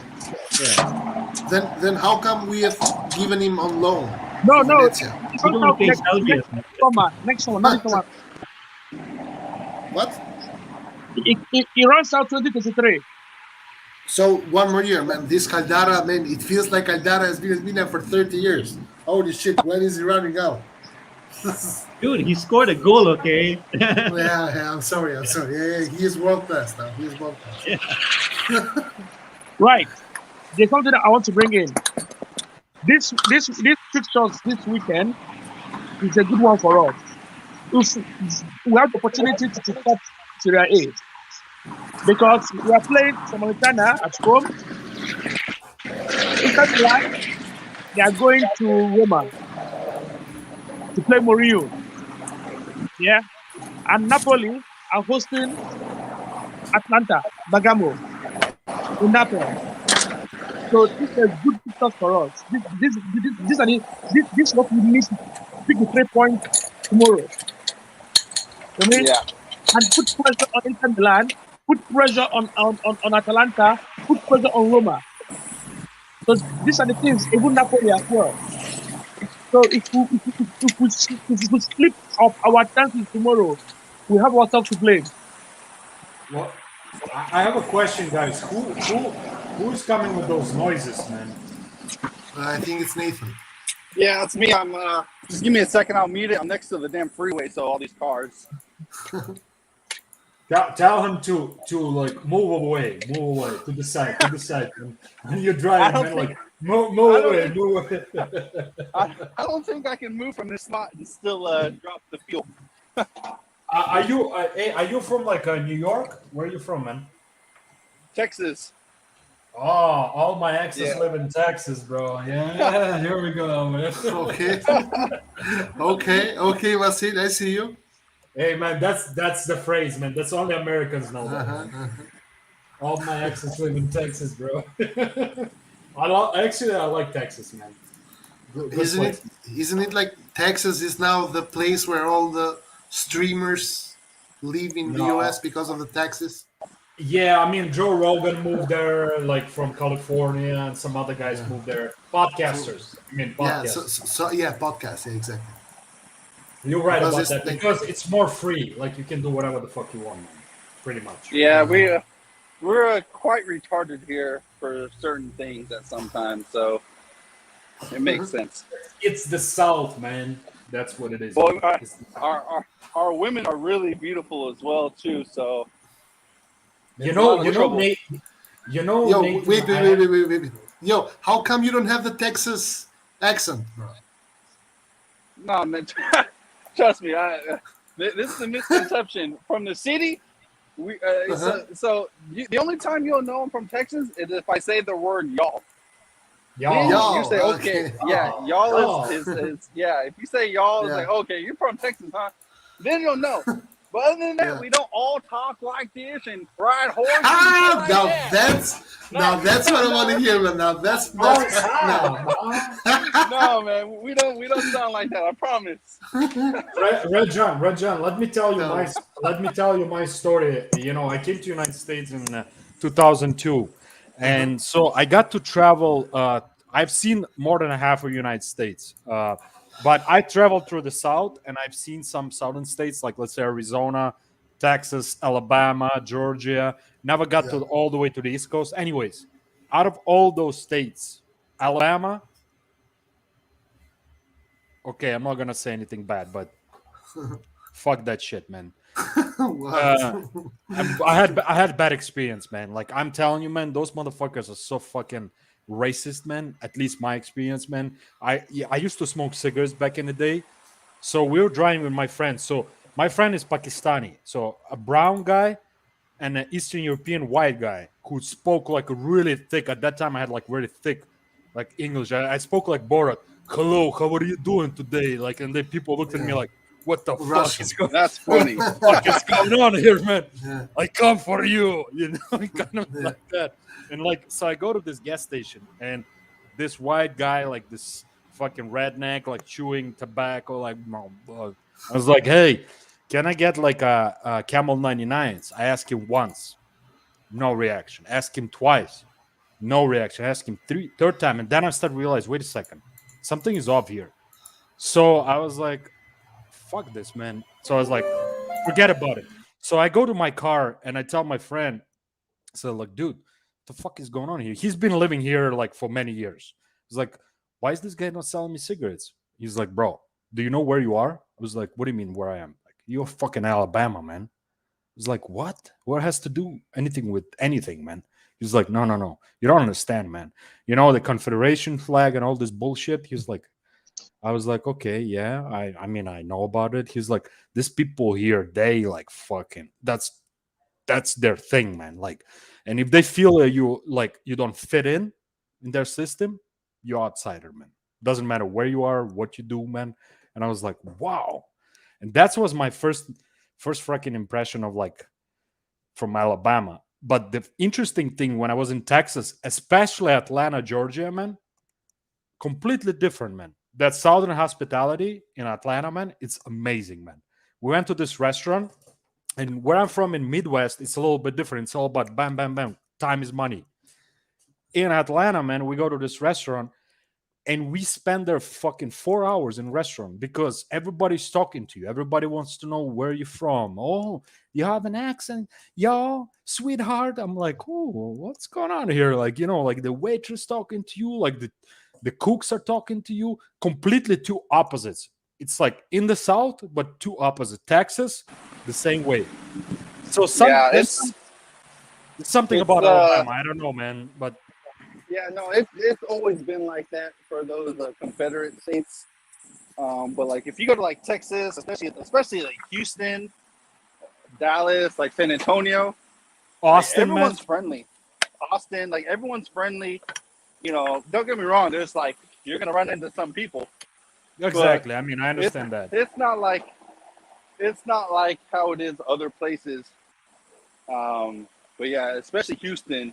There's so many, you know, people here that you're really not going to come into that many problems. And if you do, people will back you up like in an instant and fuck them up. So. You know, like I just want to put disclaimer because I know nowadays you can't say anything, man, because people are going to jump on you. So I said that's my personal experience, so nobody's going to jump on my case. I'm just talking about my personal experience. I'm not generalizing. That's how it is in Alabama. Oh, yeah. Everybody's like that. No, I just spoke about my personal experience, and that kind of stuck with me. But I understand that not everybody's like that in Alabama. But it was like weird, man. It was really weird, like really weird, man. I was like, what the fuck is this, man? Like, I'm surprised. I'm surprised that you haven't asked why I don't, because you know I'm black, but I'm surprised you haven't asked. I don't talk like a normal black person in Texas. The language that you normally use is far harsher than what I let on here. But I know here everyone is more friendly. It's not harsh. Everyone is diverse. I know Red John is black. You know, we have people from all over. So I refrain from using that type of language, but yeah, you know what? Totally different outside of Nate. this. Nate, you're gonna get a crack out of this, man. Like when I came to United States, I I did not study English when I was in high school or anything. I studied German like a little bit here and there, not really, but then I went studying. So, anyways, when I got here, I had basic English, so I had to start from scratch. I had to learn. I was going to like English as a second language school, like here in Wisconsin, Madison. You know, I've been living in Wisconsin majority of my time. I lived some time in Illinois, Chicago for a while too. But anyways, so like when you know like when you come here as an immigrant, you know, you gotta learn the language, blah blah blah. So when I came here and I started hanging out with some people, and I really got into like rap, hip hop music. But my English was so bad, man. Do you remember that song by 50 Cent? It's your birthday, shorty. Yeah. I thought It's your birthday, shorty. I thought in my head I was like thinking that 50 Cent is singing "It's a sugar cake, baby," and I was like driving around with the people like singing like "It's a sugar cake, baby," and this American guy looked at me like, "What the fuck are you talking about?" I was like, "Bro, he's saying it's a sugar cake." He's like, "No, man, not even close." And I was like, "What? What do you say?" And he's like, "No, this is this." Anyways, then I go to college, and I was so in the mood. I used to listen to like real like old school gangster, like Onyx, you know, DMX, all this good shit, man. West Coast Connection. And like these people, I went to Chicago, Lake Forest. If anybody knows, this is like super rich neighborhood, white people. And then you have this white guy who barely speaks English, roll in the car like with surround system blasting like some really gangster shit, like these people like cafeteria style. I like pull up, and all these white people look at me like, "Who the fuck is this guy, man?" And then I say, "Hello, how are you?" And they're like, "What the fuck is this guy, man? Where is he coming from?" And then some people told me like, "Listen, are you that white guy who listens to gangster shit?" I'm like, "Yes." And they're like, "Okay, now it makes sense, man. This is a crazy guy, man." Guys, I have a question in terms of the team. Now that we are in December and AFCON is just next month, other than Tonali, who would you say is somewhat guaranteed the next starting spot beside him? Would it be Bakayoko or Krunic or I don't know about Adley because he's not in our team. I would hope. I would want it to be Pobega. In January? Yeah, guys, I think we don't get Popega or Adli in January. Like, I'm 100% certain of it. I think if I would have to choose between Krunic and Bakayoko, I would choose Krunic. Bakayoko scares me. Bakayoko is the kind of guy who would ruin a match because he goes in and he gets a red card just because he can. He's the I'll say Krunic is more level-headed. He's not going to get you yellow cards and things like that. Like Bakayoko comes in 15 seconds, gets a yellow. Man, it was unbelievable. He entered 15 seconds later in the match that he came from the bench. 15 seconds later, he got a fucking yellow card. Like, are you kidding me, man? Come on. Like, yeah, strangely, I would have to agree with you guys. I even called it in the WhatsApp group that Bakayoko is a card magnet. Yeah. I think it's also because he's a big guy. Get it? So when he does something, it looks like he does it twice as hard or twice as strong. Yeah, exactly. Yeah. So he's also unlucky in that, but also he's not very careful, man. He should be more careful about stuff. Sometimes he's just reckless. No, it's also the role that he's been given. I mean, he has to recover the ball essentially, which is a big part of Cassie's role. So I don't think he's that good in that respect, and this is why it's letting him down. Yeah. Yeah. And it's also hard because we kind of like with the season that Cassie had last season, we kind of placed a benchmark, and it's very hard for another player who comes to do the Cassie role to get to that benchmark, to get to that level, right? So now Bakayoko has to deal not only with him not being great, but also with people comparing him to Cassie of last season. Even Cassie of this season cannot reach that benchmark that he placed last season, right? So yeah, but so do y'all think this is the numbers? Do y'all think this Cassie has a red card, Bakayoko doesn't. Well, Bakayoko is probably like one yellow away from being suspended. That's like the same thing as a red. Until he gets that other yellow, he's You would It's have gonna to happen. admit. It's gonna happen this weekend.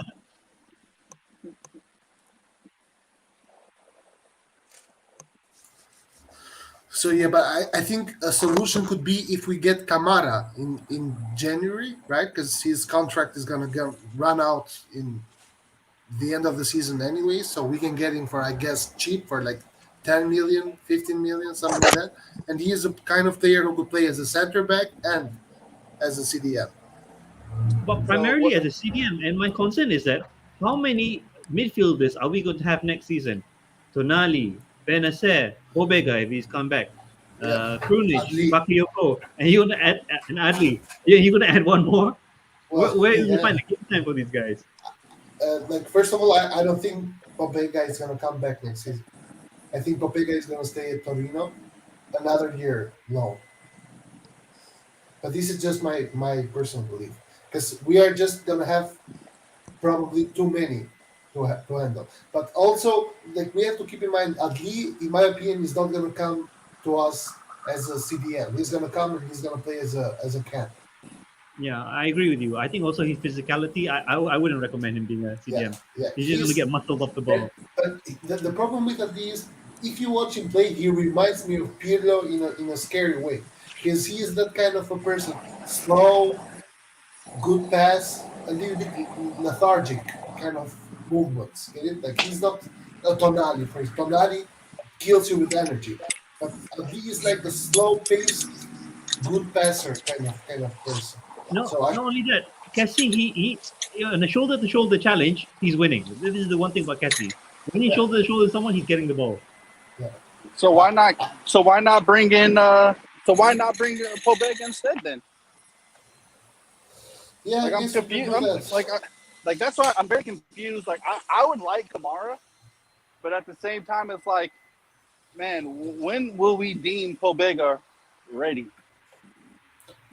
I think the only reason why Pobega is not here Maybe like playing- another 5 minutes or so, 5-10 minutes. Yes, Okay. 5 minutes. I think the only reason why Pobega is not at our, like, with us right now, is that he's not a CDM. He's a Mezzala kind of player. So that's the only worry I think that Milan has. They're like, we can get him, but if we bring him in, is he going to be able to adapt to playing as a CDM? Honestly, guys, like, my opinion, I think Pobega should be capped at all costs, unless we're gonna get somebody like real level above somebody, like, you know what I mean, like ready to invest big time. Otherwise, I feel like he's growing, he's improving for over the last 2 years, and there's good signs of it, man. Like, I mean, you look at the teams that he played for last this season, every team wants to keep him because they know what he's offering. Like, they can see him day in, day out. And Milan knows it too. So in terms of that, I feel like he'll need a little bit of adjustment, but I feel like he'll slot in because we all know Cassie's gone. I mean, 90% of it, most probably, he's gone. So everybody's saying Bakayoko this, Bakayoko this. Bakayoko is actually a pretty decent player, man. I don't know what people are jumping on him. The other thing I want to kind of bring up, because I wanted to bring it up, but I didn't want to interrupt you guys. I see this guy, Revics. He said he's a Liverpool fan. Mm-hmm. And he's asking us how we would, where did it move? I don't see it anymore. Like, how we would do. What do you think we will do against us in Champions League? How you would do it? Easy peasy, bro. 5-0. Easy. GG. You sound like Royman right now, honestly. Like, the way he's just saying. No, man. I think if Liverpool is gonna play with their second lines, we can win. Because I think, like, sometimes, other than the quality, because Liverpool has more quality than us, right? I think we all agree on this, right? But sometimes, even with better quality, the motivation is what wins you games. And I think our guys should be motivated, should be more motivated than ever. Like, you have one job to do, and you have to go there and kill him. Like, you go and kill him. Get it? So while I think that Liverpool, first of all, will not play their first guys. Like they will play some. I think they will play Trent on the right. They maybe play one of Salah and Mane, one of the two, and probably there will be some rotation in the midfield and in the defense. But the core of the team is going to be more or less the same. I don't expect Liverpool to field 11 bench players, right? They're not going to do that, and we wouldn't do that as well, right? Because we have our core players, and the core players more or less set the tempo of the game and guide the guys who don't often play with one another, right? That being said, we should go there and we should win. This is why I think, as earlier Roy was talking about, if we should play with Makers or we should play with Messias. In my opinion, we should play with Messias because we have to go and win and score goals. Because if we win 1-0 and Atletico wins 2-0, we are done. We are out. So we have to go there and score as many goals as Atletico scores. Yeah, I agree with Red John. Might as well put 11 players into attack because he's either going to take a big win or he's just going to lose it and let's whatever, let's just get out of the Champions League. Where is Atletico playing? At home or away? Away. It's gonna be hard. Porto away. At home, they play decent games. So but I have faith that Atletico, being a big team, a team that has been to the final of the Champions League in the last 5 years, a team that won La Liga, is a team that more or less is used to having the pressure of I have to win, and this is what I'm worried with Milan about. Milan, while we had that last season because we had a string of games which we had to win in order to qualify for the Champions League, right? I don't know if players can handle the mental pressure, because you have to keep in mind, when you go and play versus a team and you can win, but you can lose as well, you go and you play with your free mind and you win the game, right? But when you go and you know that you cannot draw that game, you cannot lose the game, you only have to win because every other result sends you home, it becomes complicated, right? You have to be mentally strong. You have to be mentally strong in order to do that dribble and not be scared to fail the dribble. Okay, so it's a good test for our guys to see if they are mentally up to the task. I mean, I agree with you, man. Hopefully, what is the best case scenario for us? Draw? Best case scenario for us is either draw or Atletico wins with the same goal difference as we do against Liverpool. No, man. The best case scenario is we win 5-0 or something like that. Just put it out. Sure. But I think if we win 5-0 and Atletico wins also 5-0, we go through.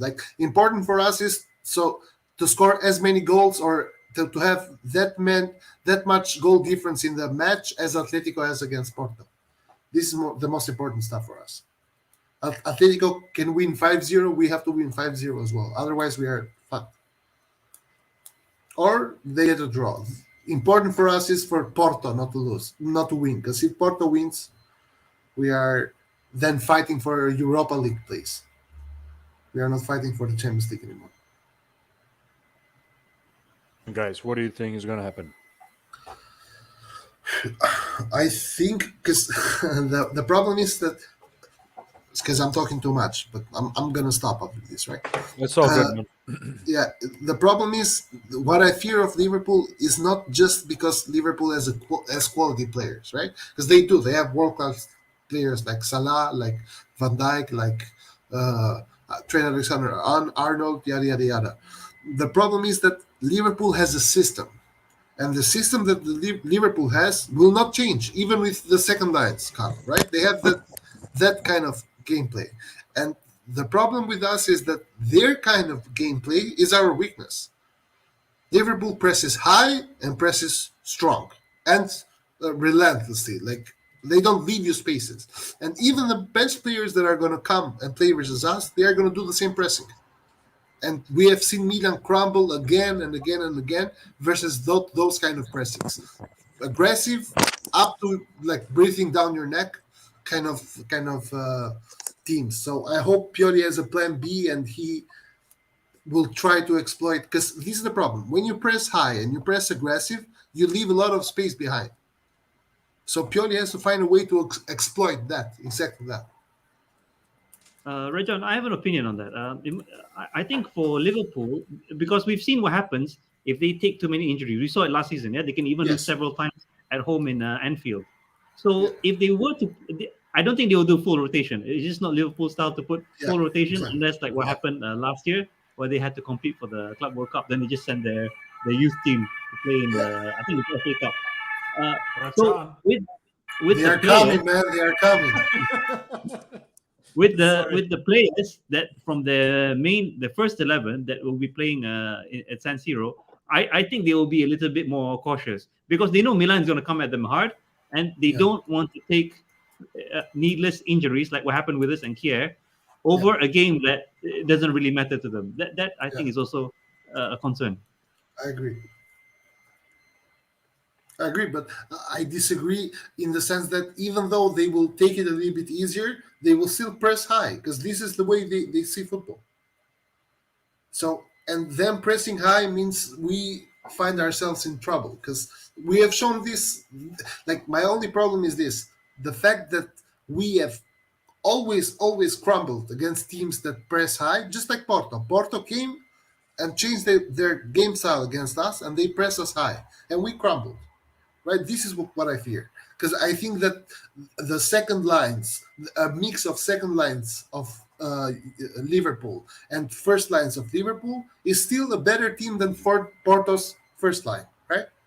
And the fact that we crumbled against Porto's first team pressing us high, it gives me the that is the fear that we might crumble as well. That being said, this is a fight in which only one of the teams is playing for something, right? The other one has already gotten the first place and the full points and etc. Meaning that I think Milan players should have a lot more motivation to go and reach that ball first, or go and tackle harder. Okay, therefore I hope and believe that we will win the match.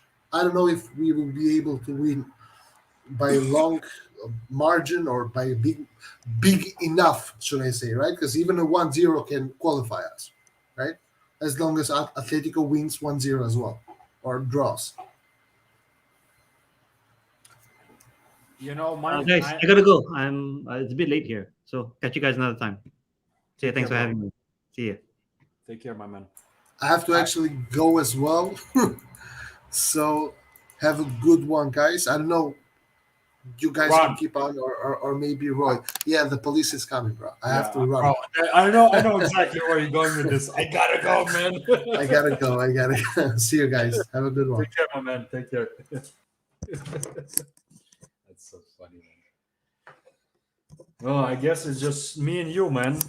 We have to keep up this conversation, man. Or it's just me. Nobody else left. I'll wait for a second and see if anybody's gonna come in. Okay, guys. So I'll try to keep up the conversation here. Like, me personally, I feel like if I have to predict the outcome of the game against Liverpool at home, I have a good feeling that we're gonna win, but not by much. It's gonna be like a 2-1 win, maybe 3-1 at the most. So, but I have a feeling that Porto and Atletico is going to be a draw. For some reason, maybe I'm mistaken. I don't know what you guys think. You can write in the comments what you guys think, because I would like to hear what you guys have to say. Looks like I'm the only one who's going to talk here. So if anybody wants to participate or want to join us, that'll be great. So I can have a conversation partner here, because looks like Ancelotti is not here. And I don't know where Nate is. Everybody just disappeared.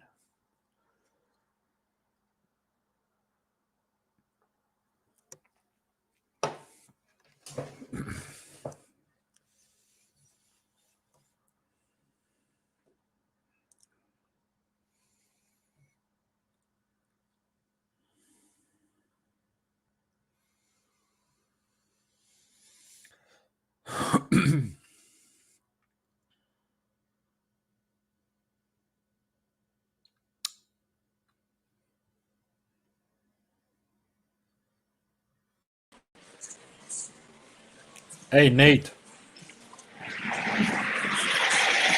Okay, I didn't know if you guys can hear me or not. I had to make a phone call real quick, but I am back. It's all good, man. I'm the only one left here. I've been talking, trying to keep up this whole thing here, man. Oh no, yeah, no, I'm back. I will be on as long as you are on. I'm on, bro. Like, I am here, man. The only thing is, like, suddenly all of them, like, I gotta go. I mean, I understand Red John has to run from police, so I get it. They're coming after him for like third or fourth time. He's like, okay, I gotta go. Okay, they're coming. So I gotta go, man. Then Skillard, I mean, I don't know. Where's Skillard from? Is he from like Asia somewhere? Like Indonesia or something? I'm not sure. I am not sure where. Because he's like, it's very late here, so I totally get it. That he's probably somewhere. Yeah, I like, think morning. Yeah, I think for everyone else, it's probably like around 3 or 4 o'clock in the morning. If it's Europe, it's 3 o'clock, man, right now, like 3:11. So it's pretty late for people. I mean, I totally get it, man. But then I was thinking, like, shit, man, there's nobody else that, where's Lauren, man? What the fuck is going on with that Albanian guy, man? It's the same time for him. Well, in England, it's probably like, maybe like 1:11 or so. So I guess it's late for them, but, I'd be staying up till like, especially on the late night ones, man, I just stay up the whole time with everybody. I don't give a fuck. I mean, like, especially weekends, man. Like, last time, man, like, before Thanksgiving, were you here with us or no, man? For Thanksgiving. That Wednesday stream. So. Wednesday. Yes. There's like 9+ hours or something like that. We went on, man, for some good there was some good conversations, man. We're not gonna. Yeah. I don't know if it looks like we're online, so I'm not gonna say it, but it was a lot of fun, man. A lot of fun. I had fun. I mean, sometimes, we come here to talk about Milan, but sometimes it's good to like kind of deviate a little bit and talk about something else a little bit too.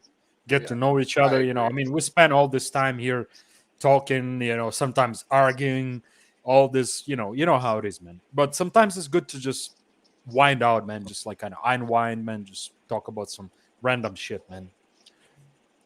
I think a lot of people would like it too. Maybe yeah, not.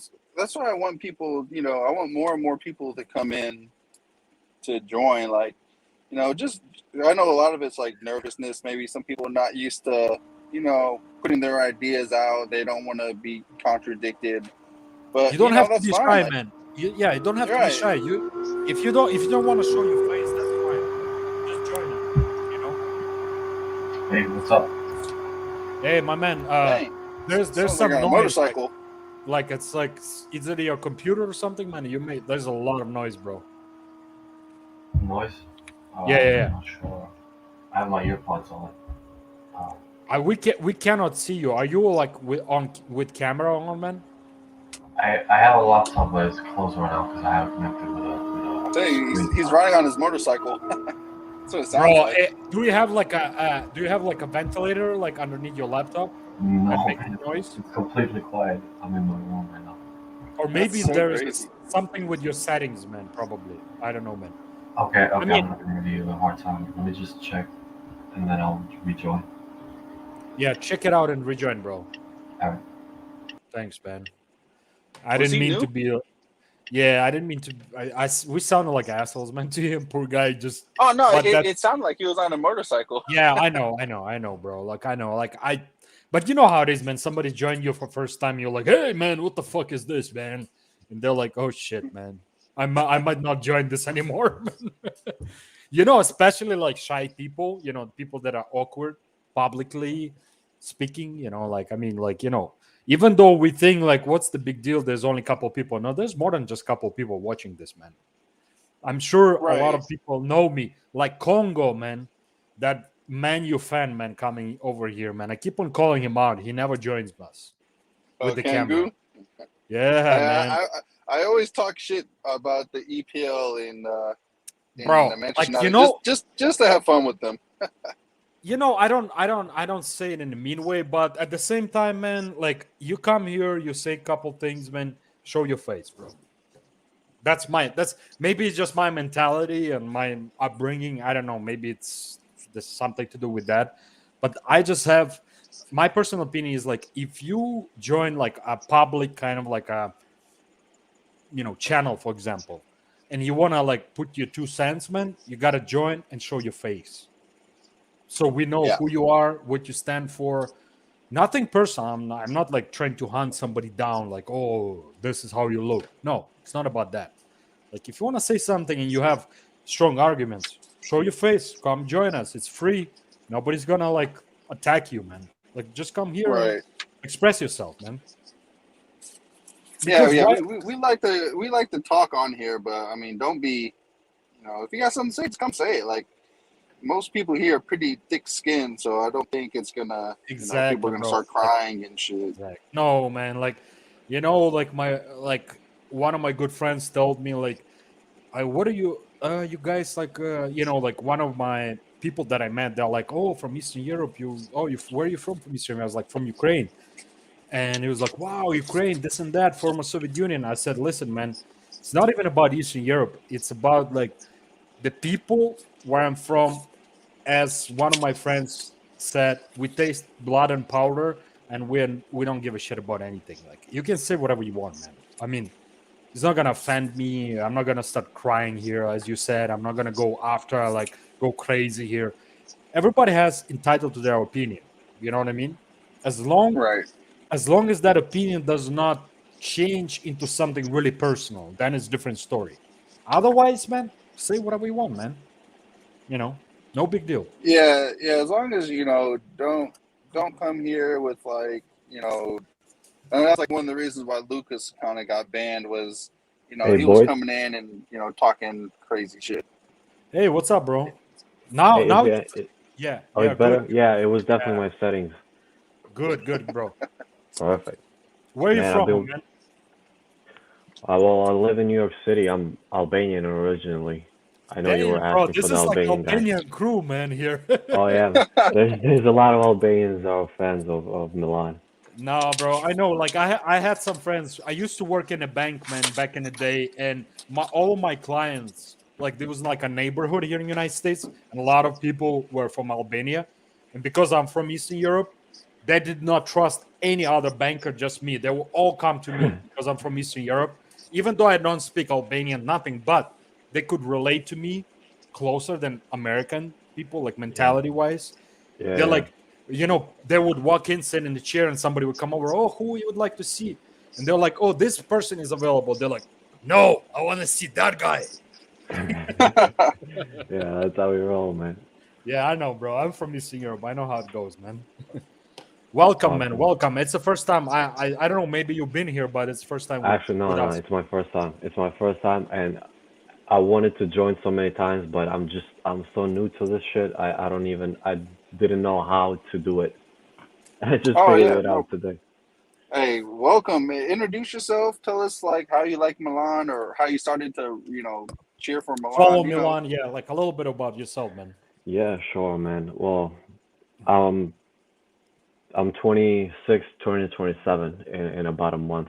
I've been a Milan fan ever since I remember myself as a kid. I would say maybe 2003 from the final with Juve. I started watching, Sheva, of course, made me love the club, and then Kaká kind of continued that. But I don't know. I guess the first times I started watching soccer, it just happened to be a Milan game, and I just got hooked to it. And ever since then, through bad and worse, I've been through it.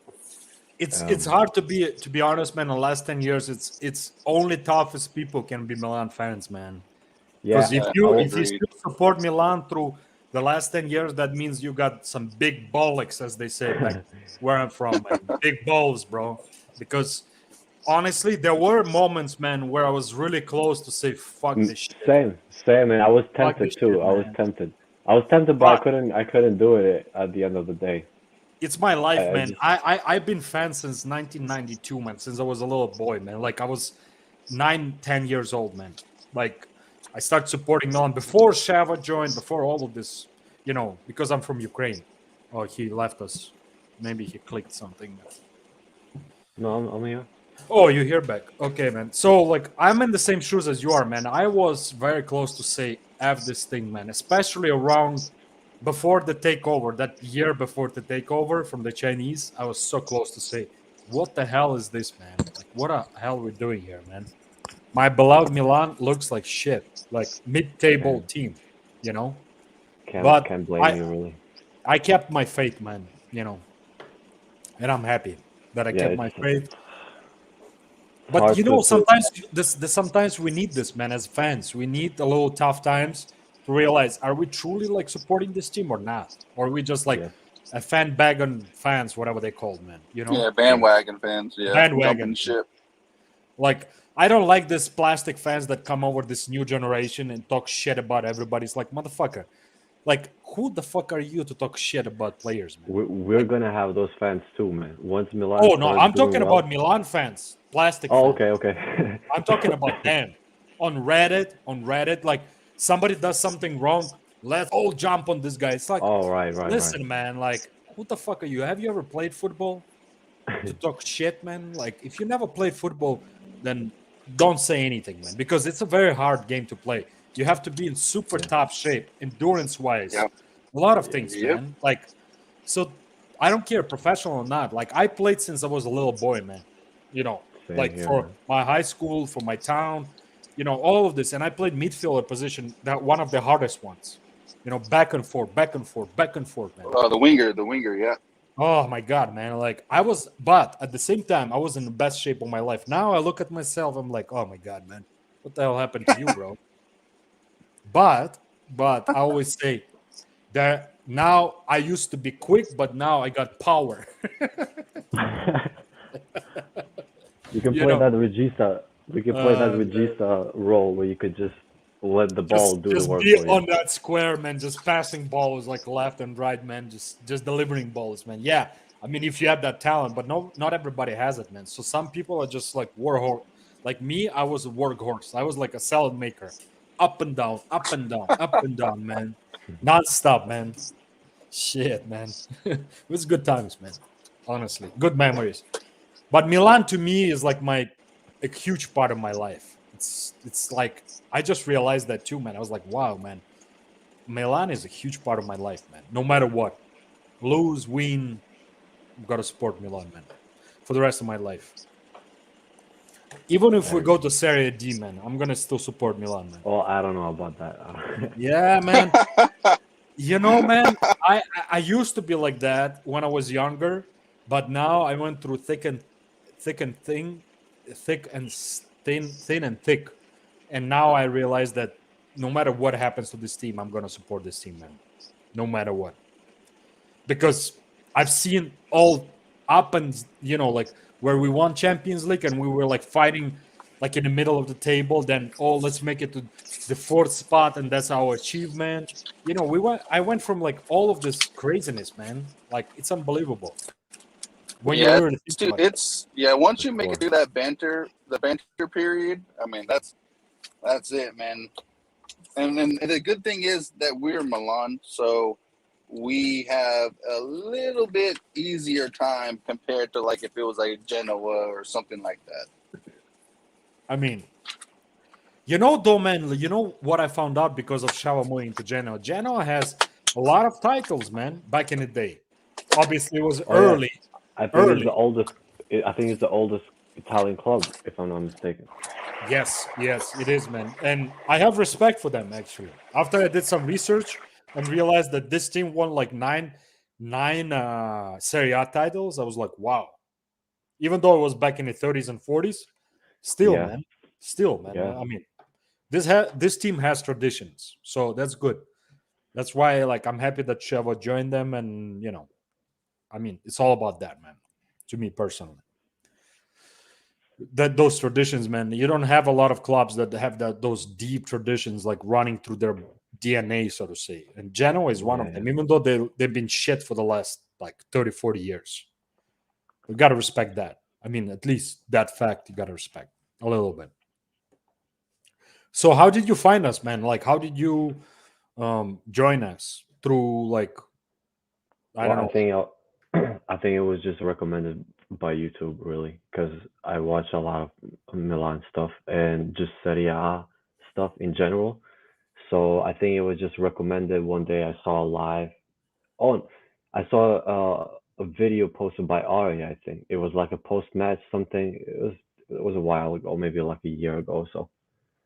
And then I just subscribed to the channel because I don't really know any other. I mean, what is the other? I'm not gonna say the name of the other channel, but there's another channel that does Milan stuff.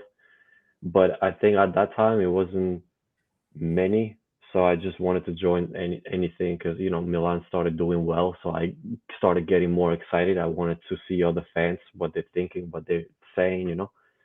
So I just subscribed to the channel, and the rest is history, I guess. Just started watching videos live.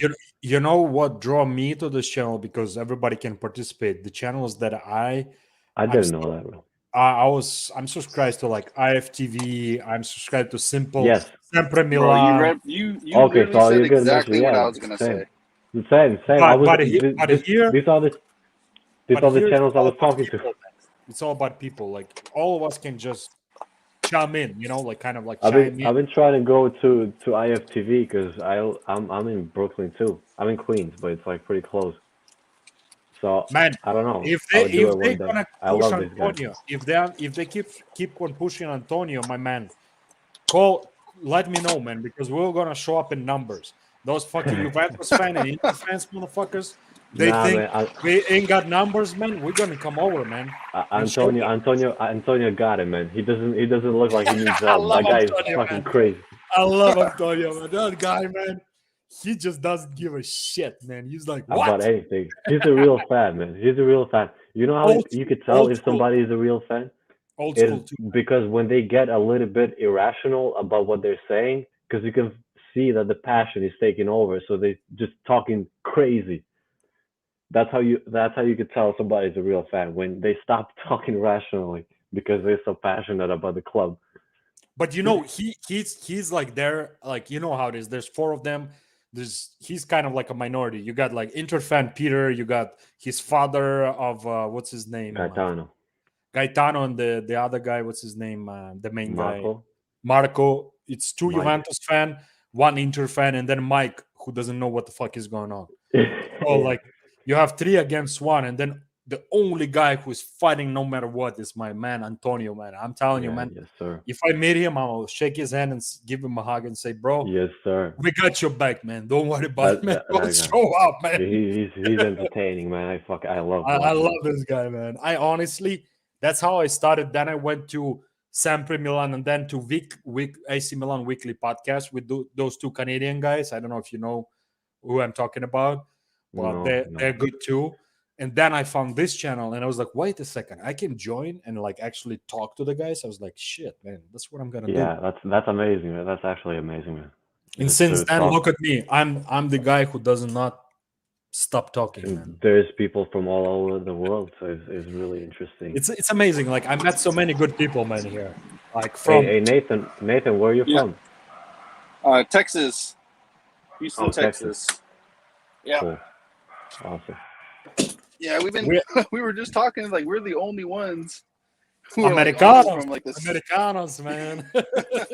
I'm not even Americano, but hey, man, like I'm Ukrainian too, but I lived in this country and I respect this country, and I consider myself like American. But first, my heritage is Ukrainian, then Ukrainian American, man. Yes, yeah. But if some shit goes down, man, let me put it this way: if this country goes into some deep shit, trust me, man, I'll be the first one to sign up, man. No problem. You know what I'm trying to say? Like, shit goes down, man. Because this country gave me a lot of opportunities. I live a good life here, so gotta respect. Hey, Nathan. Yeah. So you're born in the States? Yeah. And technically, I was born in Indiana, but then I moved to Texas when I was probably 2. So yeah, I've been here. So how? Because it is always interesting to me to see how Americans got into soccer. Yeah, So you yeah, were no. born and raised here, and there's not that much of a football culture in the States. Oh How yeah, did you and get into it, and why Milan? well, a little backstory. So I'm adopted. My mom is German and Polish. She doesn't really care for sports, but my dad Okay, is Italian, first and generation. so yeah, yeah. Okay. And, yeah, their parents came. Their parents came over during like like the World War II and stuff. But yeah, my dad is Italian, and so I grew up always watching, the Italian national team, the Italian league. Ah, I watched the other leagues as well. But growing up, I was like, I can't tell you anything about like United States soccer, like the MLS. I can't tell you shit. I don't care about same the here. the United States national team. Like you can ask anyone. Like it's like I know some things, but like All I I know grew about up. MLS is when some famous player from Europe comes here to play. That's all. And then I know that Right, they play in the States now. right. So Some like old I guys grew up. ready to retire. I grew up, just it's always been Milan for me. That's just how it's been. Even like I saw like some baby pictures. All my pictures, red and black shoes, always, no other color. Yeah, It's just that's just how it was. yeah, that's awesome, man. How long you been living in the United States, man? I'm hitting 8 years in a couple of months. Oh, you're a little Nice. baby. You're a little baby, bro. 8 years, man. Yeah, I don't feel like that at all, man.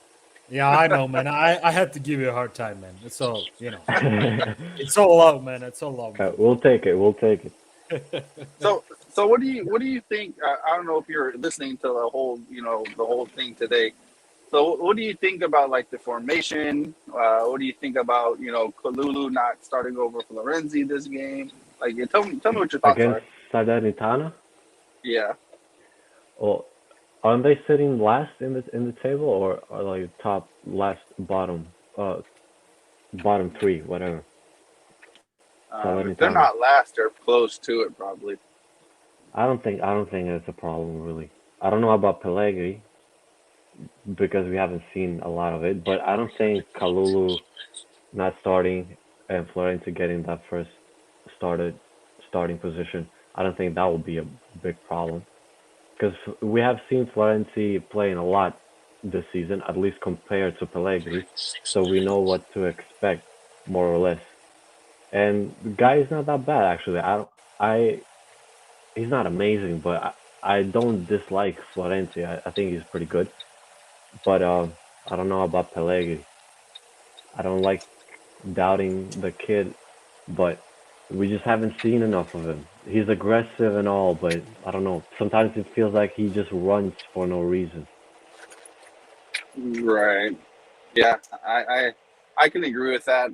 He definitely doesn't look in sync with the team, and he's been injury free for what, at least 2 months now. Like it's not like he's been injured as long as Macias. So I don't think he's just gelling with the team at all. Are we talking about Yeah, I Florenzi mean, or Kalulu? Pellegrini. Pellegrini. Oh, Pellegrini. Yeah. I He's think young, but yeah, I think the problem is confidence, man. Especially when, like, guys, just picture yourself when you're up against Giroud, a World Cup winner, and Zlatan, man. I mean, come on. Like, how would you feel at that age where he is right now? Like, it's freaking terrifying, man. But yeah, of that course. just shows you what kind of mentality you have as a player. If you're terrified by that, then you should not play football, man. I'm sorry. But I guess it's a good chance for him against Salernitana. Salernitana is not If he's smart enough, he would use that chance to the fullest, man. To the fullest. exactly, and we're really dependent on that position, or the striker position, because we change Milan's entire play changes depending on who's the striker. If we play Ibra there, guy likes to come back a little bit, play that 10th position role where he comes back and plays with the ball a little bit, takes the ball and makes that pass that other players are not confident enough to do. And when he's up there, the first player on the pitch, or the last, depending on how you see it, you could play long balls to him. He can hold the ball, but every time we played Rebic, it was totally different. Rebic kind of likes to run in behind and doesn't like to play with the ball that much in the striker position.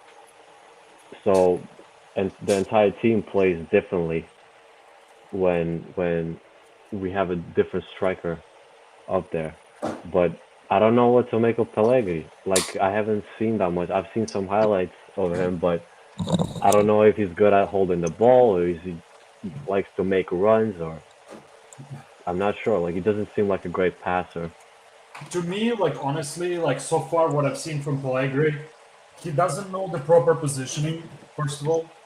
Like, to me, what I've seen, because all the goals, he was kind of in there, but never touched the ball. Like, the goals that were scored when he played. He just he doesn't have that killer instinct, like, like Pipo Inzaghi had. That guy had no physical attribute, no speed, no nothing. Oh. But that sense, that smell of goal, as we call, second to none, man. People have that second to none. Sheva, the same way. Yeah. Then who else we got? Yeah. I mean, obviously Ronaldo, even though he only played for us for like 2 seasons, the same thing. I mean, Brazilian Crespo as well, when he was there with us. Crespo was amazing, man. I always loved Crespo, man. Like, he's one of my favorite players too. Who else? Even Baca, man. When he played for us, he had that sense. Oh man, I love Paco, man. I love that guy. That guy he had something special in him. He joined this team on the wrong time, unfortunately. I mean, let's all agree on that. Yeah.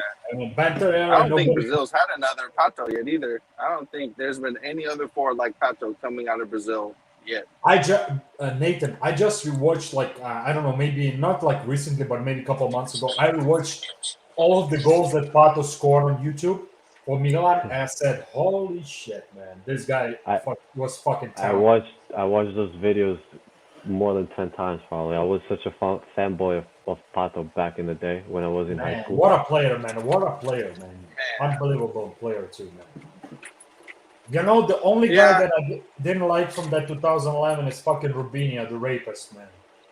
Man, that was a frustrating player. He would do everything right, and then at the very end, that's Rubinho. That's Rubinho for you. That's Rubinho for you. That's why Zlatan hit him with that Taekwondo shot. Like, I don't remember when he scored and celebrated, and then Zlatan ran to him, and then just with that flip over, and then like it was like, holy shit, man. That just shows what Zlatan thought about him at that time. He already knew that guy was a rapist, like raping women and shit. That's a disgrace, man. Like, honestly, that's a disgrace. Yeah, a lot of Brazilian players have been caught. I actually have a good buddy of mine from Curitiba who's Brazilian, and he told me, he's like, listen, man, a lot of those guys come from really poor environment, and they make it to like stars. Then you have like, Rubinho, Ronaldinho. Ronaldinho got in trouble too, crossing the border. Yeah. He still gets in trouble. Got in trouble. Pato, I don't think he ever heard anything bad about him. Pato or Kaká. Kaká comes from a rich family, so he was never very religious, man. You know that. Not only that, but I think Kaká comes from a pretty but I don't think he was poor. He comes from rich family, like really. So there's the tendency, a little bit of tendency of like when they get rich, remember guy from Adriano, the Inter striker? The same thing. Yeah. Yes. The same thing. The king. The king of my ass, man. Like, I mean, seriously. The emperor, I think that was his. Yeah, I mean, the emperor. He was super talented. I have to clarify that. The guy. Oh yeah. Talent, man. He was a beast. He was a beast. He was so strong, man. He could hold up the ball. Was technical, but then he started doing all this bullshit stuff, like drinking nonstop, and because his father died. I mean, I get it, man. I totally get it. But come on, for like the rest of his career, he just kept on drinking and finding excuses, man. I mean, they don't have the mentality, man. They don't have that Eastern European mentality, bro. And even now, even now, man, I feel like even. Oh no, go ahead. Go ahead. No, I was gonna go somewhere else, so just go ahead. I was gonna say, even now, like if you look at all the young Brazilian coming up, who is their idol? You know, is Neymar. And when you look at No, Neymar out of the field, he has big fur I coats, don't like that guy, man. chains, all the flashy shit. And so, the kids growing up, oh, it's party time if I can be a pro player in Europe. Exactly. That guy could have been the best player in a while, like years ago. But I don't think he has the discipline. He doesn't push himself to that point. That's Yeah. why. That That's why, guys. If I have to take the big three players, the most talented, Messi, Ronaldo, and Neymar, so to say, what I always give as an example to you, like some of my cousins play football, and I tell them, if you want an idol, an example of professional, dedicated player, is Cristiano Ronaldo. Oh, for sure, man. Yeah, He's probably yeah. the I don't give a fuck epitome about of. Messi. Messi should not win the ball this last. Let's not go there, man. That shit pisses me off. I think it But- pissed everybody off. Because that son of a bitch did not do shit for the last 2 years, man. With Barcelona and PSG now, and how the fuck Literally he won this, nothing. how the fuck he won this shit, man? It's Ronaldo at depressing. least, Ronaldo to me at least, no matter where he plays, he'll die on the field, man. He wants to Yeah. win. Even That's what I like love. Yeah, they've I allowed Messi always to go. walk around too much. Like that shit's killing me. When I watch Messi compared to how he was like in his prime, like so much movement, and now it's just Yeah, but like we have his to age take is no into excuse. Like you have Robin, and Ribéry run more than Messi, and they're older than we him. Like he has no excuse to. we have to take into consideration that Messi only played in Barcelona, and not only that, but maybe the best Barcelona that has ever been, and he never changed teams. Everything revolved around him, and I don't know. I know people don't really care about this fact, but the fact that Ronaldo played in different teams plays a huge role into considering who's the greatest between them two. Yeah, I agree and disagree because you have Maldini, who's considered the greatest defender of all time, and he's a one-man team. I think it comes down to consistency of the player, no matter where he's at. Yes, but Maldini has been in like 3 generations in Milan. Messi has started when Rijkaard was the coach of Barca and they won that first Champions League. Ronaldinho was there. The fundamentals that they got before Pep went there, they had Xavi coming up, Iniesta, and the team was just ridiculous at that time. And I'm not saying that if somebody else was instead of Messi would have done as good, and I of course realize how fucking good Messi is. You can't deny it. But I don't know, man. I think to me that plays a huge role because testing yourself in different leagues and in different kind of plays and still doing good anywhere you go, that just proves that you can adapt. You could play football in general, not just one type of football. And Messi never showed up for Argentina, at least to the level you would expect him to do. So, even though they had a great team. What pisses me off, guys, is another thing that they created, the media created, or whatever you want to call it, that Messi is this good guy and Ronaldo is this evil guy, like egoistic, narcissistic, blah, blah, blah. Where actually, when you do some research, you find out how much Ronaldo does for his country. Like, yes, like in terms of donation, like building children hospitals and shit. Like, who the fuck's like what like they only focus on like negative about Ronaldo. But Ronaldo, to me personally, this guy came out of nowhere like Messi did, but his dedication, his work rate is second to none. And it's Messi, crazy. I don't think anybody has it. No, man. Only maybe Zlatan, man. Close to it. Yes, I maybe that. Yeah, only Zlatan. Only Zlatan. He has that fucking But mentality. I think Zlatan is like just a genetic beast. Also, that guy is a fucking beast. Who plays at 40 years old the style he plays? I don't know about even Ronaldo or Messi at 40 years old. Nobody. And I don't think we ever gonna have a player like Ibra. Holland's the closest one, but he doesn't have the footwork. Footwork or elasticity or athletic. You know, he's not as athletic as Ibra. Ibra could jump and just do crazy shit in the air. Well, Ibra's And also a fucking black belt. Yeah. Yo, Taekwondo, do shit yeah. that literally no one can do. Those kick, like those goals he scores like his leg backwards. That's With because his of heel.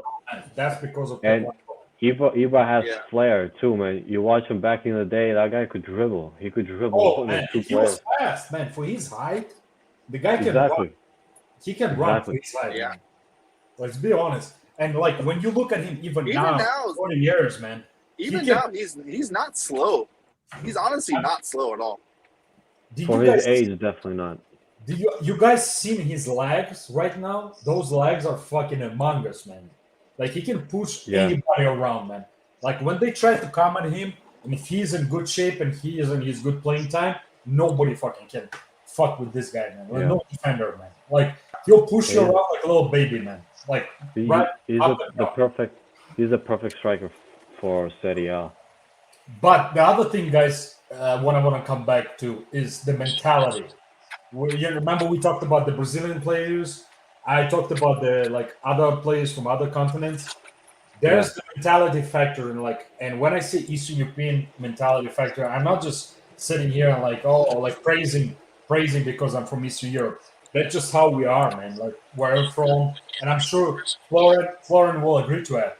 Like because we tasted blood and powder because there was nothing. When I was growing up, I grew up in fucking Soviet Union. There was nothing. I had to stand in the line to buy a loaf of bread, man, for fucking 5 hours when I was 7 years old. So what do you think we're gonna do? Like when you grow up like that, you grow up like a strong mentality, like nothing breaks me, and that's what Zlatan was. Right. I agree, and I disagree, to be honest, because I think what makes players in Brazil do that is because they are born in a poor environment, not only financially but educational wise also. Nobody knows what to do with all of that money. Okay, and I agree. they go off the rails. And I know so many Albanians, not just athletes, but just people that made a lot of money and they went rogue because they don't know how to do. They never had the education of what to do with the money. They don't have like a path to life that is not going to take them to coke and hookers. But even Ibra was like that. If you watch some of Ibra's interviews, he says how the first thing he bought with the money he got from being a soccer player was a Porsche, some SUV Porsche or some shit, some expensive car. So he went through there. But I think the biggest asset that guy has mentality-wise is because he's able to adjust. I don't think the guy had he's strong, he's confident because of that, the Eastern European whole thing, but he learned a lot. He became a professional when he started playing with professional teams because he saw that you can't do it otherwise. So I'm pretty sure he started taking advice from professionals and he didn't fuck around. Started working and just dedicating his life to soccer. And that's a good point. That's a good point. If you look at all the teams that, like these Brazilian guys, when they're on and when they fall off, it's always on like teams like Barca and Real Madrid. Like, look at the Brazilians that we've had. Not, Ronaldinho was already in the later part of his career, but Pato wasn't like that. Kaká wasn't like that. Cafu wasn't like that. No, Cafu Jorginho wasn't like that. We didn't have guys who we had professional Brazilian players, and I think coming to Milan, they set that mentality. Like if you come here, you're not going to be on that bullshit. Yeah, the expectation. You're not going to be on some bullshit when you come to Milan. You have Maldini there. There's a hierarchy, and nobody lets you get away with shit. Come on, guys. Let's be honest. Even if those guys had some attitude, we had Gattuso on the team. This guy he's a pit bull. He'll come to you and say straightforward to your face what he thinks. and if you don't like it and you try to argue with him, he'll slap you on the face. And sometimes this new generation does not understand this, man. Sometimes it's needed, man. Like I hate somebody I hate I hate that part. I hate that part of football now because just social it's media. soft. It's soft, man. It's soft. And That's just what it people they trying to be famous more than a good player, you know. Because back in the day, not even that long ago, you know, like 2007 and shit, when there was no social media, if you were famous as a soccer player, you would only see them in newspapers or some rare interview on TV or some shit. Now you would just fucking you could just write their name and just, you know, watch them do anything. You know, Neymar streams, you like does gaming stuff, Mbappe, all these guys. And it just, I don't know, man. It's like it makes them look less professional. It's not the class I mean, that they football have no players used mentors to on have those back in the teams. day. Like, who does Mbappe they're have kids. as a mentor at PSG? I mean, Neymar? Oh, yeah, there's none. they have Ramos. They have Ramos there, but you know, he's not going to control them like that. They don't Hey, anymore. They got rid of him, yeah, no? yeah. Like Thiago Silva, you know, if they, you know, they They don't have got nothing. rid of Ramos? I didn't I hear think that. so. I No, think no, so no, because no. he had like 50 injuries in 3 months. And to be honest, like I honestly, my honest opinion is that Ramos is a good defender, but the problem with him, he gets carried away with some things sometimes. Like, Oh yeah, way too he much. has that. He has that Spanish I don't like mentality Ramos where at all. they lose their head and they lose their composure when things get heated. But I you hate know when the they compare that problem guy with is, Maldini. you know the problem is because, let me put it this way: if Ramos tried to do something what he did against Salah, remember that final? If he tried to do something again, like something similar to that to, let's say, Ibra, the old school striker, he would fucking like live it, man. He'll like do something to him. But because of what we talked before, like, you know, this newer generation, they're just soft. They fall down. Oh, I broke this or twisted this. I'm gonna cry about it. Yeah, Cry there's about no what, man? Like, there's cry no about fight. what? There's There's no no fight fight. whatsoever, man. And that's the problem nowadays, man. People lost that, you know, good positive fight. I'm not saying like a mean fight, but like competitive fight. You know, like, I'm gonna win, Yeah. you're gonna win. Let's like try it out, man. Who's Yeah, better?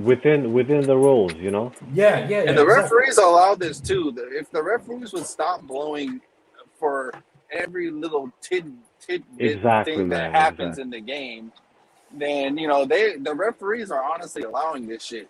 Like if But it's I a don't think it's shoulder to just the shoulder referees, tackle, but FIFA well, they're the has man. changed Yeah, the that's standard. true. That's true as well. FIFA is corrupt. Like FIFA is corrupted motherfuckers, man. That's what it is, man. I'm sorry.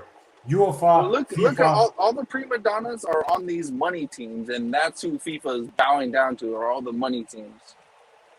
Yes. I I mean, honestly, guys, I'm so happy that Milan is not prima donna team, man. Because we still have some old school players that put some right message to these young players in their head. Like, listen, you don't cry like a bitch, man. You play. That's what you do. I'm just afraid that football in general is gonna steer towards that. Bro, it's already it's already here. It's there, man. It's there right now. Like don't be afraid. It's there. Like, there's nothing. That's Yeah, why I so, said. so we're gonna be affected by it too. Yeah, I mean, but that's why I said the referees have got to. They've got. If you notice in the Euros, they let a lot of these 50-50 challenges go. Like if it's a shoulder-to-shoulder tackle, they didn't call a foul. If it's a tackle like in the Napoli game where the guy, you know, he got the player, but the ball too, they play and the goal is allowed. You know, shit like that would never. That shouldn't be called, man. Like, And it makes some of the stuff game is so just, much more entertaining. It's crazy.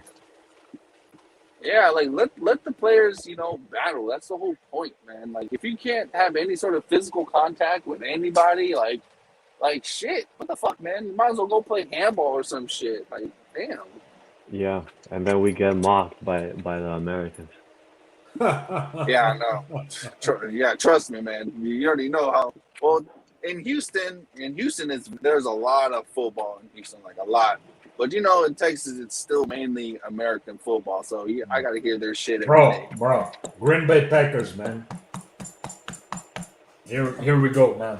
You know that's the only team, bro. That's the only team, man. Nobody ain't got shit on that. Besides maybe New England Patriots, man. That's about it, man.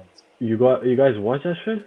Oh, bro, like my wife watches, so I will watch with her. But I was forced. Guys. Watching. As an immigrant, I was forced to watch. First of all, like I went to college in Chicago, so you guys have to understand. Like I think Nate knows that Bears against Green Bay, it's always like one of the biggest competitions. Then you have Vikings from Minnesota, so it's like that Midwest competition. I was from Wisconsin, even though I wasn't born, I'm not American, but I went to college in Chicago. And they're like, "Where you from?" And with my broken English, I said, "I'm from Wisconsin." And they're like, "Oh, you Green Bay Packers fan?" I'm like, "What?" I didn't even know what the hell they're talking about. Like, what Green Bay Packers? So, like, I had to get to know what the hell they're talking about, what Green Bay Packers are. And over the years, people like my American friends, they told me like the rules, kind of how this game is played. And I start following like only like on occasion. I don't follow it on regular basis. But if somebody asks me who you going for in American football, Green Bay Packers, man, green and yellow, man, all the time. It's not a bad sport. Honestly, it's not a bad sport. It's not clearly it ain't the best, but it ain't a bad sport. I'll watch certain games because I know it's going to be a good competition. But even in American football, they have a lot of shit that just doesn't make any sense to me. All those rules, like, I man, think all sports, those stoppages, I think sports, man. Yeah, sports in general is just getting really, really soft. Like as a whole, it's getting really, really soft. The only sports, man, that I'm still enjoying is some old school boxing, man, some old school kickboxing, man, some old school MMA, man. Like I'm enjoying that shit still, no matter what. That's the only thing I watch besides football. And the thing is, like, luckily enough in my life, when I was young, I got the chance to box with like I was lucky to have some good coaches when I was like a little boy. And the value that they taught me, man, I still live by those values until this day, man. Like, like my coach when I was like 8 years old, he told me, "Listen, man, you guys," there was a group of people, like, he just surrounded us and said, "Listen, you guys have to understand, boxing is not about being the strongest, the big baddest ass and go fuck people up. It's not about that. It's a pure art. And if you're a boxer, if you train as a boxer, your hands," I remember even his movement, he was like, "Your hands are your weapons. You cannot use that whatsoever outside of this ring. Even if people attack you, you cannot use, because most people don't know how to fight." They still teach that too. But that was like back in the 90s, bro. Like when I was a little boy, like super little boy. And that message that trainer put in my head still lives to this day. So like the way I look at this, I feel like any boy, especially boys, need to have at least minimum a year or two of some kind of fighting experience for themselves, because it teaches you discipline. First of all, it teaches you respect. Like you respect people no matter what. So you're not gonna go attack somebody just because you're like strong and you're like, you know how to fight. I never done it in my life. There were situations in my life, trust me, in the bar, like I'm sure you guys know, like the bar, people drunk, start talking shit to you, blah blah blah. All right. Let's do it. I always backed off, and my friends were like, "Bro, like what the fuck are you doing?" I was like, "Bro, I'm just gonna walk away, man." They're like, "What are you, pussy, man?" I was like, "No, I'm not pussy, man. Trust me. I'm just gonna walk away, man. That's all I'm gonna do." And to be honest, that's how it's supposed to be, because people that know any kind of martial art, boxing, kickboxing, jiu-jitsu, whatever you're learning, you cannot use that force against regular people. I don't care if those people are violent against you, unless it's like really endangering you personally or somebody around you, then it's a different story. Otherwise, I feel like this young generation, instead of playing PlayStation, or sitting in computer, should go and train, man, a little bit. for like 6 months and see how it is, man. I think they will understand what it is, man. Like, trust me. I don't know if you guys ever done any that kind of sport, like, you know, like contact sport. I'm a red belt in Taekwondo. So here we go, bro. I was in Taekwondo when I was little. All I got to was yellow belt, but I was in karate. So you guys know exactly what I'm trying to say, because some people might not understand what I'm saying, but you cannot use your force, man. You cannot use your force. If you have some kind of knowledge, you cannot use your force. The only thing my trainer told me is like, only time you can really defend yourself, it's really endangering, like self-defense. That's it. You can never start fights, and that thing stuck since I was like 7 years old, man. I got in a fight outside of the ring maybe twice in my life, and that was only defending. One time in America, I knocked somebody out and I just ran because I knew I'm gonna go to jail, man. Like, I knew it. Like, because I know the laws here in this country, they'll fuck you, grab you when you go to jail, man. And that's it. No if or but. Yeah, and in the United States, the winner gets in trouble. That's that. Trust me, man. I learned it. I learned it, man. Like, and after that, you just gotta practice some leg kicks and some body shots, man. Listen, man. I you know, like when you train in the boxing, gentleman sport, you know, if somebody hits you, you're like, go this way, and then you bam, and next thing you know, what the fuck did I do? Why? But it's your muscle memory, you know. If you train, you're like, you know, certain moves, and then boom, but the guy's like falling down. You're like, oh fuck, man, now I'm in trouble, man.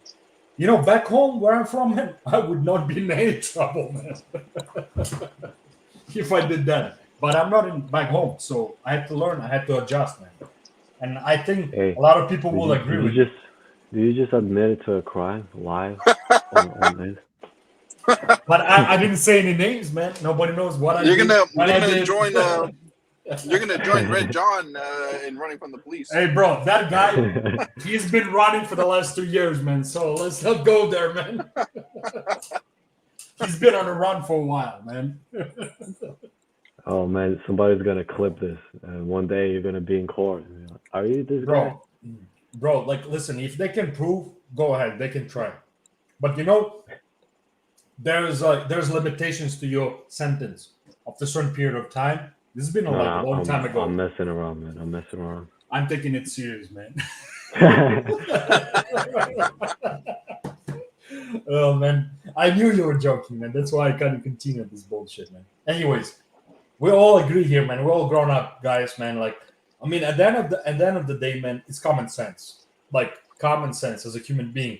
Somebody comes and wants to harm you, I mean, take a chance, man. That's all. I always say that to like people. Like, take a chance. You never know.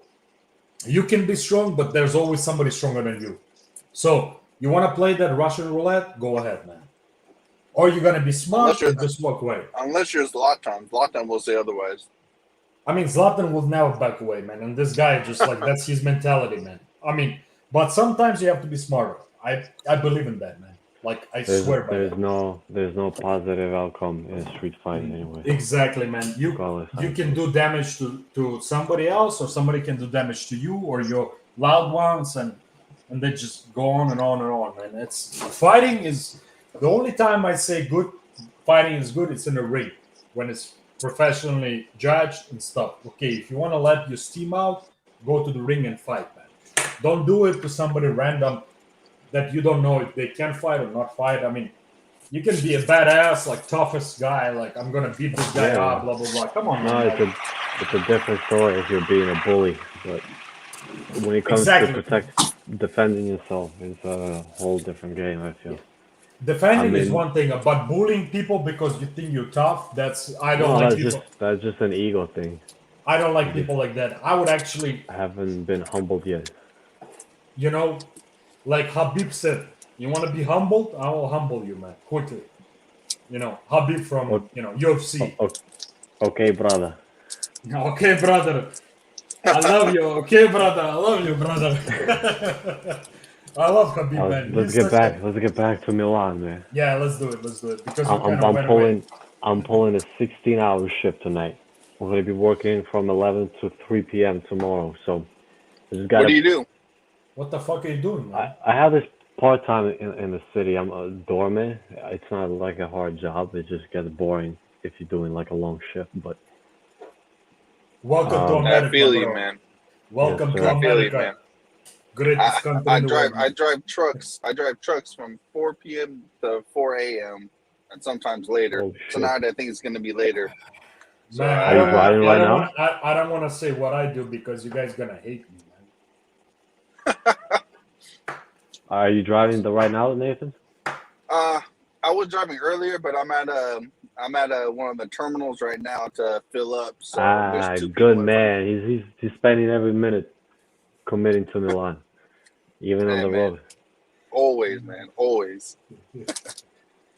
So what do you do, Vasil? Oh man, I do easy jobs, man. Now I used to do heavy What do shit. you bag people up in the trunk? No. I'm actually working in like financing world, man. Oh yeah, A little bit, man. A little bit, yeah. like some investments, some stock market No, trading? it's not investments, man. It's the company I work for. It's more about helping like small to medium-sized business owners. Like if you want to start up your own business, that's where people come over to my company where I work. And actually, I like it because the main focus is like on people like, let's say, minorities, women, people that usually, if you go to a traditional bank, it's hard to get. If you have anything off on your credit report, they're not going to give you any money, man. But we work with the people, and it's not some kind of a scam or anything like that. We actually work with federal grants, state grants, private investments, a lot of things, man. Is it one of these bad credit, no credit? No problem. No, not that shit, man. No, bro, nothing like that, man. Trust me, man. Because I like my work experience. I've done some interesting jobs. I worked for like traditional banking, like different banks, like big banks like Wells Fargo, for example. Everybody knows Wells Fargo. Fifth Third is like more. It's not the biggest bank in America, but it's pretty big. I worked for them for a while. I worked for Associated Bank, which is more a Midwest style bank. I mean, I worked different banks, but then I said, "Fuck this shit, man." I didn't like the way they run their business, so I found this place, and I really enjoy it because we truly help people. Like, there's no like agenda like to fail somebody and just make money. The whole point is to make people succeed. That's awesome, man.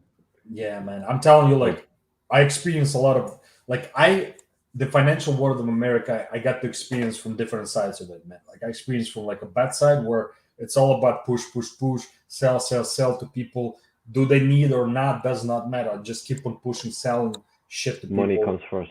Exactly. I worked in that environment. Then I worked in an environment where I work right now, where it's all about actually focusing on the business owner, not just can he pay or not. We'll make it happen. We'll make it work for them because we have the flexibility.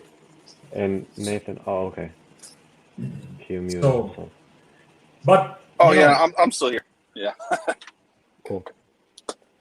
But you know, That's the dope, interesting thing is, man, that three of us are so different. I mean, Florian and me, we're kind of similar because geographically speaking, we're like almost neighbors. But like we have like the whole group of us here, it's amazing. Like that, everybody talks about their different experience, life experience. Everybody's from different part of the world, you know. And that's I mean, I right love now that. we're in 3 whole different places in the States. This guy's from Texas. I'm in New York Make City. America great again. Yes, sir.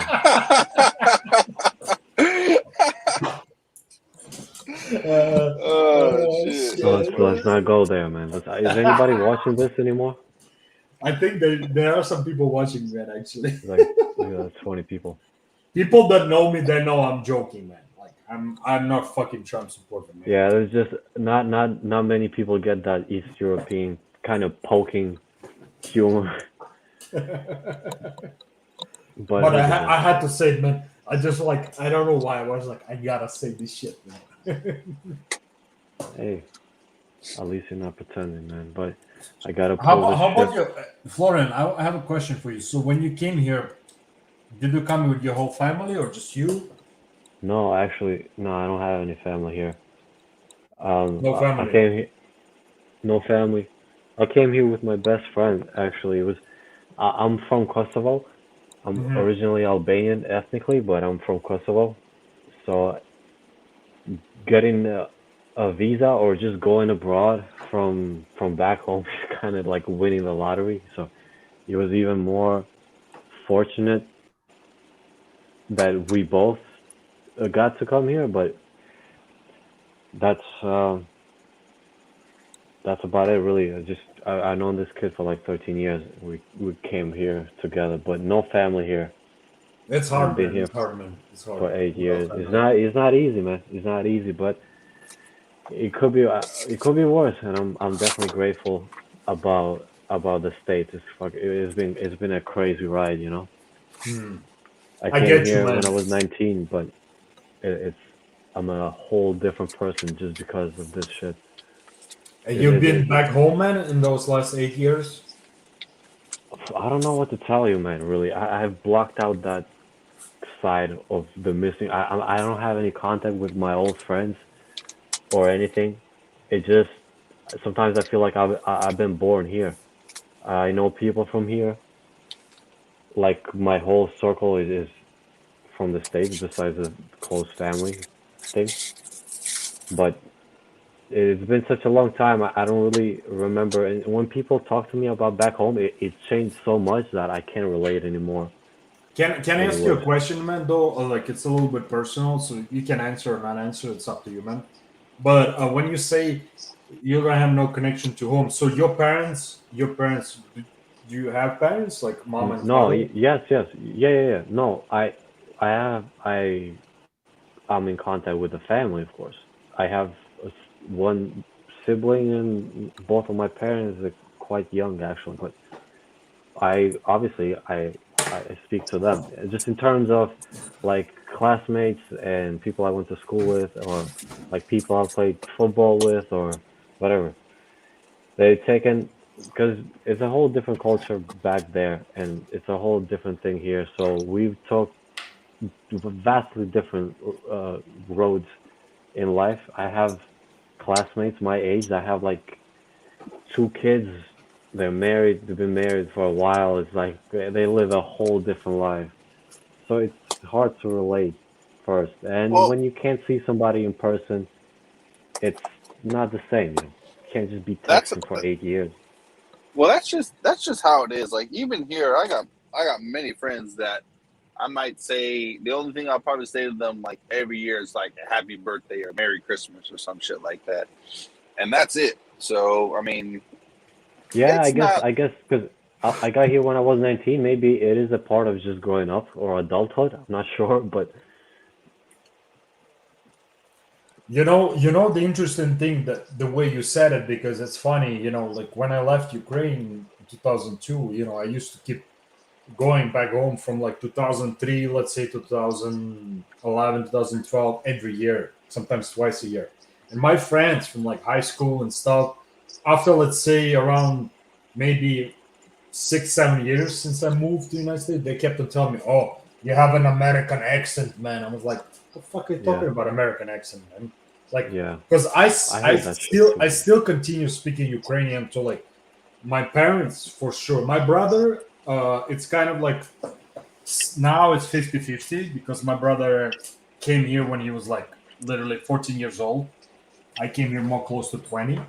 So I lived a lot of time back home. So I still like I Oh, so stopped. you were my age when you got here, right? Yeah, I was your age, but now as you can imagine, I'm an old motherfucker, man. Like seriously. You're looking good, man. You're looking good. Don't give up.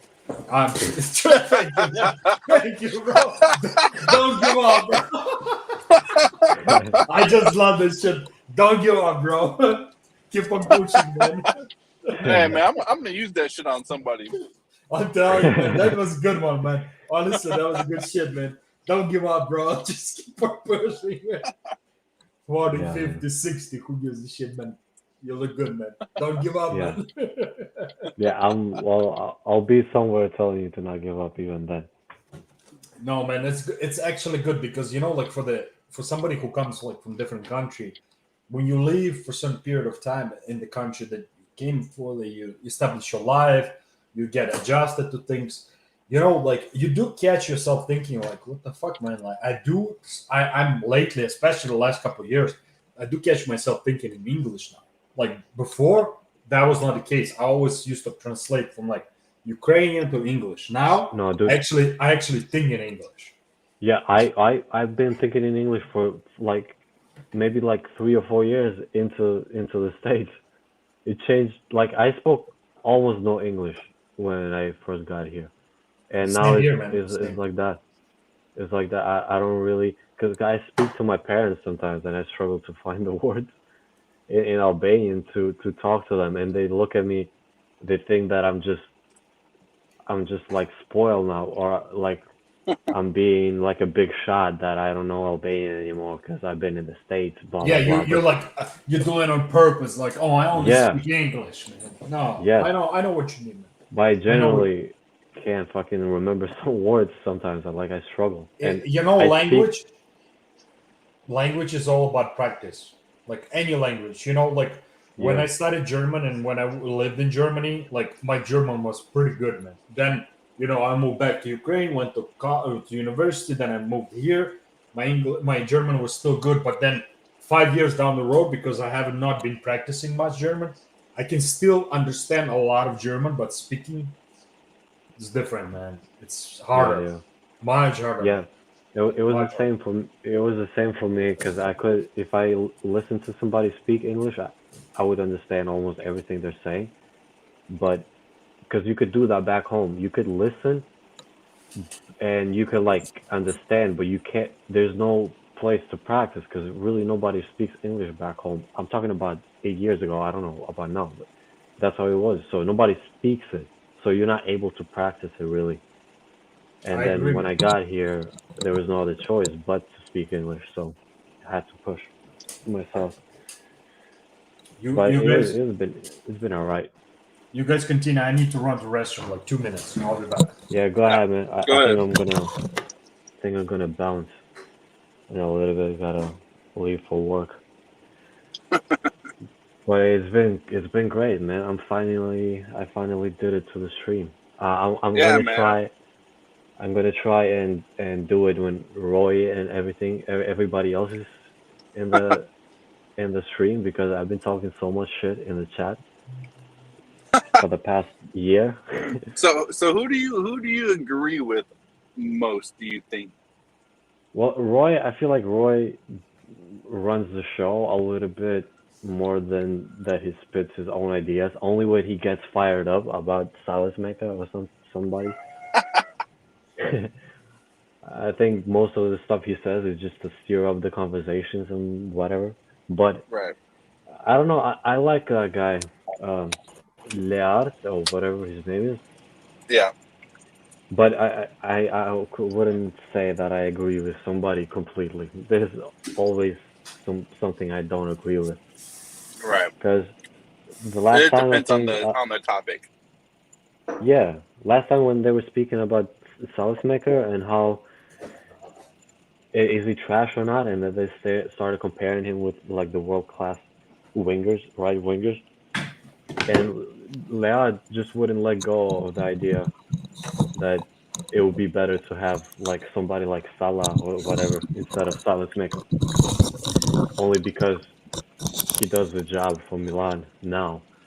And you know, I agree with that. He does the job right now, but you can't argue that we would need a more technical and more attacking right winger because the classic right winger is not somebody like Salzmaker. Is right wing is usually not used to defend and do what Salzmaker does, which is like running everywhere, defending and all.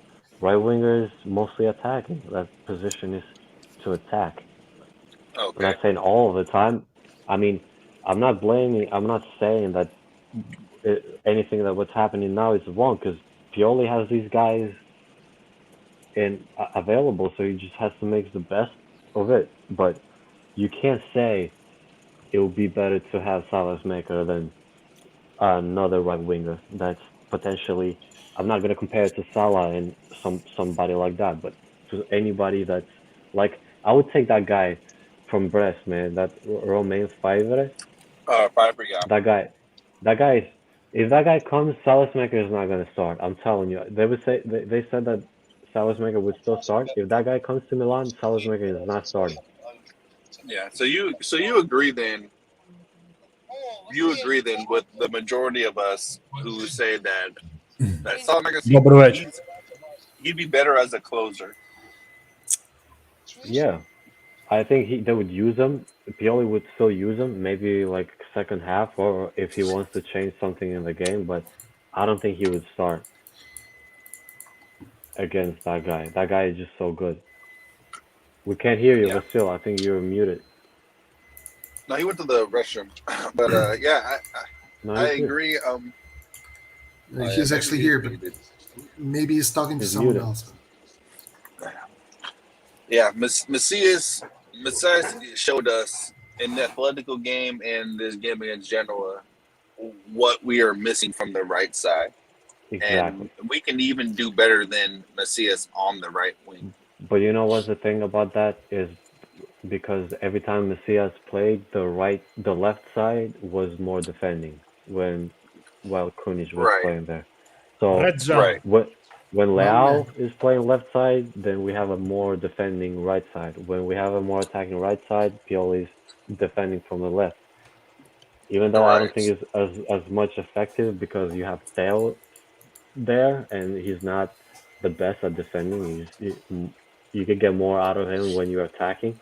So I don't know how Krunic and him have been working it out on that left side, but it's been working out, man. Yeah, but listen, my problem with this approach is that if Pioli needs to always have a winger whose role is not to be a winger, but whose role is to be a defensive guy, then I see it as a flaw in Pioli's approach, right? Because we see other teams that manage to have attacking fullbacks and attacking wingers in the same formation. So why can't we? How come Sassuolo can do it but Milan can't? I think we just don't have the players yet. I think because Leao and Theo have been working out pretty good, and they're very much attacking on the left. But the right side is always like Calabria is less attacking than Theo, comparing the defending sides, and Salesmaker is more defending than Leao. But I just feel like we don't have the players yet for that right side to like attack on both sides. Exactly, and I agree with this, and I would like to not agree, or I would hate to agree with the fact that we have Salamakers there because Pioli wants one side to be defensive and the other side to be the attacking side. Yeah, that wouldn't be a good look. Exactly. Yeah. I just think and hope that Pioli just doesn't have the players. But if he could choose, he would choose an attacking right winger and still use Calabria as the more defensive right back, right? Yeah. For the balance. Yeah, because we essentially go to a 3-5-2 because Theo likes to go up. So it's fine if Calabria and Calabria goes more center. Yeah, exactly. And not only that, but Calabria, when he does go forward, he's also very productive in his... Like, usually when Calabria goes forward, he doesn't lose the ball. It's always a cross or a shot. He's very concrete. Calabria is very concrete. He's more calculated, yeah. Yeah, exactly. Like, and I see that with Theo as well. Like, for me, the comparison between Theo and Leao, or Theo, Leao, and Rebic. Rebic and Theo are concrete. They go there, they pass the ball. Leao goes there, and then he always misses that last pass. That final pass. That final decision. Hey, guys. Yeah, that's the only thing that he's missing right now, I feel. I like Leao a lot. This season he has been better. He can still improve though, right? His dribbling is fucking crazy, man. That guy could take 2 or 3 players, no problem. Rajanovic. Rajanovic.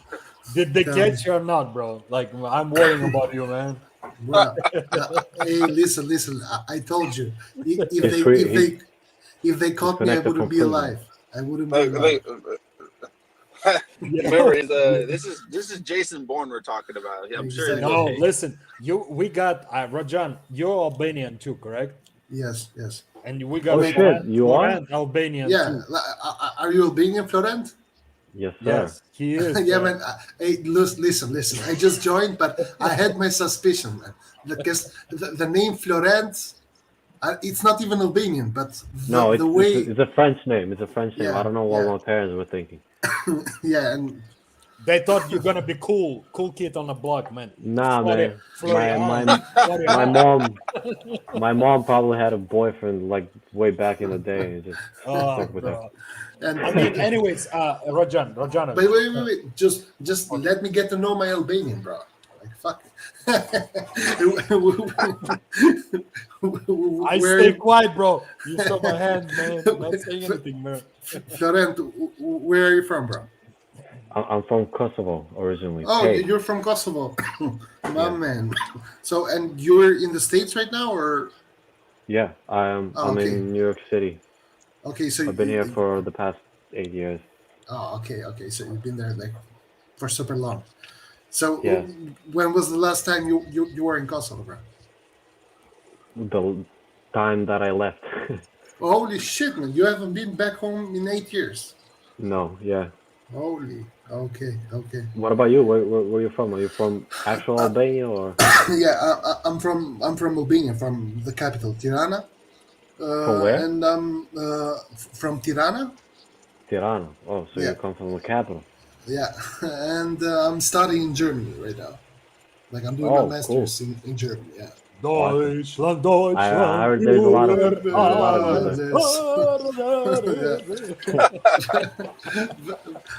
Vasil knows the drill. Bro, I saw those motherfuckers, man, in real life, man. Those Germans. Yo. Hey guys, I'm gonna mute my stuff real quick. I'm just gonna go see something.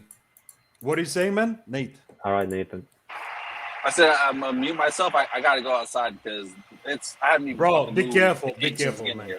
Just be careful. Oh no, I'm bro. at the terminal, bro. I can. It's cool.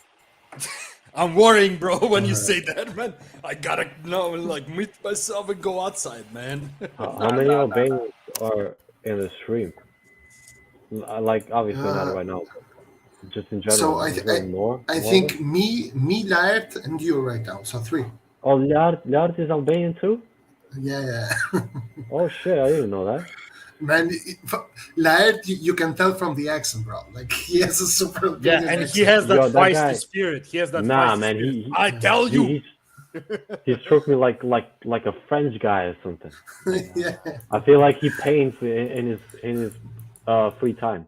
Florent, man. Yeah. Do you think French people act like that, man? They're pussies, man. Come on, bro. Like Florent, when he says, "I tell you, shut up, man. I talking," and that's when you know that's Eastern European guy, man. Right there. Oh, man. We already got the red and black colors here. We're ready to take over. Yeah. We're ready to take over. Dude, what I love most about that is when he's super angry, man. He's like, "You guys are crazy, man. You guys are crazy." I'm right. Yeah, he was acting like that. Well, when that topic with Salesmaker. Yeah.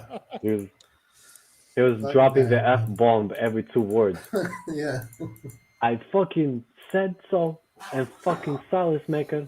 But do you know what I love about this channel, man? The Eastern European unity, man. Because me and Laura, we never argued. Me and Red John, we never argued. We always just laugh about things, even if we disagree about shit. And that's that's the beauty, man.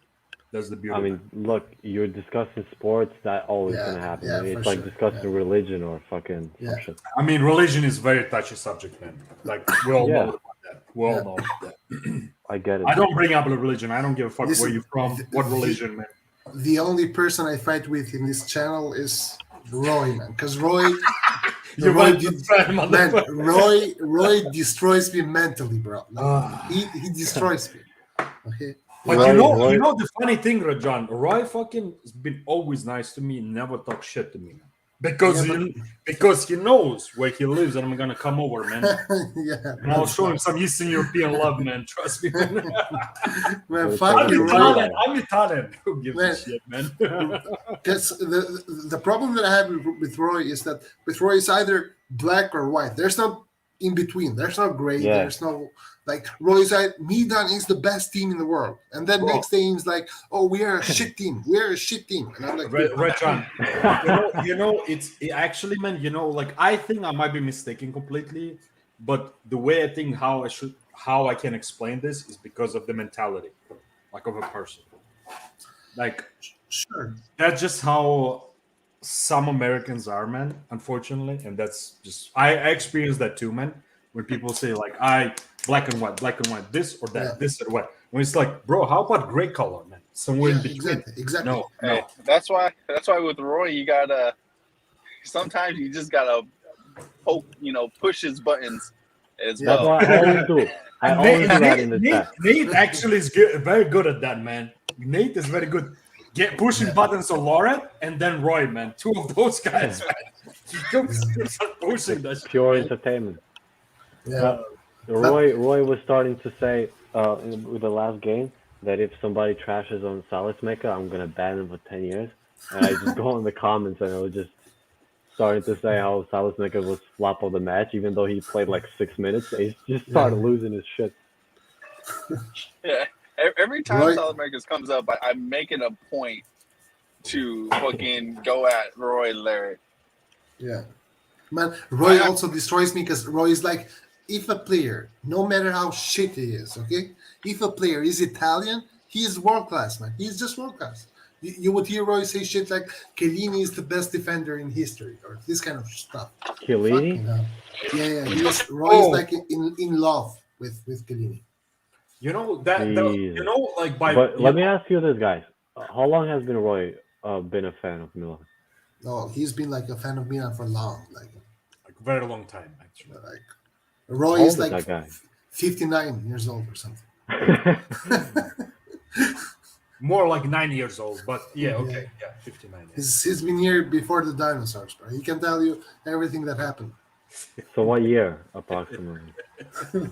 I think he's like 36 or something, right? No, I mean like close to 40. Close to 40, son. Oh shit! Oh, he doesn't really look like that. I thought he was like. It's a rock star, man. He's a rock star. You know how rock stars do, man. It's all in, all out, man. It's like one way or another. There's no Americans, man. Americans, I got that easy life. America, man. America. They got that easy life. That's bacon, egg, and cheese. Breakfast. Exactly, and dude, and he's from LA, dude.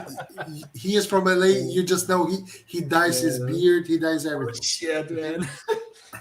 You're talking so much shit. Poor Roy is gonna see this shit. He's gonna be like, "What the fuck is going on here?" Oh, wait, he goes over it. Oh, I mean, it's still live. Yeah, it's still alive, but Roy can, he it's can all take love, it. man. It's all love. All Milan fans is like family, man. It's all family. Like we can joke around about each other, but at the end of the day, it's all about family, man. We're all family. There's got to be a little bit of that. You can't just. It would be boring if just everybody agrees with each other. Yeah. No, I agree with you, man. Like it's all about having a good time, man. Like who cares about like we have a WhatsApp chat, and 90% of the time is Saif and Roy hitting each other about players. Roy saying Scamacca is world class player and he will win Ballon d'Or, and then Saif bringing arguments. This is the chat now. That's so funny, man. Boys, I'm gonna bounce. All right, I'm gonna try to come to. Gonna balance your books, man. What are you gonna do? Huh? You gotta balance your books. Bounce. Bounce. Take care, guys. Have a I know. good night or day or whatever it is, wherever you are. I'll probably keep in touch again. I finally figured out how to come and stream, so I'm definitely gonna do this again. Sounds good, bro. Join, bro. We're always here, man. Almost always here. Yeah. Make nice sure to meet you all. Make sure to be here when Roy and Garrett are here as well. Yeah. Oh, I was just telling them. Don't be afraid to bring the heat, man. Don't be afraid. No, I don't care, man. I've been talking trash. I've been talking trash on the chat for like a year and a half now. So it's like now I get to do it with voice. It's even easier. Yeah. Easier, my man. Take care, my guys. I'll see you soon. See you, mate. Take care, my friend. Take care, bro. You see what I do to people, man. Everybody wants to join us, man. When I'm on the channel, man.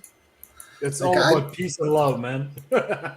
I think Roy should just give up and give you the channel, man. It's I don't know. pointless. I don't know about that, man. I don't have the patience to run the whole thing, but I will be like a guest like show up, man. I'll just show up like, hey guys. Man. You know, it's all about honestly. Yeah. It would be nice if one of us is able to like start up the stream, because a lot of us are out late, and like even some of the guys who are like over in like you know, in India and places like that, it's hard for them to get on when we get on, you know. But a lot of them, like Rohit would always join when the stream was like at 1 o'clock in the morning my time. Yeah. We should have some kind of access. I agree with you, man, because we actually bring some excitement to this channel, man. Here, like, this is what you're saying, Vasil. But I know the real reason why you're saying this. You want your part in the $2, huh? In the $2 profit. I see you, Vasil. Hey, I as long as it's even 50 cents, man, I don't care, man. $2.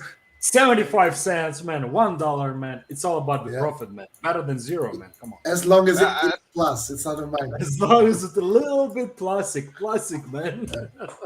I think it would really help the channel, though, for real. If we were able to have this, you know, like at 1 o'clock again, 2 o'clock in the morning. You know, the other thing, guys. Like, all jokes aside, different perspective and different dimension. Like, we bring a little bit something different. Like, we bring not just football, like, you know, talking about Milan, but we'll bring like some life stories, like background stories, you know, like a little conversation, human conversation, not all strict, serious, like Milan, because Milan, we love Milan, but sometimes it's not just all about Milan. It's about sharing like real life stories, man. Yeah. I feel like it's good for the channel, man. I think a lot of people like that too. So I don't know. That's just my 2 cents, man. Yeah, it's really nice that people can just join in. Oh, like, definitely, like, man. Definitely. Like the other channels, like I just don't see it happening. They just have like their own people or whatever, but you don't get to like have any input. Like how cool would it be if like on ESPN FC or IFC, like if they would have, you know, people join in randomly. Oh man, that was so much fun, man. Honestly, it'd be so much fun. You would get so much more attention as well. Like whoever, like if someone big did that, they would completely take over. Something not conventional. That's what all I have to say. Not conventional bullshit. You know, like all conventional setting, like from this time to this time. All you have to say whatever they put in front of you. No, how about some spontaneous shit, like you know, people that like come in and say what they want to say. You know.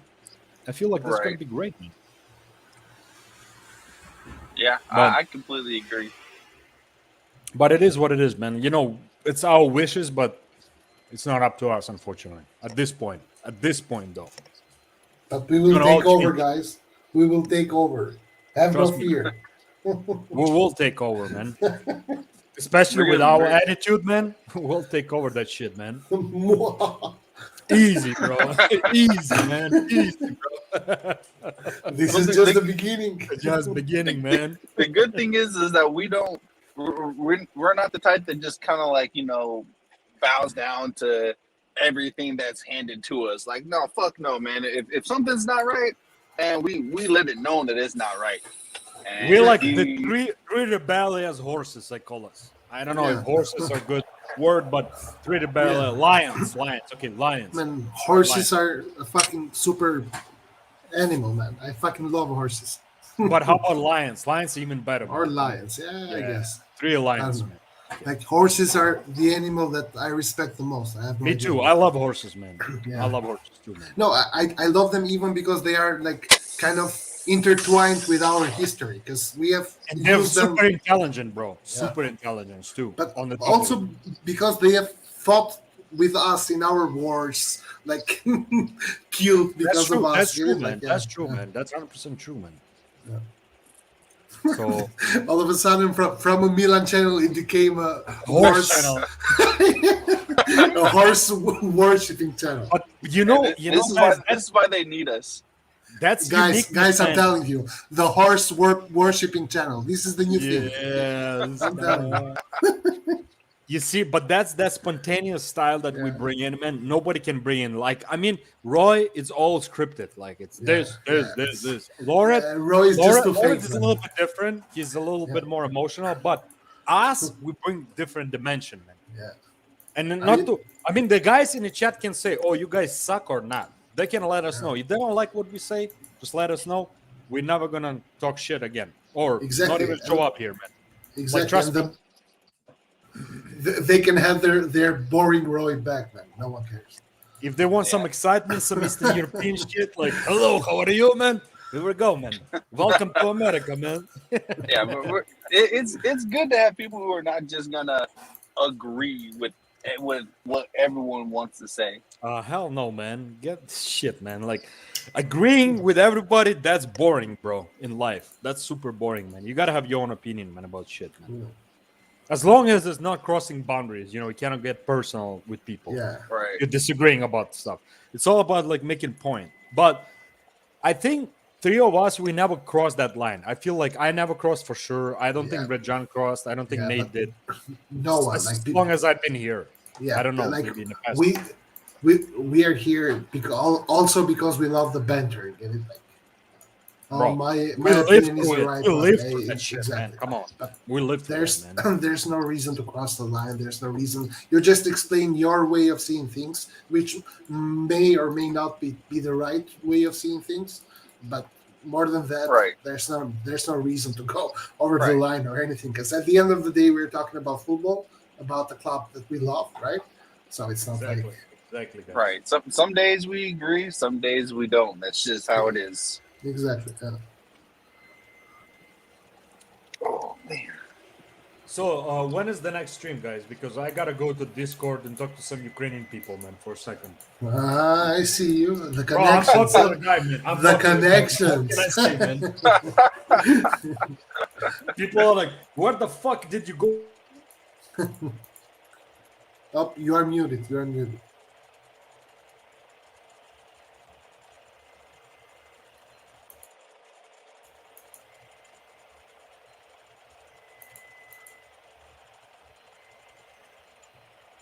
Vasil, you are muted, bro.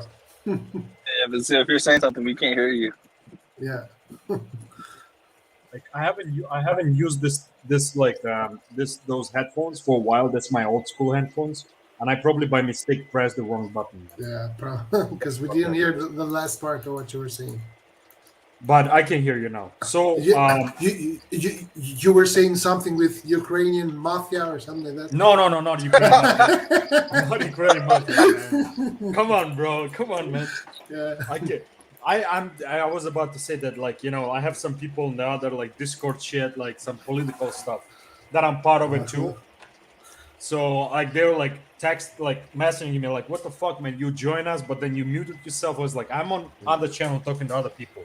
Like, what the fuck, man? I'm like, okay, chill out, man. I'm coming over, man. Just take it easy, man. God damn it, man. Take it easy, man. Take it easy, man. So I was asking you guys when is the next fucking stream? What day? Do you guys know or nobody knows? Do we play on Saturday or Sunday? I think it's Sunday. No. We play today at 3 p.m. in my Central European time. So in the morning in America, pretty much. That's what he's saying. Which would be in the morning. Like 7 in the morning for. Exactly, yeah. So 7 in the morning in New York, right? Oh shit, man. There's no way I'm waking up, man. I watch it in replay, man. I'm gonna get like 3 hours of sleep if I'm lucky, bro. Especially if I talk to this Ukrainians, man, it's gonna be a long ass day, long ass night. I mean, not even day. Yeah. Fuck, man. Anyways, I still watch in replay, and I guess tomorrow we're gonna have a stream. If we're playing tomorrow, there's gonna be a post match or something. Yeah, I believe so. The only problem is that normally when we play so early, then Roy somehow decides to do the live next day, meaning on Sunday. But I don't know. I will have to talk to Roy. Like, and also this is a way of you to say you have not subscribed to the channel, man. Me? Who, me, man? I'm just kidding, man. I'm just kidding. Oh shit, man! You know, I was talking to Anwar last week when I was here before Thanksgiving. Man, Anwar, man, I got to know him from different side, man. That guy, man. Oh, what a good guy, man. Yeah, Anwar is a super good guy. Super fucking awesome guy, man. I wished I could see him today, but I don't know what the fuck is going on. Yeah, he also shares the same amount of love for Roy as we do. So that makes him. Who else doesn't share the same amount of fucking love? We all share, man, the same love, bro. Yeah. We all love Roy. Disclaimer, guys, whoever is watching this whole stream, man. We all love, all Milanistas are love, man. So take it easy, guys. Don't create this conspiracy theory, man. Oh, this guys hate this guy, man. No, nobody hates nobody, man. No one. Like, we all love each other, man. Like, in a different way. I mean, yeah. I mean, where I'm from, I can't allow men. I can respect them. Because if I do love men, like this, and goodbye, man. But here in America, I cannot say this shit, man. Man can love man. That's right. Fuck that shit, man. we even still love our long lost son Lucas. Oh shit, man. But where is Lucas, man? For real, like I think he was here, man. He wrote once. He wrote once, like what, last week or maybe 2 weeks ago. But then he hasn't said anything else lately. Lucas has been cheating on us, guys. I don't know about this. Yeah, but there's no other channel like this one. Like, all he can do is write messages. He can actually, like, if you write a message, it's like, but there's no other channel like this one. Like, all he can do is write messages. He can actually. Enrique, are you new? Yo, yeah, I'm new. Bro, introduce yourself. Where are you from, bro? I'm from Norway. Norveska, man. Yeah. Norveska, man. You know, I've been to Sweden, bro. Like, close to Norway. Nice. Svetska, man. It's pretty cold over here. It's like -degrees and freezing and snowy and everything. So just a normal day in Norway, right? What? just a normal day in Norway. Yeah, it's just a normal day in Norway, especially in the winter. It's freezing like all the time. Hey, my friend, I want to tell you a story, man. I always have life stories, man, about like people that I meet. No, honestly, guys, that's not bullshit, no joke. When I studied in Germany, like after my high school, when I studied German language in Germany, I was studying this language with 3 hot fucking Norwegian girls, like all blonde, blue eyes, man. And they, for some reason, I didn't speak no English, barely spoke German, but for some reason, they all want to talk to me for some reason, man. Because I don't know if I believe this story. Look at this hair, bro. Come on, look at this hair, bro. No, anyways, so that was my first impression of like Norwegian people, man. Like blonde, beautiful woman, man. Like seriously. Man. Yeah, we got beautiful women over here. They're man, for sure. Just brought some good memories, man. How'd you get into supporting Milan? It was actually when I was little. My mom came home from Milano with a Maldini shirt. I was probably like 5 years old or something like that, and I've been a fan since then. So shit, that's a pretty cool story, man. Yeah, so I luckily got to watch like when Milan had such a great team with Maldini and everyone, all the great players, or a lot. Yeah. So how old are you, man? I'm 26, turning 27. Oh shit, bro! You're such a young lad, man. Damn. Him and Florent are the 26 years old, bro. Man, back in the day, 26 years old, man. I would not be sitting in the chat. I'll be some I didn't mean like that. I just said like I'm glad I got to. We know, Vasil. We know where you're going. I'm not harassing, bro. No harassment. Nothing. Pretty decent kind of conversation we're having here with this guy, man. Perfect. So, Henrik, what do you think about the formation and the players, Pellegrini, Florenzi? Say what you think. Say what you think. I mean, I can start with your Salamakers little thing. I absolutely agree with you, Nathan. I mean, I don't want to like talk negative about Salamakers, but like on the offensive end, he doesn't really help us much. And I think a right winger or right mid should at least help the offense out. More voices of Yeah, reason are coming in. Yeah, man. yeah. But I think so. So I think that's a spot in the squad we need to strengthen. And of course, if Salamakers can still improve, and who knows. But for right now, I think at the level where the rest of the squad is, I think he's not necessarily contributing as much offensively as he should. But yeah, I really like the team. I think Leao this season has been great, and yeah, a lot of the other players, of course, Tomori, everyone, and yeah, I Could be think better, man. Pioli is also doing a great job. So yeah, Could be better if, I don't know, we got Haaland or something, yeah, Holland. Actually, Hey, a friend of mine knows his brother, so I can ask Holy him. shit, man. oh shit! Are you serious, bro? Yeah. He's from a place in Norway where a good friend of mine is from. A pretty small place in Norway where most of them know each other. Listen, man, you became our best friend right now, man.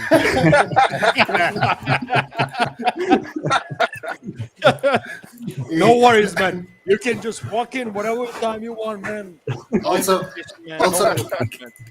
keep in mind that we are here in the presence of Nathan, the most hardcore Hauge fan out there. Okay. Yeah. Hey, man. But I think. Sorry. Go ahead. I was just gonna say I think it was a mistake selling Hauge because Yes. I think in Milan he was. Wait, hold on 1 second. I need you to repeat Oh, that last shit. sentence Oh, and shit. direct it to Red John. Yeah. Here we go. I think it actually was a big mistake because, and I can understand why, because he didn't necessarily fit into Pioli's system and how he likes his wingers to play. But when Hauge is given freedom and can play a little bit freer and can cut inside and play a little free role, I think he is a really good player with a lot of potential. And I think he's better than Salamakers anyways. So. I keep telling them this, man. They don't listen to me. Yeah. But listen, that Hauge is better than Salamakers, no one doubts that, man. Because to be honest, me on a bad day, I'm better than Salamakers, okay? And I'm not breaking here. I'm kidding, but yeah, the problem is this, man, that I think Pioli after a while just lost confidence in Hauge. I have no idea because if I remember correctly, Hauge's last game was the game in which he scored. So I see no reason why Pioli would stop playing him. Yeah, but right? that's the question. If someone is scoring goals, and it's the same with Macias as well. Macias is on a hot streak, so you don't want to stop that hot streak. So if a player is scoring goals, I just give him some more time. And remember, he came from Bodo Glimt, and he played the whole season basically, and then came to Milan and played another season, and he still has to learn the language. He still has to gel with the team. He still needs more adequate rest, and he still has he was still scoring goals. Like they could have at least given him a bit more time. And some beautiful goals, for that matter. Because he would score some goals. You would think, holy shit, man, this guy is Mbappe or something. Holy fuck. Like, I'm not saying to start him, but he could have been utilized more. I'm not in no way, shape, or form saying to start him, but he could have been utilized a bit more. I have a question, guys, for a second, man. For our new welcome and new member, Hendrik. Yeah. So, what part of Norway are you? Like, are you from capital or? Yeah, I'm from or just like 20 minutes outside the capital, but I live in the capital now, so in Oslo. Hey, can you refresh my memory? Remember the Olympic Games that you guys had in 1992 or 1994? No, seriously, guys, that's a very serious question. Rezjan, what the fuck are you laughing, man? I'm just laughing, man. Go on. Come on, bro. Like, because he would think that I'm like joking or something. No, I'm not joking. I'm honestly want to ask because I have this TV series from the Netflix with this guy. It was like awesome TV series. Do you know what I'm talking about, man? I don't know. Lillehammer. Lillehammer, Yeah. I remember in that 1994. Yeah. But there was TV series. Have you ever seen this TV series like about Lillehammer and this about this American gangster guy coming to Norway? And I mean, you know what I'm Lillehammer, saying? Yes, man, that was amazing. That was so fucking funny, man. Like I was laughing my ass off. That actor. It was I thought that was great. really popular here in Norway, but that's so cool. No, bro, like I watched that shit all fucking 3 seasons, man. Seriously. Yeah. Anyway, so like I apologize. I was blanking out of the name. I was like, what is the name of the Olympics, man? Lillehammer, man. Yes. Yeah. So you have somebody who's a friend of Hollander, man? Yeah. I mean, okay, man. My friend is from the same town where he's from, but he's my age, of course, so he knows his brother. But yeah, since Holland is like, how old is he? 20 or something? Yeah, he's pretty young. 21. Yeah. So what is the opinion about Hollander in Norway? Is he like down to earth guy? He's cool. He doesn't have that star disease. Like he thinks he's the shit. Like how is he acting up, man? Yeah, overall? I think he's just like down to earth. Like the stardom hasn't ruined him as a person. I think he is pretty genuine to me. Yeah, and it's just like he plays football, and yeah, he's kind of weird in interviews, and people laugh at him and stuff. But he has just kind of embraced that, I guess. Like this is who I am, and my passion is football, and I'm here to fucking score goals.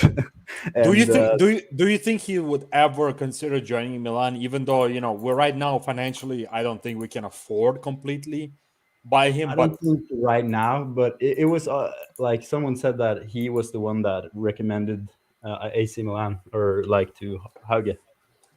That was the thing, man. I didn't know that. He was apparently the guy that recommended AC Milan to Hauge. I don't know how the connection he has to AC Milan, but he recommended for some. And he also tweeted or he gave an interview saying that pay attention to Hauge because he's playing in a wonderful team, like when he got the Golden Boy Award last year. Honestly, Hauger, man, what I like about that guy, even though I'm sorry if I mispronounce his last name, but like what I like about that guy, his attitude, man. He's always positive, man. Like always saying good, positive things. Even when we saw him, I never heard shit. The fucking Caldara, man, that people talk about for him to come back. Get the fuck out of here, man. Like Caldara talk his father and him talk shit about Milan, and he was here for 3 years, man. Hog was here for like a season, man. Like 1 year at the most, I think. I think I'm sorry. Go on. Sorry, just go on. No, I just wanted to say that I think the reason why we sold Hauge was because he was the only player we could sell, man. Castillo, no one with the profit. You mean with the profit, like to make some money? Exactly. So in order to make some money and not to sell a 100% starter, it had to be either Hauge or Castillo. But Castillo, even his mom won't buy. So I think we just man, Rajan, honestly, Rajan, I might not have like the most popular opinion. People might, after what I say, might hate me in the chat, but I have a soft spot for fucking Castillejo. The 40 kilograms of Caruso, man. I don't know. Bro, I don't know, man. It's just so touchy, man. Like, listen. I've always said this. I respect Castillo because he's like living the dream of every Milan fan. Get it? Honestly, like me and you and everybody, man. Like seriously. Exactly. He gets to play in the team he has cheered for when he was a kid, right? And I agree with that. That being said, he lived the dream, man. He's not gonna live the dream forever, right? You're like Skillet, man. You killed the dreams, man. Come on, bro. Let's dream for a little bit, man. Man. Come on. I'm just in a nice mood today, I guess. Like any other day, I would say the same shit, man. Like you're saying, but today I'm just like so like cushy pushy, man. God damn it, man. I don't know why, man. Maybe because I just like moved, man, from different place to another place. I'm like, fuck it, man. Let's just be in a good mood, man, today. Usually, like I fucking those days, man, I want to fucking choke Castellano with my like small finger, man. I'll choke him like that, man. 40 kilograms of cats. like this. Come here, man. A little baby. Yeah, but I think he's a player that fans appreciate a lot, man. Because bro, you could like see that's what I mean. That's yeah, what I mean. Exactly. Yeah. Like even though they are not happy with his performance on the pitch, you could see that when he comes in, he's playing for the it's team. All love, man. It's all love. Exactly. It's fucking. He dies on the field and he cries. And you know it's genuine. It's not some fake shit, man. It's, like, and the best part is that he is a Spanish player, and you have pictures of him as a kid with Milan shirts, him visiting Milan Stadium. Like, amazing, bro. It's amazing. It's just amazing. You know, and that's why I will always like, no matter where he goes, man, I will always support him. And if somebody tries to like attack him and say shit to him, man, all of us Milan fans should be like get together and show them, man. What's up, man? Like, come on, you cannot touch ex-Milan players, man. Like a good ones, man. Dedicated ones, man. Like, I mean, his love for Milan shirt is amazing, man. Like when he came as a substitute and he like kind of scored that goal, I was so fucking happy, man. Yeah. Even though I knew that he didn't score that goal, but I was so fucking happy for him, man. Like unbelievably. I was happy for 2 days, man. Like just walking around smiling, man. Like for no reason. People looked at me like, what the fuck is wrong with this guy, man? I don't think I've ever been so happy for a person that annoys me so much. Like, yeah. Exactly, man. This is the perfect definition for it, yeah. But that's like, I remember when he used to play like in Star, like everything he did was just get the ball and then he just fell to the ground, like every time. Like that's Castillo for you, yeah. Or the wind is too strong from the east side and he just falls down to the west side, like boom. Like, you know, because he's so light, man. He's like a little chicken, man, with the little chicken wings, man. I mean, the guy, his legs are like probably like my arms, man. I don't know what the fuck is. Who plays football like that, man? Like, I mean, seriously, man. Especially nowadays, you know, it's more physical. It's all about like agility, speed. Then you have a dude who is on pure desire, like pure guts, man. Just runs around, like twists around like 52 times around the same thing, man, and then like chooses, okay, where I'm gonna run, maybe this way or that way, man. Doesn't know where he's gonna go, man. But he still fucking plays football, man. It's unbelievable, man. By the way, especially nowadays. Because there's been rumors about, or there's always rumors about new players and stuff. But after the Kier accident or his injury, there was rumor about this Bremer guy from Torino. Yeah, he's good. He's good, man. He's good. Yeah, do you think Milan will go and buy another center back? Or because I read that was the main priority or something, buying a new center back. I think we will go and get a new center back. I'm not sure if we're going to buy a new center back.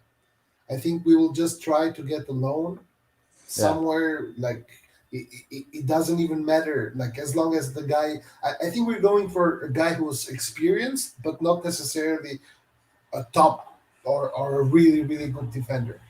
I think we're just going to try to somehow survive this upcoming 6 months, and then in the summer, if Romagnoli leaves, we're gonna have to buy a good defender, a starter defender. Yeah. Did you guys realize that it's only Eastern European guys left, man, standing here, man? Still continue talking, man. Wait, is Norway Eastern European? Not really. I mean, Norwegian guys, Vikings, man, they're like brothers, man. They're brothers, man. It's like 4 o'clock over here. What's the clock where you guys are at? It's 4. Yeah, 4. Yeah, as well. What about you, Vasil? What o'clock? Like, you mean what time it is, man? Yeah. Shit, man, it's 9 p.m. Like 9 p.m. evening. Wait a second. Right now. Okay. Wait. So all this time I thought you were doing a sacrifice, and for you it's just like I'm sacrificing, bro. Every second, man. Are you kidding me, Vasil? I'm kind of. I'm old, bro. I'm old. Like 7 p.m. for me is already too much, man. Come on, bro. Yeah, No, man. I mean, you know, all jokes aside, man, like, you know, the best part about this channel is what I said in the beginning. Like, we all can get together, man, and just talk shit sometimes. I mean, that's what we yeah. do. But at the same time, it's like all this experience from different cultures, man. Like people from Africa, like from Eastern Europe, man, America, Canada, man. Yeah, and South. I'm actually super happy for Hendrik that he's a Milan fan from Norway, because my guess would be in Norway, 90% of the people are British British EPL. Yeah. EPL fans, right? Yeah, it's I've only met one other, maybe, or there, when I was little there was this thing called Milan Football School and everything. Mhm. But there's not that many Milan fans here in Norway. It's just like Man United, or Premier League basically, Yeah. and some like Real Madrid, Barcelona, and then So this is for us is the goal, man. We have to promote Milan in places like that. Spread the word. Yeah. Spread the word. honestly, we gotta Yeah. spread the love, man. Spread the love. Like Yeah. sometimes tough, sometimes easy love. Yeah. Yeah. You know. It's been hard, like especially in the last 10 years, to create Man. to make new fans. It's hard, man.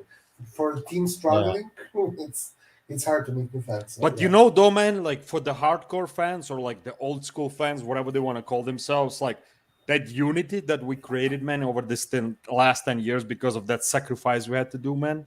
I think it's like for the rest of the life, no matter what happens, man. Like, watching, it's listen, watching the likes of Cerci and Bertolacci. oh, please, man, like it's already painful, man, even thinking about it. But at the same time, though, like we're not gonna ever denounce Milan, no matter what, man. That's what I'm trying to say, man. Like we're never gonna denounce Milan, no matter what. So that beauty, that old school, I call it old school fucking fans like you, Rajan, and me, man. Like maybe for our age, we remember those days of Kaká, man, Trevor, man, Baresi, man.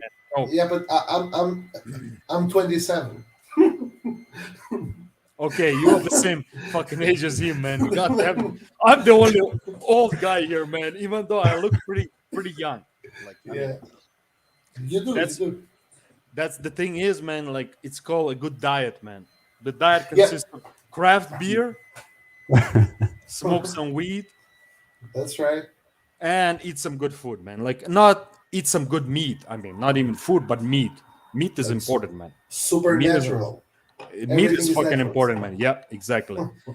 Besides, you know, like all those what do you go, vegan and vegetarian, vegan, man. What the fuck are you talking about? I need some meat. Every man needs to eat meat, bro. Like that's how we are, man. We need that fucking shit, man. What if Henrik was vegetarian or vegan? I'm a Viking, man. Come on, bro. You see, the guy knows how to answer that. He knows how to sometimes answer eat it, people, man. man. Better watch out. Bro, Vikings. Have you ever met Vikings that are vegetarian, man? Are you fucking kidding me, man, bro? Like seriously, man. There must be. Those big dudes, man, like 6'5", man. Oh, you know I'm vegetarian. I'm sorry, eating sir. plants, yeah. Give me a fucking break. It's like my grandfather. Like I would tell to my grandfather, "Hey, grandfather, now you have to stop eating meat." He'll fuck me up, man. I'm telling you. He'll say, like, what? My fucking favorite meat, man? No fucking way, man. Like, I mean, that's just, it's a culture, you know. It's a cultural thing, man. Like, By the way, since Henrik is here, I actually even wanted to ask about both of them, man, because they beat Roma 6-1. They gave us a super hard time. Last time we met them in the qualifiers of the Europa League. Man, this is a super special team, isn't it? Yeah, they have I mean, especially being a Norwegian team, they're doing really well. They also come from a super small city, right? Yeah, it's from Bodø, which is like north in Norway, and or it's not like super, but Norway in general is pretty small country. Hey, like 5 million. Yeah. Hey, Hendrik, I have a question for you. Actually, I know you're the team of like cross country ski and biathlon, man. You guys are one of the best teams. Like seriously, Norwegians, man. Yeah. Red John, man, what the fuck are you laughing at, man? Like, this is some serious shit, man. What the fuck are you laughing at, man? Listen. Baby Henrik doesn't know them. Yeah. No, bro, like, he knows what I'm talking about. He knows. Every Norwegian knows. Everybody here knows likes skiing and stuff like that, but it's never been my thing. I live in this cold ass country, but I don't like the winter because it's like I enjoy the summer. It's too cold. But Henrik, but I wasn't like bullshitting because it's true. Like one of the best teams, man, cross country skiing and a biathlon, man. Norwegians, man, are like the shit, man. They're like Brazilians in soccer or football. Yeah, that's true. That's what it is, man. And like, Swedes. Man, those motherfuckers. Bjornik, or no, not Bjornik. Fuck, what's his name? Bjorn Dahlin. You know who I'm talking about? That guy is unbelievable, man. Like that guy is fucking unbelievable, man.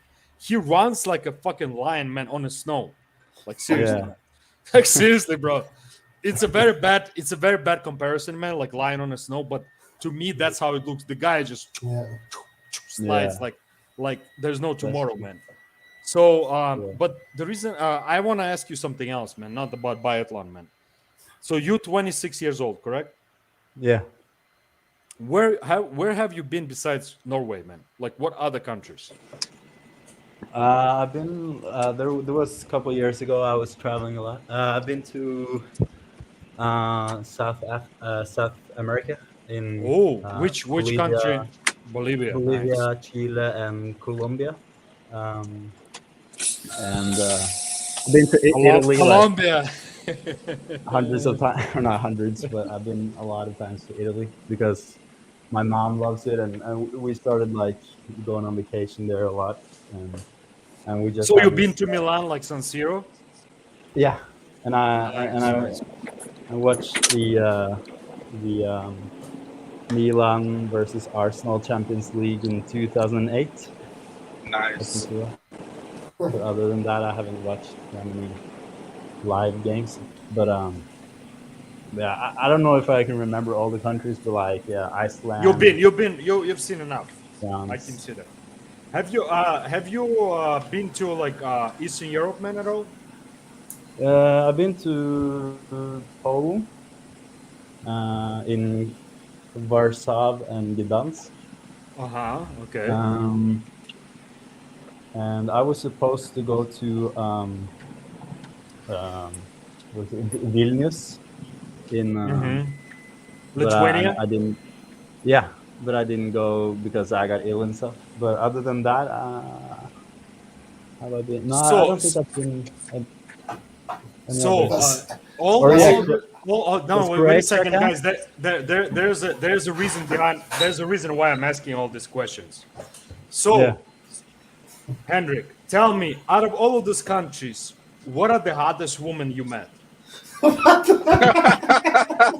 That's what's important right now. Yeah. Bro, I was thinking about it, so I want to know. Okay, I'm gonna disappoint you and say, but I'm not kidding. Like, in Eastern Europe, are you talking about, or in general? General, whatever you went, whatever countries you went to, man. Like the hottest woman you met, on average. Let's say on average, every country you go, but it's a different. I didn't meet. Okay. Oh, did I met personally or? What you like, what you've seen, what you like. Okay. What would you say the hottest ones? Because like Iceland has some pretty nice ones. You should check it out. Yeah, look at him, Iceland like advertising, man. Like, bro, I've always had like a weak spot for like Italian, dark, beautiful. You're like a white boy from Norway. Like shit, I want some fucking dark chocolate, bro. Oh my god. But you're like you know that Italian beautiful look, Yeah.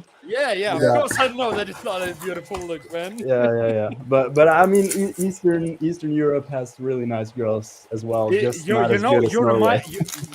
remind me of myself when I was your age, like young, hungry lion man.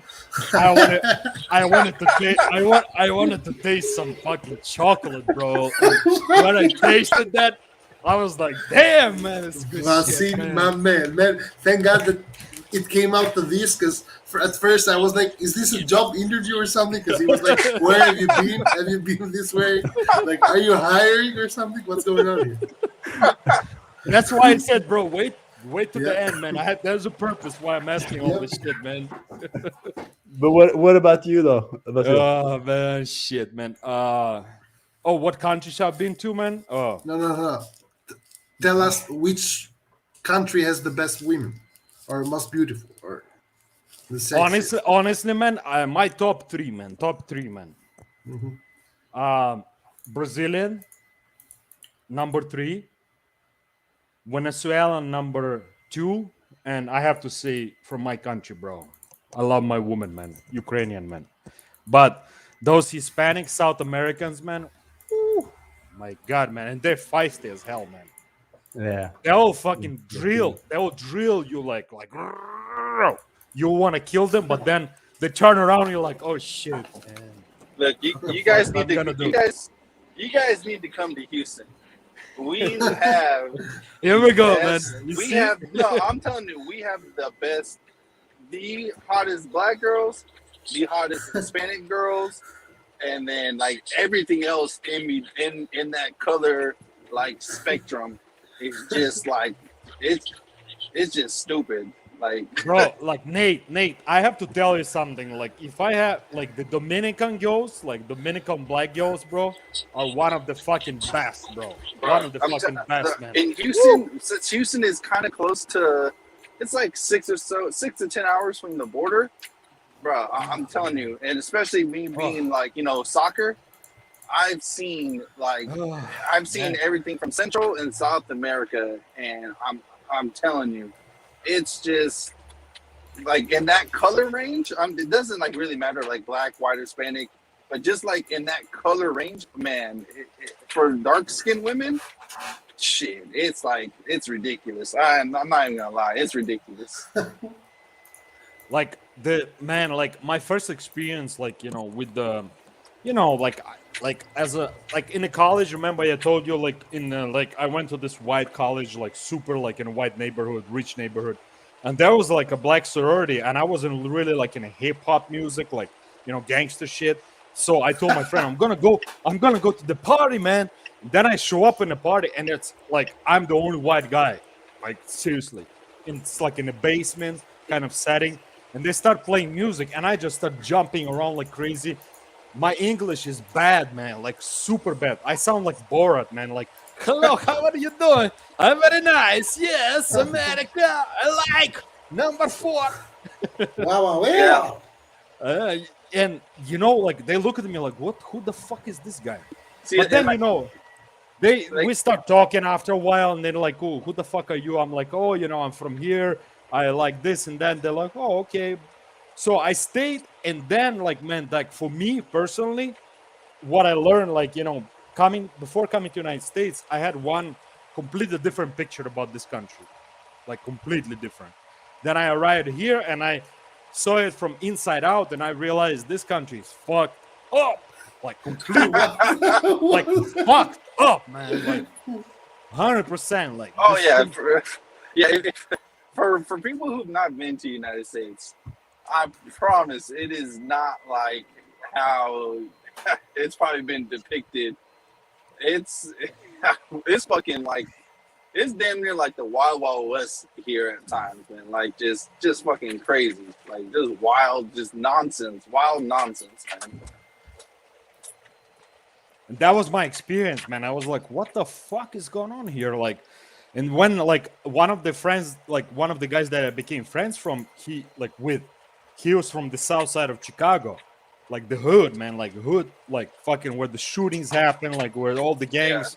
Yeah. And he was telling me, I was like, Bernard. So we would get high, like smoking some good shit, man, like, and he would rap to me like, yeah, and I would say, Bernard, bro, you suck, man. And he would be like, what the fuck are you saying, man? I'm gonna be next Tupac. I said, bro, you suck, man. Like, seriously, bro.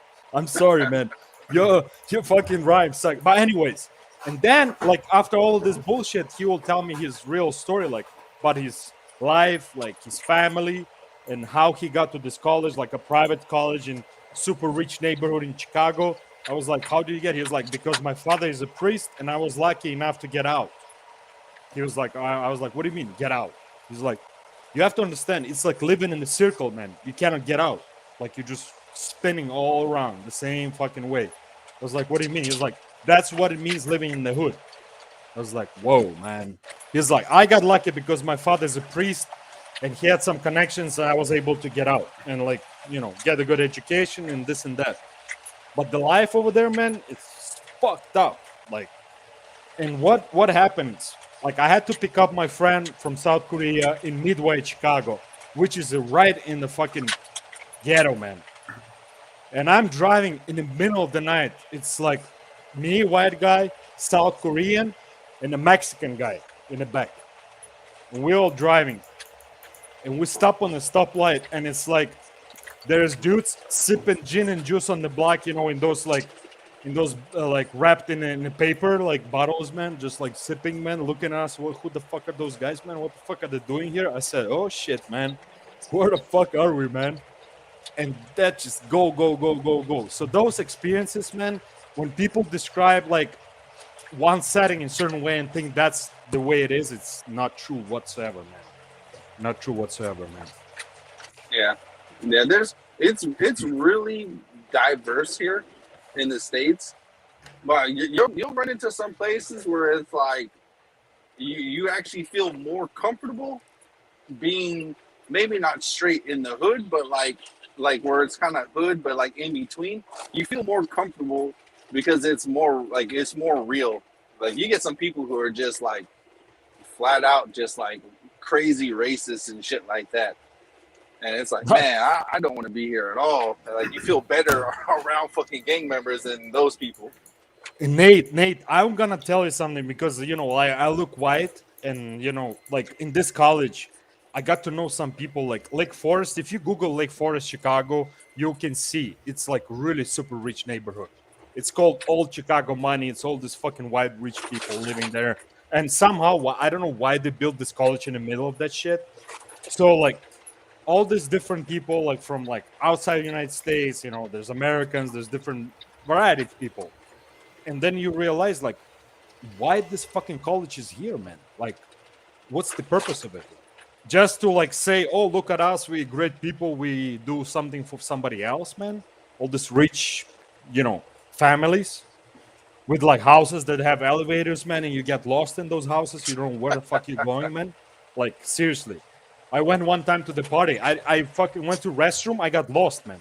I was wandering around like, and like 20 or 30 minutes later, I walked outside. I was like, what the fuck, man? And I was, you know, I wasn't that drunk or anything else. I just went to restroom. I wanted to pee. And this guy was like, yeah, just go this way and to the left. I said, okay. I go this way and to the left. Next thing I know, it's 30 minutes later. I'm outside of the fucking house, like standing like, what the fuck is going on here, man? You know? Like, and that's the difference, man. Like, you have super rich, and then you have super like fucked up neighborhoods, man. Anyways, man, I didn't want to like bring this like depressive kind of thing, man. I bet Henrik didn't think joining the Milan channel would go He's this like, way, but goodbye. He's like, goodbye, guys. Thank you. Nice meeting you guys. Henrik was like, oh, I'm joining the Milan channel. I'm going to talk about Milan. Nice try, Henrik. Nice try, man. We're talking about the United States, baby. That's right. This is interesting. It's interesting. Oh, man. Yeah, I thought never been gonna say he's gonna join Inter Milan fucking forum, man. I've never been to the US, but going back on the topic, the only thing that I think is strange about the US is that there's too much like concentration on race in the sense that people are like white people, brown people, or black people, or whatever. Like, I don't know why you have to label a person. Like, I don't know how to explain it myself. It's just kind of confusing to me, for example. But John, you have to look at the history, man. It's not people concentrating on purpose on the race. It's like the history of this country. First, they were like, American Indians, man, that were taken over and like almost destroyed, and then the slaves from Africa, man, like brought into America. So that whole like color thing, it's been carrying over and over and over to this point. It's it's never been resolved, man. Like, yes, but I don't think why? it's resolved. Why does it matter at this point? Like, why still? To me personally, it doesn't matter, man. But my experience, what I've seen in this country, it's completely opposite, man. Like it's still divided, man. It's still like Milwaukee, for example, is divided too. Like it's divided by the highway 94.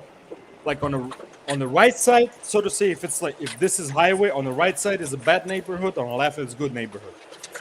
What the fuck is that, man? Like, you know what I mean? Like, that's what I'm saying, man. Like, it's still, there's a lot of place. Even in Houston, Houston is like very diverse. Like you have good neighborhoods, bad neighborhoods. They'll be like right next to each other.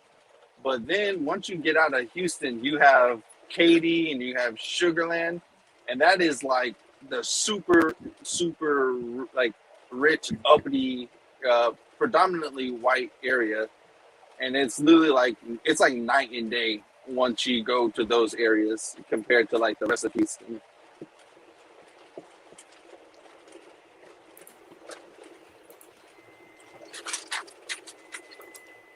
Yeah, man, I don't know. It's just like I guess you have to experience the country because every opinion or every idea that I have about the country is just based on information which have been fed to me from movies or from documentaries or get it. So I cannot really have an objective opinion about it. It's just like my perception of what's going on. That's it. Hey guys, I know this is completely off topic, but off topic is what we do. I'm going to this next place that I'm going to is called Point Blank, and it's like an hour or 2 hours away from where I'm going. It's like in the middle of the woods. Like I'm literally going to like Blair Witch fucking neighborhood and shit. Wow, why are you going there, man? That's where the delivery is. When I tell you, I'm sure you guys have. There's probably more like forest areas, maybe where you're from. But like for Houston, it's like nothing but buildings and houses. And this place is like if I'm going camping in the damn woods, and it's like nothing but dark tree, like just dark everywhere. There's no street lights. There's no buildings. It's just me and a road and just trees left and right.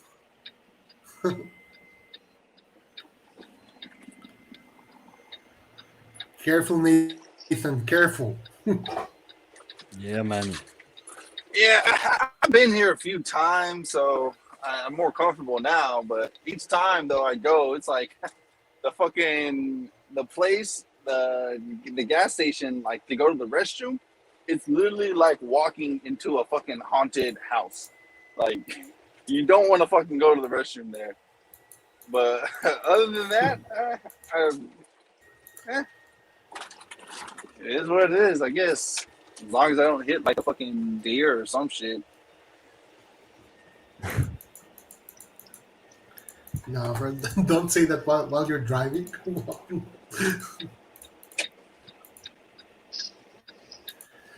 So, Henrik, it's your time to give us some stories. Milan related or not, it doesn't matter. Okay. I mean, I could take a story about, since we were talking about it earlier, when I was at the San Siro, because it was actually an interesting one. Mm-hmm.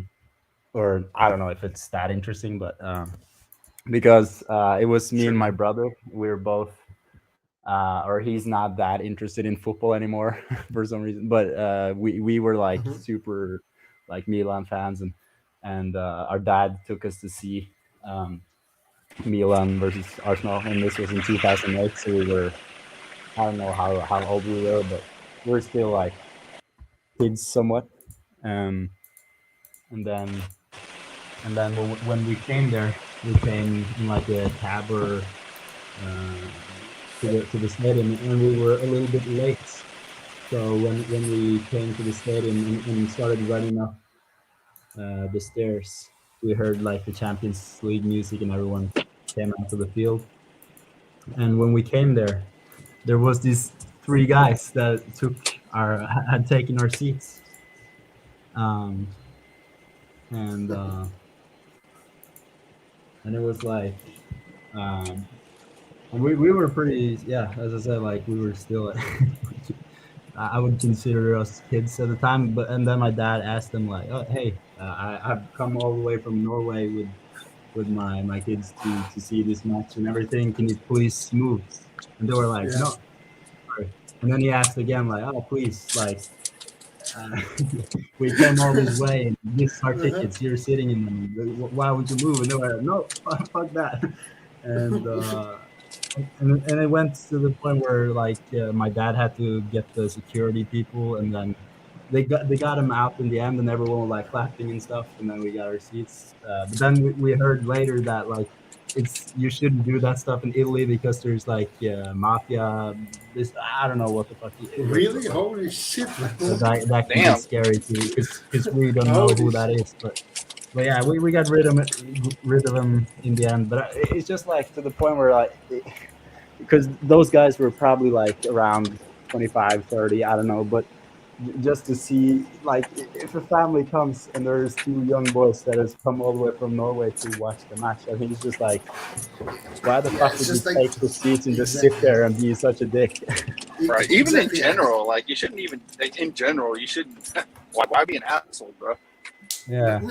Not just that, but those guys probably had a ticket. Why the fuck would they sit in seats that weren't theirs? Because they're in the fucking nosebleeds. That's why they're in the nosebleed section. They do that. They do that here too in America. Motherfuckers will just see it. Man, I want to say like I want to talk like how I normally would talk, but in America, show us, Nathan, the Texas accent. That's what I want to hear. The Texas accent. I don't know about it being Texas accent, but for Black people, one of our things is if someone is like doing something stupid, we'll say I wish a motherfucker would, but we would use like the N word instead, not with ER, but with the A at the end. Yeah. Which if whoever's watching if you don't understand the difference is like saying. It's like saying if I say my N word, it's like saying my brother or my friend or something like that. Not of course not everyone can say it, but that's just like how that's kind of like the language or whatever in the United States. But we say I wish a motherfucker would take my seat, and if some shit like that happens, there's gonna be a fight at some point. Yeah, I don't know, man, but like it hasn't happened to me the times I've been to San Siro. But the thing is, it's also a cultural thing, I guess, or something. But anyways, you just had bad luck, bro. Because there's no way some idiot just goes and sits, and he happens to sit in your seats. Yeah, super. Yeah, lucky. and we were late, but still, it's like, or like we just came when they came out on the pitch, but. It's still like kind of douche to just take someone's spot, and when they actually come, it's like, okay, sorry, my bad. I thought no one had these spots. They didn't say that or anything. It's just like, nah, fuck you guys. We're gonna sit here. That's crazy, man. Yeah, there would be a whole fight, bro. I'm telling you, if you were in the United States, no one would have blamed you guys for fucking them up. It would have been accepted. Yeah, but keep in mind, it was him, his brother, as kids, and his dad, man. Yeah. But it was really satisfying when everyone like clapped when they got away. Bro, like people would help you, bro. Like people like they don't like shit like that. So like if that happened, bro, I'm telling you, the people next to you would be like, hey man, you need to get the fuck out of his seat.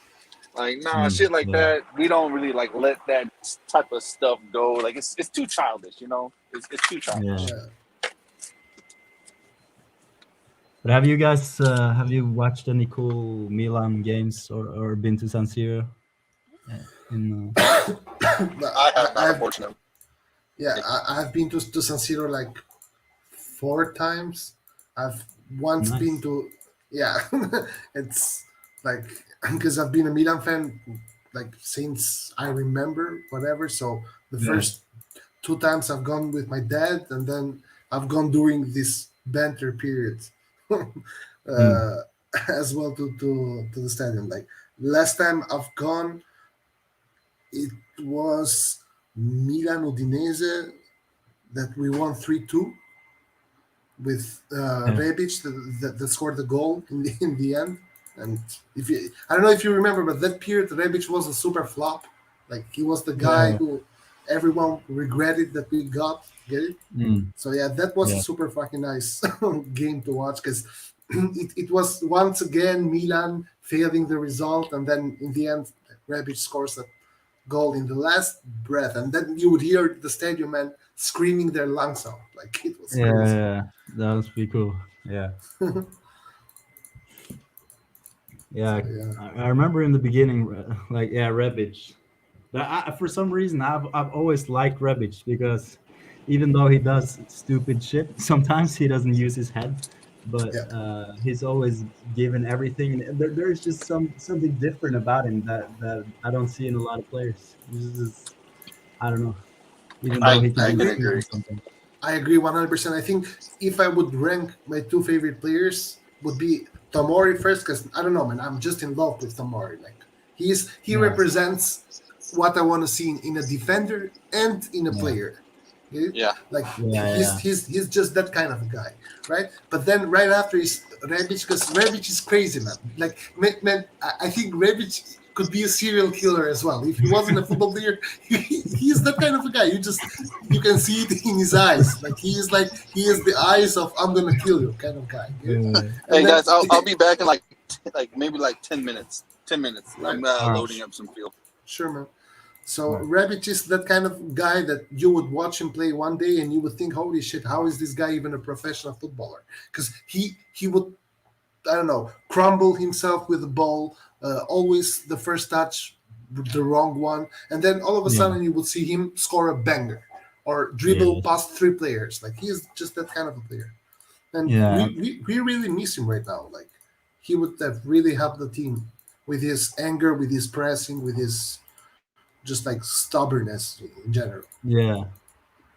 And you can also say because you never know what you get with him, but like I think if he doesn't perform, we have other alternatives as well. But he will, no matter what, if he comes in even as a sub, he will always bring something to the team. Exactly. Some sort of some energy, that the rest will feed off or anything. But I think overall, I'm happy with his contributions to Milan in general. I think he's a great player, and even you saw it in the Juventus game and everything. Like he can even be that player in important games.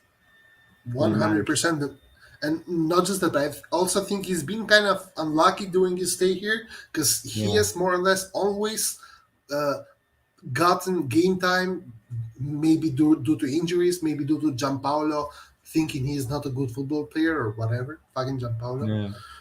He has always only played in the second part of the season. And always in the second part of the season, he still anyways manages to score 11, 12 goals this season. Yeah. So he's like a player a concrete player. He scores goals. He dribbles players. He makes assists. Like Leao, I really love Leao, but Leao has not yet gotten to the point where everything he does ends up being concrete in the end. Right? Leao dribbles everyone, goes past everyone, and then he always fails. Not always, right? He more often than not fails of the last pass, which then makes everything he did before that kind of pointless, right? But I think that will come with age. Like the more experience he gains, the more play time, the more he gets to know how the players around him will move and how they react to Leao doing one move or another. So that will go with time. Yeah, because I've been really happy with Leao this season because I can see so much improvement, even though he's not the finished product. He's still young, and but you can really see how much potential this guy actually has. And if he really gives his all, he can be like a world-class player, no doubt. Like I think he can seriously yeah, it's just uphill from here, in my opinion. But Yep. and I of course he's still not there yet. But I think if you just give him time and like in the beginning he was playing striker and everything, and that's not his position. But as soon as he started getting play time on the left, you could see he started to improve, and that is his natural position, and started playing so much better. And yeah, Yep. but because I think in the beginning it was a little bit about his attitude as well. At least it felt like that he didn't give his all, and he was a little bit like, but maybe Zlatan kicked his ass and he started working or something. I don't know what happened, but I mean, because I heard that Zlatan said in the interview like everyone were working hard in training except for one, Leao, and then I yeah smacked him. But yeah. Yeah, for real. Because man, I remember watching Leao. Because right now he doesn't do it anymore. But Leao would be the most frustrating player ever. Like you would watch him, like you just see that he's full of talent. He's the guy who could, if he has the mentality, for example, of Ibra or of Ronaldo, of someone who's hard-working guy, he wins Ballon d'Or for the next X amount of years, right? But then you see him on the pitch, and then he looks lazy, or his body language, or he failed something, and he is still smiling. Like his body language in general is kind of frustrating for the fan. But then this season he has changed, man. He doesn't give me the same feeling. Because man, before I kind of mini hated Leao exactly for this reason. Because if you are talented and you are not giving everything and you are walking around the pitch, you have no one to blame but yourself, right? But then you see him this season, and this season he is tracking back, he's running more, he has the right like body language overall. So it's like I'm happy with him, but he shouldn't be happy with himself, right? Because he can get a lot better than this. Yeah. And it's all about it. It's all a mentality thing, I think, and of course experience, but it's mostly a mentality thing for him, because he's always had the talent when he's been here. But it's just like as soon as he start working hard and actually doing the right things for the team, that's when he starts playing good. And I think if he just continues like this, or as you say, even progresses and works harder, I think he can become a really important piece. But then again, the Maldini and everyone have to lock him down. If he starts going crazy, then we need to lock down that deal before it's like too late. And, and we don't really have good experiences with locking players down. We don't. Right? Like it's most likely leaving as well now. So if we get Renato Sanchez, then I'm okay with it. Maybe. I think he could be a good replacement, even though they're not necessarily the same type of player. I think they offer a little bit different stuff. I think Renato Sanchez could be a great signing if he doesn't get injured, but you never know in football. So it's it's like that for real. Like the problem that I see is this: that we are growing young players or making players better, but in the end, if we don't get to keep them, then it's not. What are we doing all this work for? So I think the management has, I hope, right? They have learned the lesson, and we won't see any more Donnarummas or Kessis in the future. Hopefully, right? Because you never know. And the sad thing is, like, other players can see, like, oh, that's what Kessie. Look what Kessie did, and then because what Kessie does is basically he's getting a much better salary at his next club now, because they don't have to pay Milan anything, and he can just get a great contract. And maybe other players see this as well and like, oh fuck, I can just do the same shit. Like, this was exactly my argument when we did that with Donnarumma and with Hakan, because more or less both of them got the money they wanted, and they just moved to another club. The problem is that this creates a precedent for the other players, and the other players are like, wait a second, these guys just didn't renew their contracts, and in the end they got to get the contracts they wanted with another team. Why wouldn't I do the same? right? And we should avoid this because this is, in my opinion, dangerous. Because the other problem that I have is this: we complain all day long. We don't have money. We cannot compete with the other teams. But then somehow we can afford losing players for free. Like it just makes no sense in itself. That's true. Like, just from Donnarumma, Hakan, and Kessie, we Romagnoli, got it's 100 hundreds. million. Yeah. It's 100 million. Like 100 million with which we could have bought Sanchez and Vlahovic. Just think about it. Like it's fucking crazy. That's true. Yeah. And just like when Milan bought Hakan and like all those like Burini and all these, like when Milan spent like 200 million, just think about where the fuck did that money go? Like, Kessie was a good signing, but all the others fucking bullshit. Yeah. Man, I was so excited that summer because we spent like 200 something million. Nothing happened. Nothing happened, man. Unbelievable. Because I remember we bought Kessie, we bought Conti, we got Borini, Andre Silva for 40 mil or 35 or something like that. It was like Rodriguez. Rodriguez, Bilia. Man, we got a shit ton of players, man. And I was like, none of them were good. None of them were good. Then we went. Andre Silva is actually good though. Andre Silva, after we sold him, he's been good.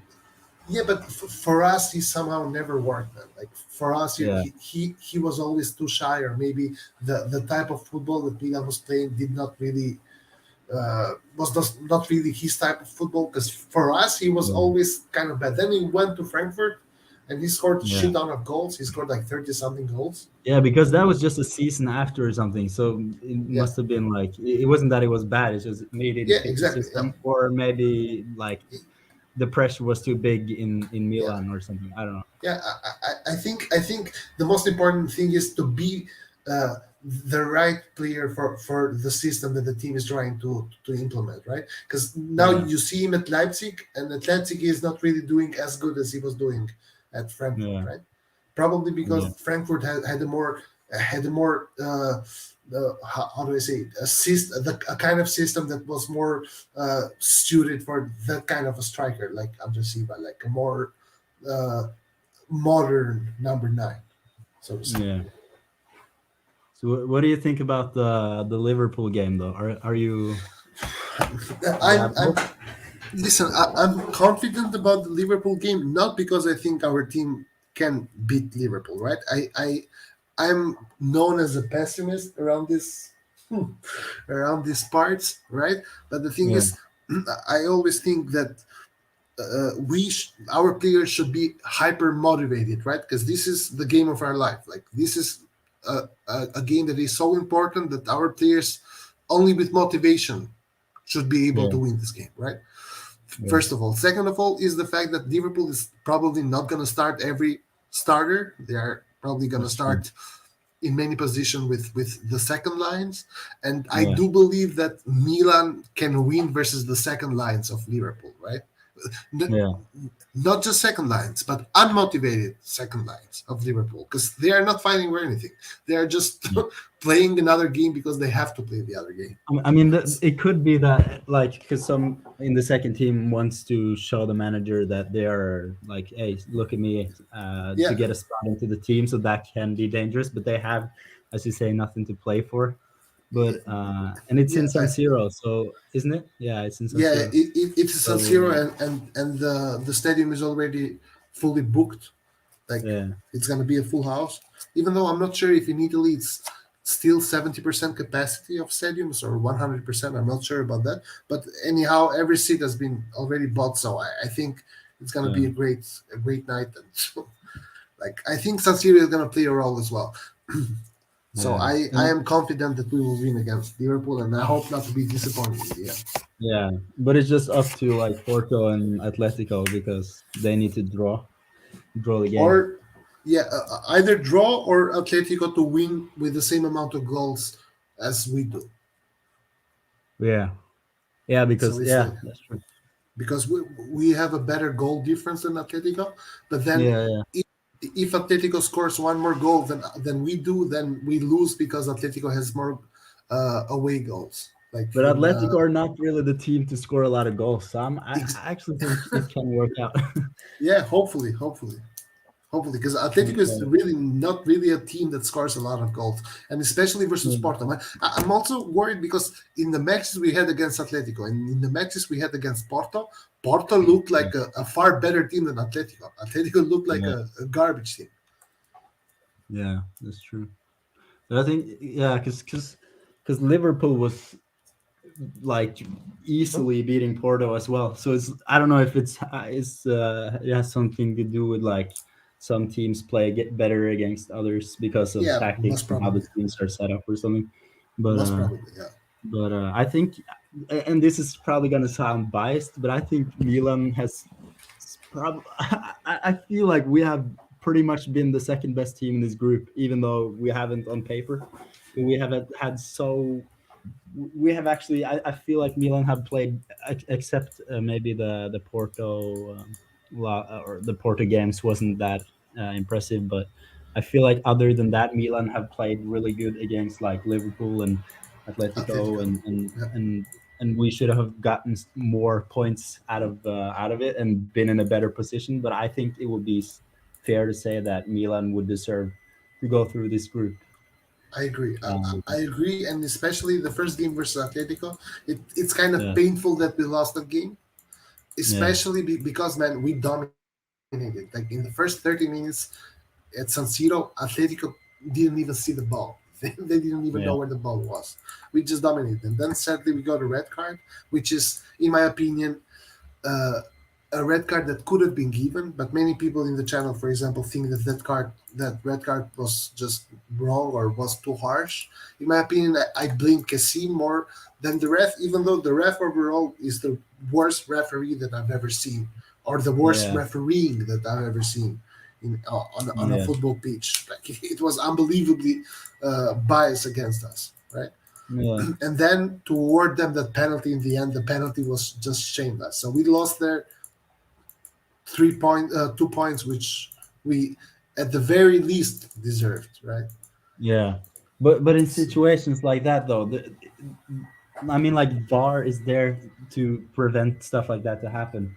But the fact that if they're not 100% sure, why give the fucking penalty when and I agree. It obviously touched the Lamar's arm and then Kalulu, and why give that penalty? I don't know. It's just like the angle is wrong, but VAR is there to like protect stuff like that from happening. So it's just sad to see, like, and you can see it in like I don't know, in Serie A as well. Like some referees give penalties for that, and others don't. Like it's not really fair all around. But I guess there's nothing you can do with that. Yeah. But, I agree 100%. But the problem that I see, especially like if we take as an example the penalty that was awarded against Milan, is that was an obvious error from the referee, because you could see it from the replay, from the VAR. You could see that the Atletico player touches the ball with his hand and pushes pushes the ball into the end of Kalulu, if I remember correctly, right? So that was an obvious error. So why wouldn't VAR call the ref and see and tell him, dude, just come and watch the replay and you will see that so it goes. For me, it's not explainable why such thing would happen, but I guess we were just unlucky. I don't know, because if we would have gotten that 1 point, then we would probably just qualify if we would have won versus Liverpool right now. Yeah, because Atletico, even though, listen, because I've actually thought about it, if the Atletico game would have ended 1-1 in a draw, Atletico right now would have nothing to play for. So I don't think if they. So it's better that it went this way, because now Atletico will try to win. We have to win against Liverpool, and then Porto doesn't have to win. But if Atletico had 2 points, then Atletico would go to Porto and play their second lines and nothing to fight for. And if Porto would have won, we would be out. So I think in the end, it somehow all mixes together and it goes in our favor if we win. Yeah. So let's see. Yeah, because there was like a point in a point there where I was like, there's no chance that Milan are going through, and now we're actually in a situation where it can happen. Like it's likely to happen if we play well and Atletico win. That's gives us hope, I guess. Exactly, but at the end of the day, all I want is us to win against Liverpool, no matter what. Even if Porto wins and we get out of the Champions League, I want us to win because I want our players to show character. In the sense that even if the opposition is better than you, motivation should be enough for you to beat them. Like Milan players should go there like lions, because Liverpool players will go there to show themselves, to play a game of football, which for them matters nothing. Yeah, right? But we're gonna have Romagnoli though, so let's hope he doesn't take hands into the ground. And I thought that was a season damaging injury for him. Yeah. The face. It was just ridiculous. What the fuck? Crazy. Happened? It was crazy. It was crazy. Like what happened to Romagnoli? Yeah, But he was our best player once upon a time. Yeah, but would you play Gabbia or Romagnoli in the Champions League game? I would play Romagnoli. Anyhow, the thing is, Gabbia. Many people don't agree with me here. I think Gabbia can be a good center back, but I have seen nothing special from Gabbia. This is my only problem with Gabbia, because Gabbia is 23 years old, 22 years old. Tomori is 23 years old. So Gabbia is just 1 year younger than Tomori. But Tomori last year, when he came to Milan, was 22 years old, like same age as Gabbia is now. And we saw Tomori one game, and we were like, "Holy shit, man! This guy is really good, right?" That's true. Yeah. So I have not seen that from Gabbia yet. This is the only reserve or a negative opinion that I have about Gabbia, and the reason why I would let Romagnoli start, because at least with Romagnoli we know what we're getting. We're getting a player that is not perfect, is not superb good, but at least he's got the experience necessary. Yeah, that's true. That's true. And he's also supposed to be the captain, so I guess mentally he's strong, even though I don't really see that much leadership in Romagnoli, to be honest. I don't see him being a leader.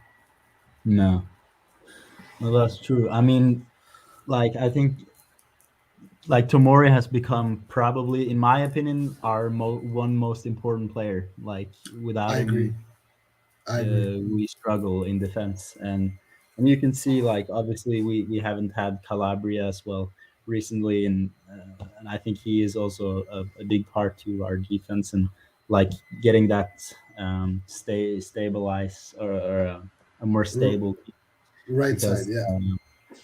I feel like we can always rely on him, because he is one of our more consistent, or like players. 100%, yeah. But yeah, I don't know. Like Romagnoli, he used to be good. He's never been like. I think he's always been a little overrated, maybe, but he has had potential, and you know, I feel like he's better as like a backup center back, to be honest.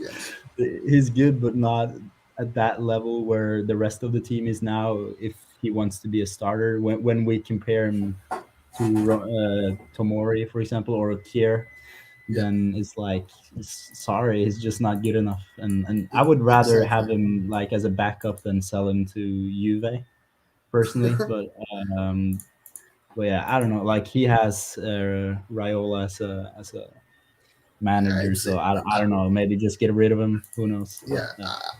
Like in my opinion, he's not going to renew, because the problem with Romagnoli is that he gets a lot of money. Like he gets around 6 million net.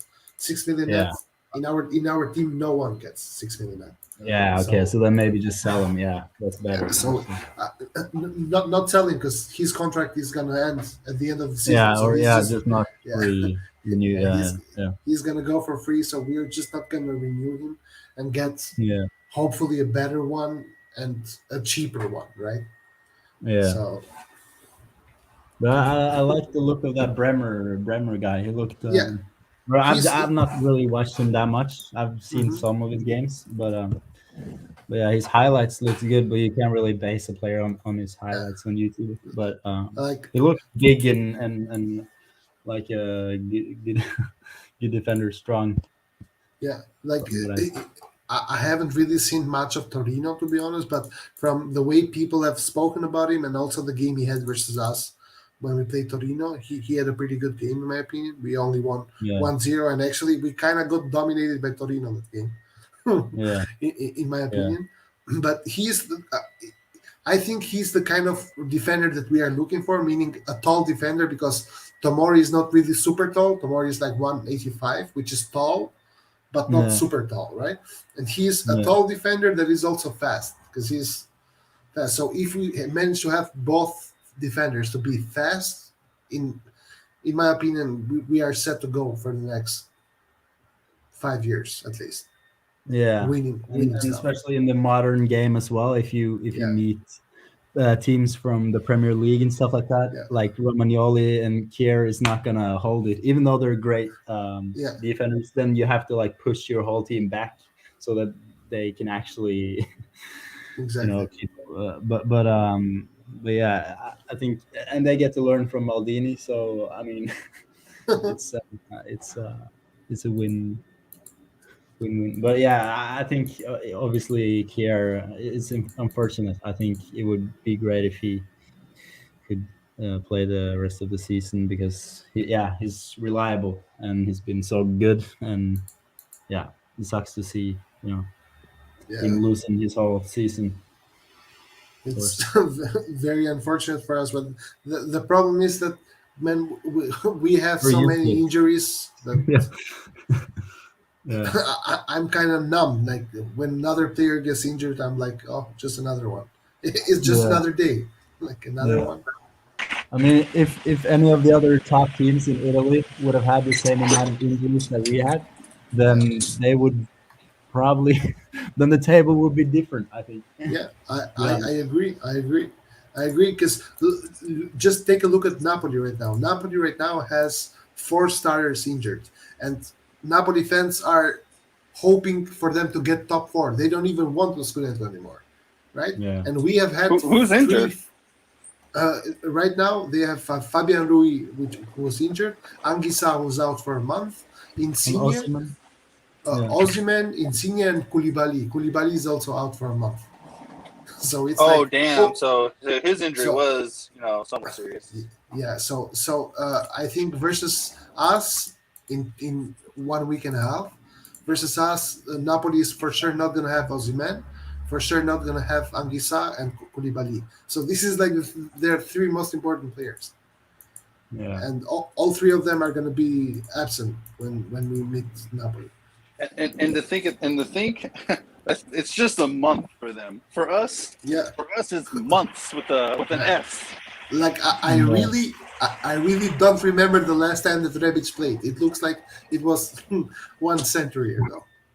Yeah. So we have had crazy amount of injuries, and then hearing other teams fans talk about Milan and say, "Oh, Milan won't win the Scudetto because we don't have the depth." And I'm like, dude, are you kidding me? We have been playing with our depth because we had to, because our players were injured all the time. So if that's one thing, in my opinion, that is true, is that Milan has a squad with a really good depth, right? Because Krunic might not be Ronaldinho, but Krunic goes and he does his part, and he does it well. And that's all you can ask for him. You cannot ask him to be Leao, right? Because you cannot have 5 Leaos in one. And I think the management have been smart, because we've had so many injuries over like for a long time, and I think they have got in players who can adjust to different positions and play a lot of different, so that when people get injured, maybe we don't have that many at like a certain position, but another guy can also play that position, so he can step in. So Krunic, for example, can play different positions, even though he's not the greatest in every position, but he can adjust. But yeah, I mean, he has played good as well some games, but he's not Careful how you speak about Lord Bosnian Krunic. Player of the Year. Okay, careful how you speak about it. Yeah, I'll be right He's back. the best I'll be player. right I love. So what do you think of Pobega and Adley potentially coming? Me? Yeah. Yeah, I think right now for Pobega, I don't know. I mean, I haven't watched all of Torino's games this season, but he has looked good, and I think he called up for the national team or something.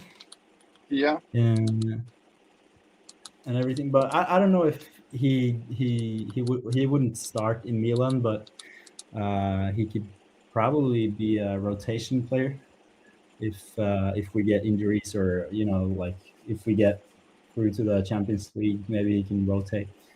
Adley, I haven't seen that much from, other than like highlights on YouTube, so I can't really say much about him. He looks decent. He looks good. And I think obviously if Kessie leaves, which is most likely to happen, then yeah, it's just nice to get more midfielders. But I feel like we are pretty strong in midfield. If you look at like Juventus, that's been their like weak side for a long time. But I feel like we're pretty covered there. But it's always exciting to see like Pobega and other players get better, and yeah, hopefully he can get back into the squad. And Yeah, I think that's what everyone's conclusion is about those guys as well. I don't think many people want to get rid of Pobega, and everyone is definitely kind of ready to see what Adley can do. What do you think about like this January transfer rumors? As I said with the Bremer guy, I think that would be great now that we have Kier injured. And there was this guy. What was his name? The right winger that said something in the media. Favre or something. Yeah, Favre. I don't know too much about him either, but I've heard he's good. And then you have Sanchez. I don't know if that's likely to happen, but there's been contacts. I think Arsenal also have been in contact with him, but yeah, I would really like to see that happening. Renato Sanchez. And I just think the right wing. We need a new right wing that is more attacking. I don't know if we will be able to get like Ziyech. Is that how you say it? Ziyech. Ziyech. Yeah, I think he could be a good player, but he would cost, I think, too much. But yeah, is there anyone else on the January list that I've missed that are like targets? The defender from Torino has been brought up due to Kerr's injury. Yeah, Bremer. Yeah. Yeah. We just talked about him before you came on. Like, yeah, I haven't seen that much of him other than the highlights and stuff. But he looks like a beast. He's huge and looks like a good defender. But I feel like I can't say too much because I haven't seen that many like live games of him, just like highlights and stuff like that. But he looks like a beast. What about you? What do you think about the targets? Or anyone you really want to join?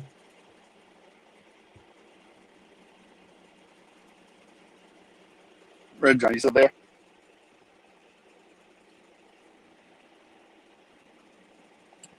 I think Red John might be a little bit busy. But what about you, Nathan? Yeah. Is there anyone you would like to join, or any targets you don't want? Or I will say I do not want.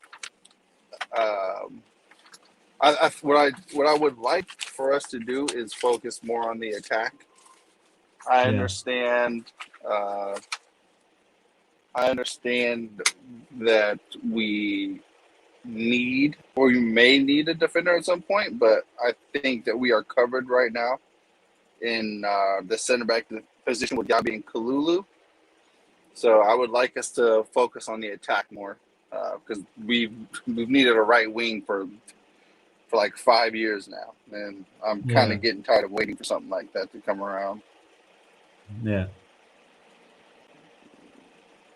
Yeah, that's true, and it is unfortunate. I don't know, like, I'm just not sure if Romagnoli and Kalulu or Gabbia are gonna be able to. I don't know, because I felt like there was a period where our defense was really solid, and if you look at the latest games, obviously we have let in too many goals and stuff. But I don't know if Romagnoli, for example, is able to keep the same level as, for example, Kier. And that can be a worry, but at the same time, I understand your point, and the right wing is a must. Like this January transfer, like we've had Castillejo and nothing happened there, and then we got Salamakers, and yeah, it's just as you said, not a good situation. Even though Salamakers, he contributes defensively. But it's just not good enough, if that's allowed to say. Right. Yeah, it's unfortunate because we've seen in one of the games where Salamakers played like Ronaldinho, and then it's like, okay, so he finally showed that he can actually dribble somebody, and then every game after that, he doesn't do it, and it's like, bro, like this is like a huge problem. Yeah. And as well, he has, like, when Calabria is fit, that position, the right wing, will have Calabria behind him, which is our best, like, defender, like, not center back, but like right back. He has a solid defender behind him, so we can afford to have an attacking player there. It's worse with having Theo behind you, because he just runs up the field. but then again, then Kessie goes down to that position. So I think I think we need a attacking player, on both wings. You see it on Liverpool, you see it on Man City, you see it on, even though they might have different systems and stuff like that. I feel like in the modern football, is about pace and the wingers, and new way of thinking. Yeah, in the modern game. I agree. And not only that, but only having one creative player on the wings it's also having a negative effect on Leao, because it's forcing him to do more than he should. Yeah. If we had Macias and Leao, that's two sides of the field that can dribble, and while one dribbles, the other one can rest. It's important to be able to get like a few moments during the game to catch your breath. But if you're just constantly trying to go like at 80 to 100% every time, because that's the only side of the field that we attack down. Like, if you notice, like, we don't even bother going down the right. Like, they literally don't. They literally barely do it. Which, that, like I said, that's putting too much of a burden on one single player. Yeah. And another thing would be, like, because if Salamakers was like Alexander Arnold at crossing the ball or something, but he's not. Like, it's okay that he doesn't score that many goals, but then he should have like 10 assists by now, like, or something, contributes to goals. Right.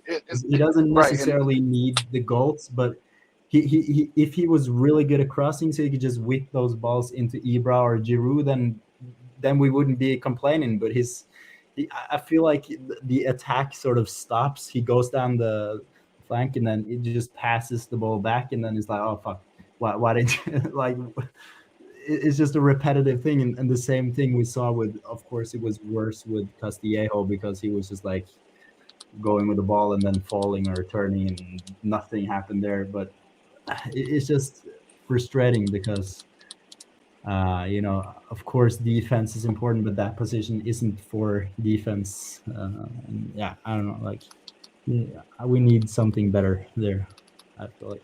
Yeah. Right. No, you're 100% correct. You're 100% correct.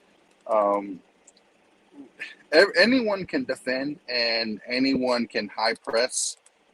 These are things that are not these are things that are not, specialized traits for Salamakers, and literally everyone can do it. Yeah. So it's not something that is just like, holy shit, I can't believe this. Like, look at how good he pressed. Like, man, what the fuck, bro? I high pressed all my life. Like, yeah.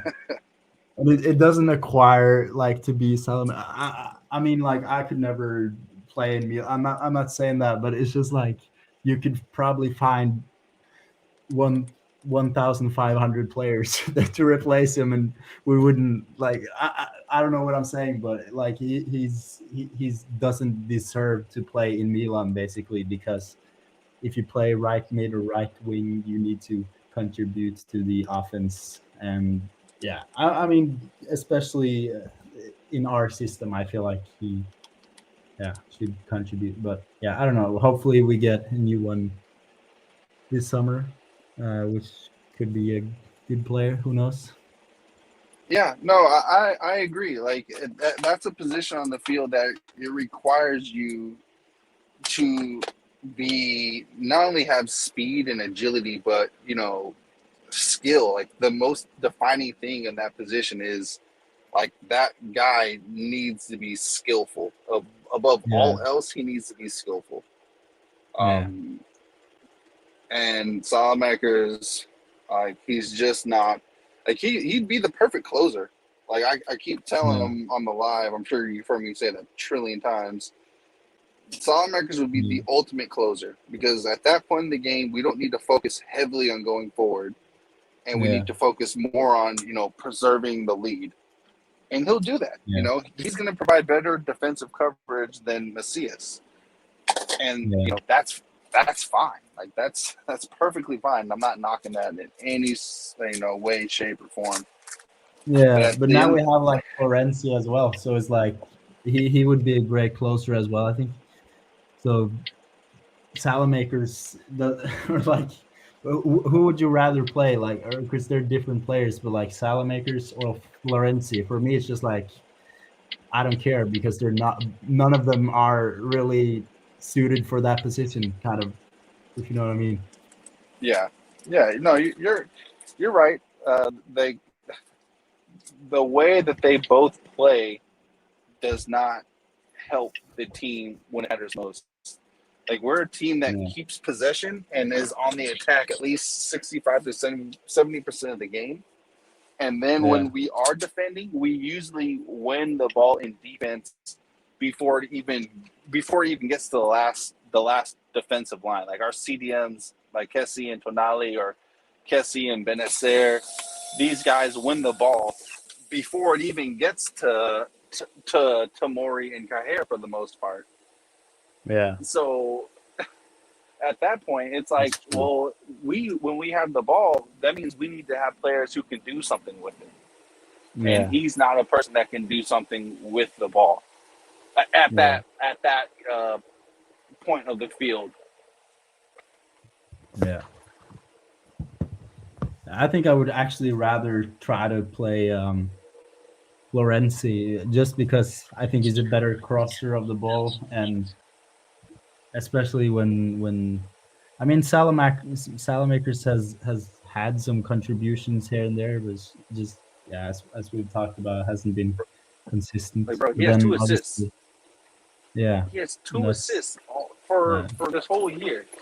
Like, come on, man! 2 assists and 0 goals from a position that demands at least 6 to 7 goals and at least 10 assists a year. Yeah. Like, even if he has 0 goals but has 10 assists, that's like the same thing as him scoring 10 goals. Yeah. But I mean, You don't get not good enough. Yeah. if you don't get contribution from either way, it's kind of like it's hard to defend him in that role. Yeah. But hopefully, I'm really hoping in the Salernitana game, it shouldn't matter who we fucking play. We should win. Yeah. But in the Liverpool game, I really, really hope that we play Macias and Leao on the wings. Yeah. And Macias deserves it because he has actually contributed. He's three goals in 2 games, like yeah. He's been great. So I mean, he could, of course, you could use it as a tactic that he could come on as a super sub and stuff like that as well. But there's no point. Like I would just start him because he's deserved it. Yeah. But and it's just like when we know that Theo Hernandez is fucking great at going forward and contribute with assists and goals even, but both of our wingers should have more contribution or more fucking goals than our I don't know how many goals Theo has this season, but like Salamakers should have more goals and assists than Theo Hernandez.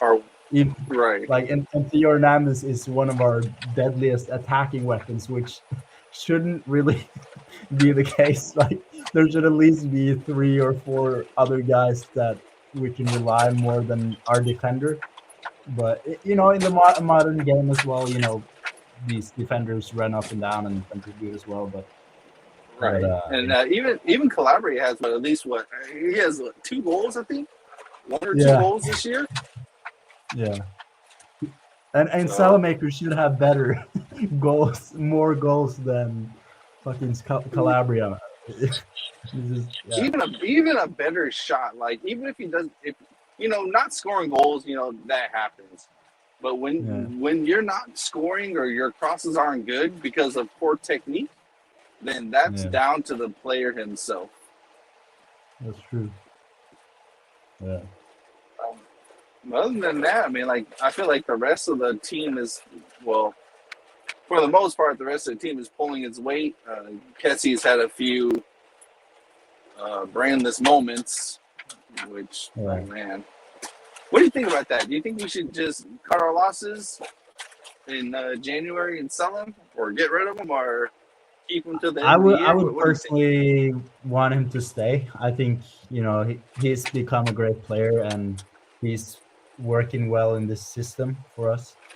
But obviously his wages are too high. I wouldn't keep him if it was on his wages, if you know what I mean. Like if he got what he wanted, like 8 million or whatever it is. But if we could find a deal for I think Milan offered 6 million or something, then okay, that would be fine. But I think 8 million is just too much for.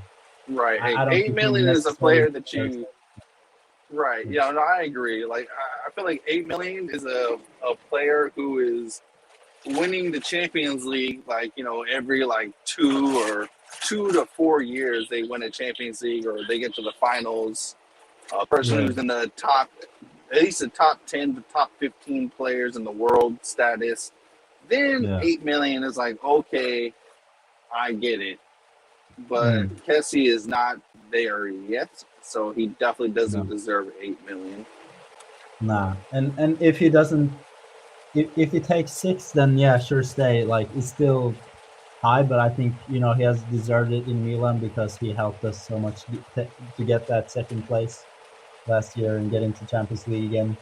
But and you can see the thing that happened with Donnarumma. We got Magnan, which is a lot cheaper, and it doesn't feel like we lost, Donnarumma, even though I would say Donnarumma is right now a better goalkeeper than Magnan, but Magnan is fucking insane. Those saves he had Yeah. The last match was crazy. Like he is insane. Like so it doesn't really feel like a loss, and he is getting paid like nothing compared to what Donnarumma was. And let's say as he leaves and we get like Renato Sanchez or something who can, or maybe Renato Sanchez has a high wage. I don't know about his wage, but getting a player that is good but maybe not that level yet, but has a low wage, maybe it's worth it. You know? Yeah. You never know. Like you sacrifice one player, and maybe the betterment of the team overall becomes better. Yeah. And if you think of it like this way, if you look at Bayern Munich and Manchester City, and I want to say Dortmund, if you look at it, those teams technically don't play with two CDMs. Most teams don't have two CDMs, either in like a 4-3-3 or a 4-2-3-1. They usually play with one CDM and one person who's like more like a box to box and is more skillful. So we like I feel like we don't necessarily have to play two true CDMs in that type of sense. So even if you have like a Renato Sanchez and a Tonali, it still kind of balances out still. And Renato Sanchez can offer so much more in the offensive than Kessie, even though Kessie takes penalties and he's really good at that. But I think Renato Sanchez can offer more in terms of the offensive play, like can contribute. Like you look at Salamakers and stuff like that, but he could help out, with like some nice passes and the offensive side of it. So what do you think of Tonali? This season I love him. I think he's great, and because there was like after we bought him, I was like, oh fuck yeah, because you saw like how Barella was performing for Inter and stuff, and then you saw Tonali for us, and I was like, fuck, we should have bought Barella, but yeah, and Barella is still fucking great, but yeah, I think he just needed some time, and now he's settled in. Like if you're gonna compare him to Kessie this season, he has been better in my opinion than Kessie. I agree. So now Kessie doesn't feel that much of a loss that it would if Tonali hadn't played that well. So I mean, I feel like our midfield is pretty solid, even though maybe Kessie goes, but we have a solid midfielder. We might need to get in another one, of course, but then we have like other players coming in from loan and stuff. So I think we will be fine in that department. It's just that like it sucks to see him go on a free when he that's the only thing. But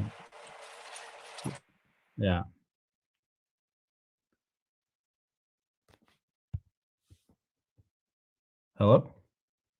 Pobega in that Torino game, he manhandled Kessie a couple of times, and like that was crazy. A few times I was like, holy shit, this guy's Pobega really got strong all of a sudden.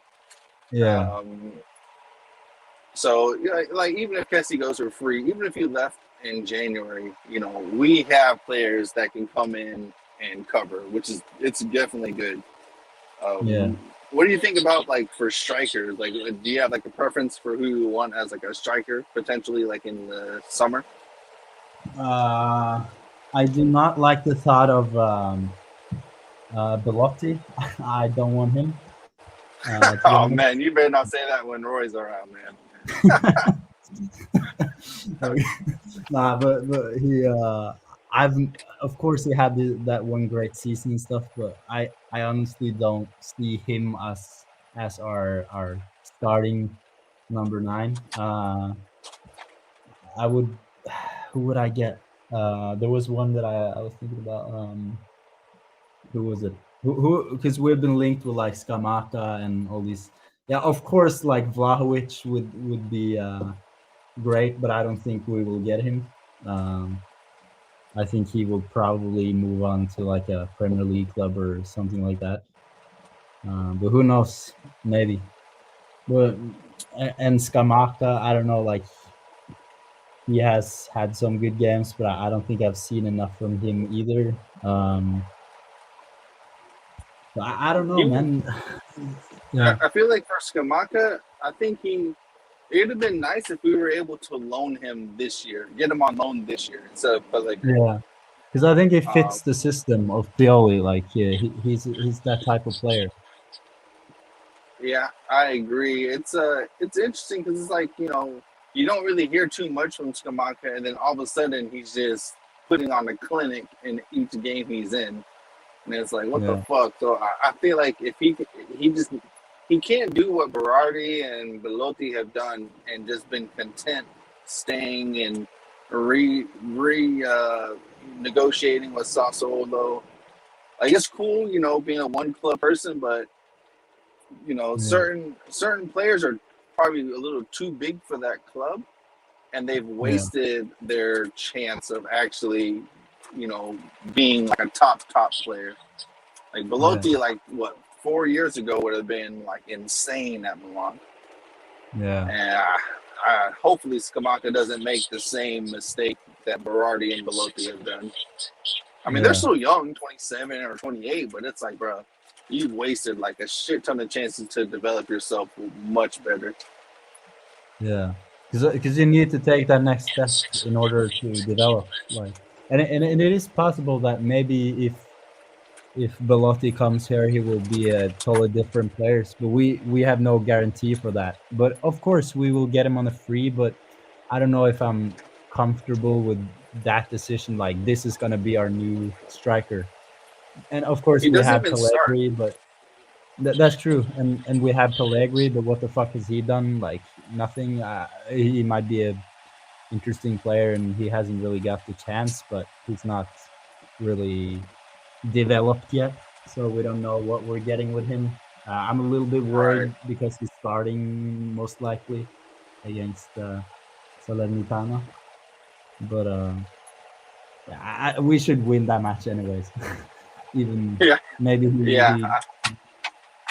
and maybe that's a good thing, like letting him start, because he has like Leao and Diaz and people around him. So maybe and if it's like 60th minute and he hasn't, like Milan haven't scored, then you can just probably put on like Ibra or something. Anyways. Like, if Milan doesn't win this match, then it's, I don't know what the fuck we're doing. Yeah, man. Oh, man. I'll tell you what. If Milan does not win this game, bruh, the live is going to be fucking incredible, bro. It's going to be a fucking, like, volcano and earthquake, like, having children, bro. Like, it's going to be a fucking disaster. Yeah. I mean, and I feel like we wasted the opportunities with like Fiorentina, like those two losses, and Sassuolo, and like it would be such a pain to lose this one again, and this one or draw, because it's like we have played so well against all the top teams, and then we're gonna fucking just throw out points in matches like this. And it seems sometimes that like the players really focus when it's the big games and they have motivation and stuff like that, and when it's this like a little bit smaller mid-table team, it's like they take it a little bit easier, which is not how you win the title. So it's a little bit worrying. But I think tomorrow, I think we will win. Like, I don't know if I have a prediction, but we should score at least like 2-3 goals, I think, or win by. You would think one would think that 2 or 3-0 would be the correct scoreline, but for whatever reason, usually a lot of times they will play to their opponent's level, and that happens with everybody. Like it's just like one of those things that happens for whatever reason. Then sometimes it doesn't happen. You go out and you win 5-0. But it's usually difficult playing against those teams, and for whatever reason, these teams always either just play with 90 people in defense, or they all turn into prime Barcelona when they come up against Milan. So it's always something stupid. Yeah. Hey, but bro, I'm gonna have to get off. I'm pretty sure my wife's off work, and if I don't call her, she's probably gonna kill me. Yeah. So, hey man, I don't know if Roy is gonna keep this on, or did Red John and those guys say they're coming back at all? What did they say?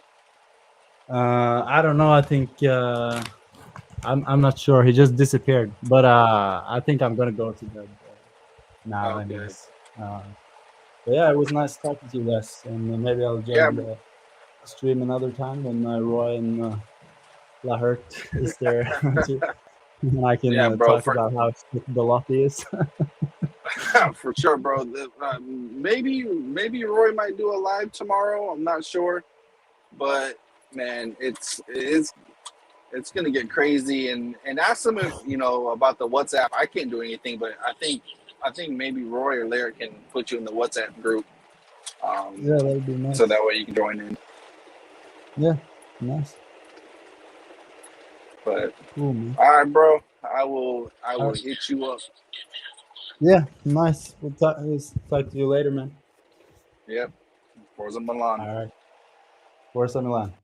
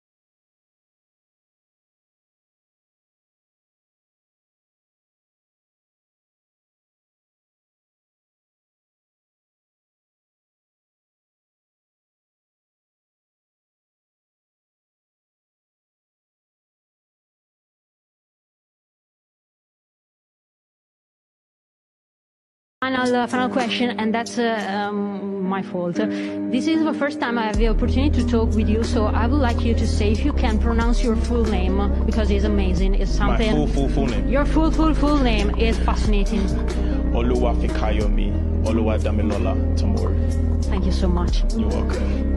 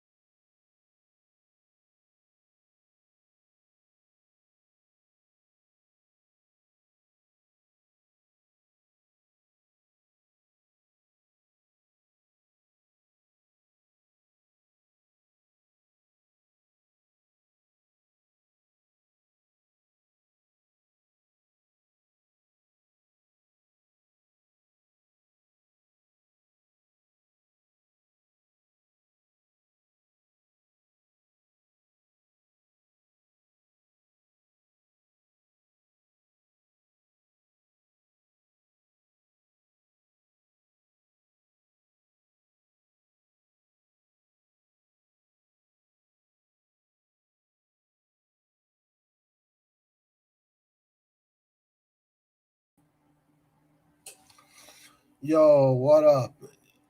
Is the stream over? Is everybody down here? All right. Well. Looks like what? 8 hours, 16 minutes. People talking bullshit. Nobody's here.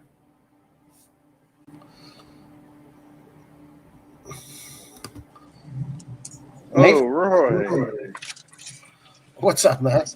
Yeah, I only came back because I thought my wife is home, but she's about to go get some drinks with her friends. So I was like, well, maybe I'll just come back and maybe someone's here. Here you are.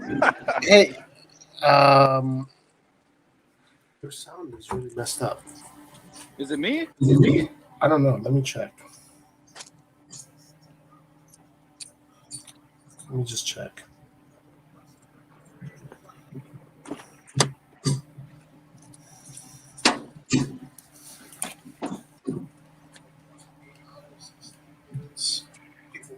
So I was like, well, maybe I'll just come back and maybe someone's here. Here you are.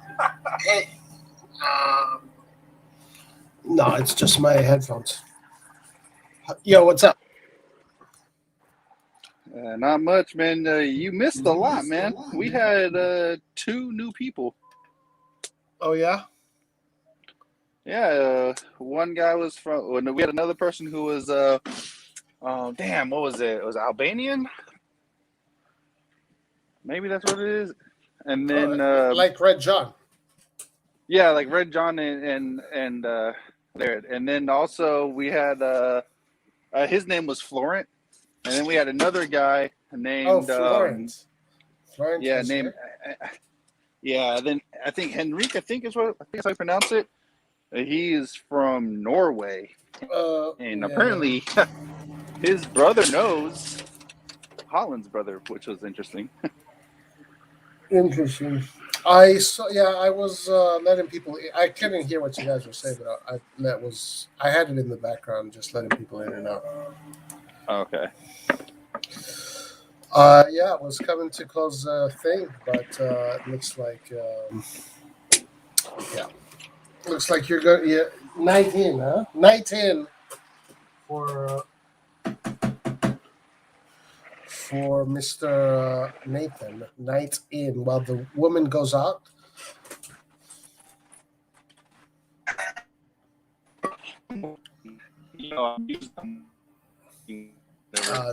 Podcasts are going. Wait. Say again. I said you already know. Usually I'm working, so I'm actually working right now. Oh yeah, you're working. But whenever, yeah, What usually are she you gets doing? off, I'll get on the phone with her. I'm off field right now. What are you doing? Be stationary for I'm dropping the field right now, so I'm gonna be pretty stationary for a few moments. So I'll see if you can see. I don't know. Oh, I don't know if you can see, but it's like the manholes and shit like that at the gas station. Is that snow? No. It's the manhole, like for the fuel. Oh, okay. It looks like there's snow on the freaking sidewalk. No, hell no. If there was snow, in man, Texas. I might have called the damn day off. Well, hey, in February last February, March, we had an ice storm here. Oh, really? Yeah, it was like it got down to like for Texas, it was down to like 15 degrees, and it was like snow. People lost power. Like people were like fucked up here, bro, for a long time. Oh yeah, I remember that. Yeah, I remember that. Are you having problems with the sound? I'm hearing a lot of noise, static. I don't know if it's just on my end or if anybody's in the chat alive. I can't believe people are still in the chat. Or Are they? still, not in the chat, I mean. Or watching the video? Yeah.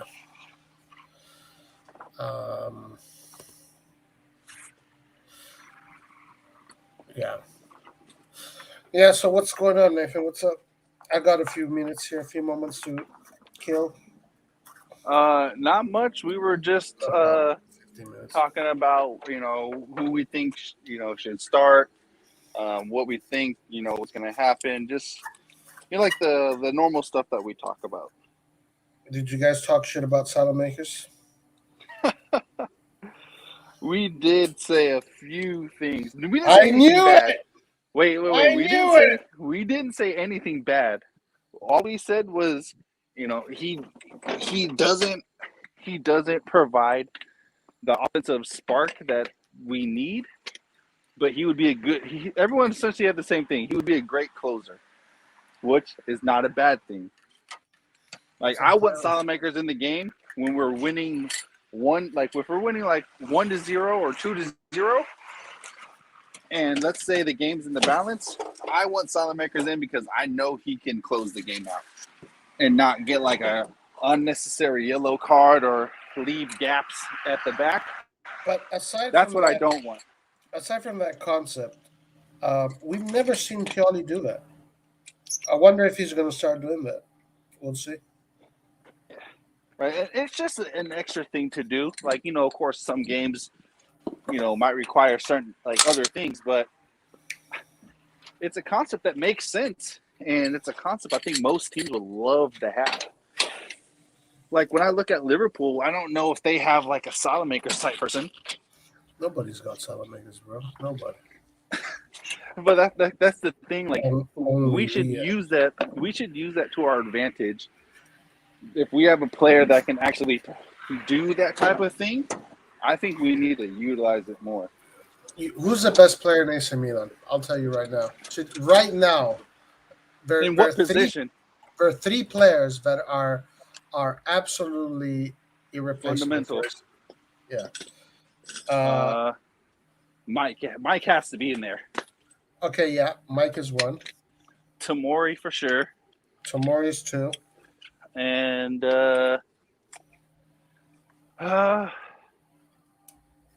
honestly, and this is personally just for me, Tonali is another person for me. Personally, I think we struggle when he's not on the field. You know, mine is Krunic.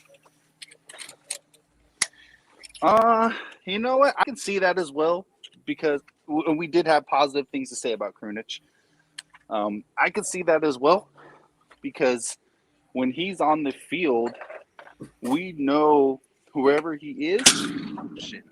Sorry about that. We know wherever he is. And that was my tank, and I let the handle go. We know wherever Krunic is, he's going to be utilized. Oh, what the fuck? What the hell is that? Sounds like a duck. Quack. Yeah, I don't know why it's making that noise. Let's see if it's going to do it. Okay, good. Okay. We know wherever Krunic is, his role is going to be the play safe, and just keep the ball moving. Yeah. I don't want Krunic to dribble. I don't want him to do the heel flick was perfect because no one was expecting it, and every player should be able to do something like that, like a little heel flick like that. Oh, yeah, it's just whether or not you have the confidence to do it. That was some sick shit. So, but you know, I expect that. Like when I watch Krunic play, the more simple stuff he does, the more I like him because I know he's going to do that right. There's only one negative thing about him.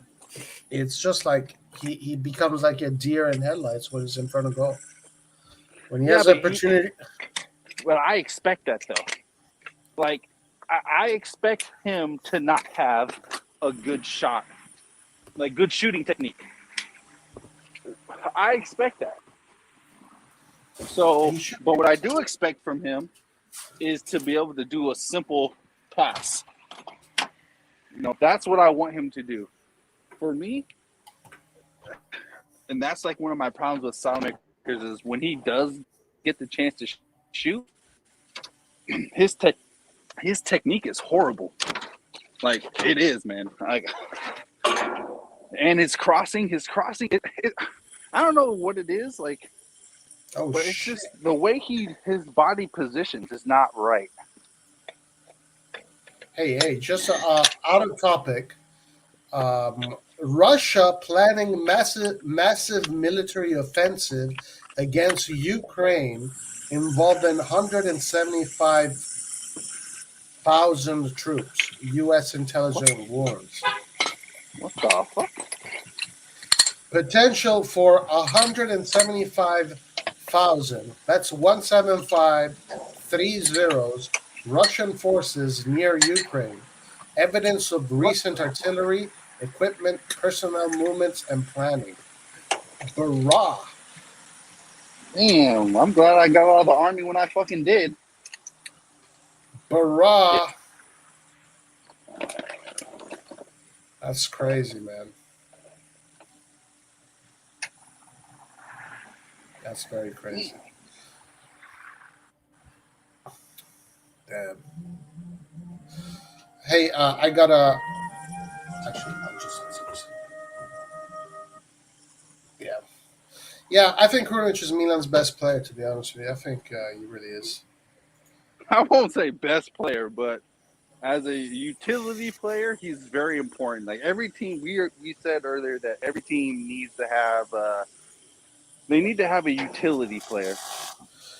Hey, so are you like me and you have accepted that Italy is not going to be in the World Cup? I won't go that far. When's the playoffs? The playoff games? The playoffs are March. Okay. Well, we've had this discussion many times. Against who we play? Macedonia. Yeah.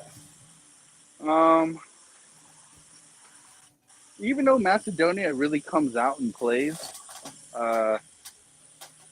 they're probably going to be a little bit more defensive because it is Italy.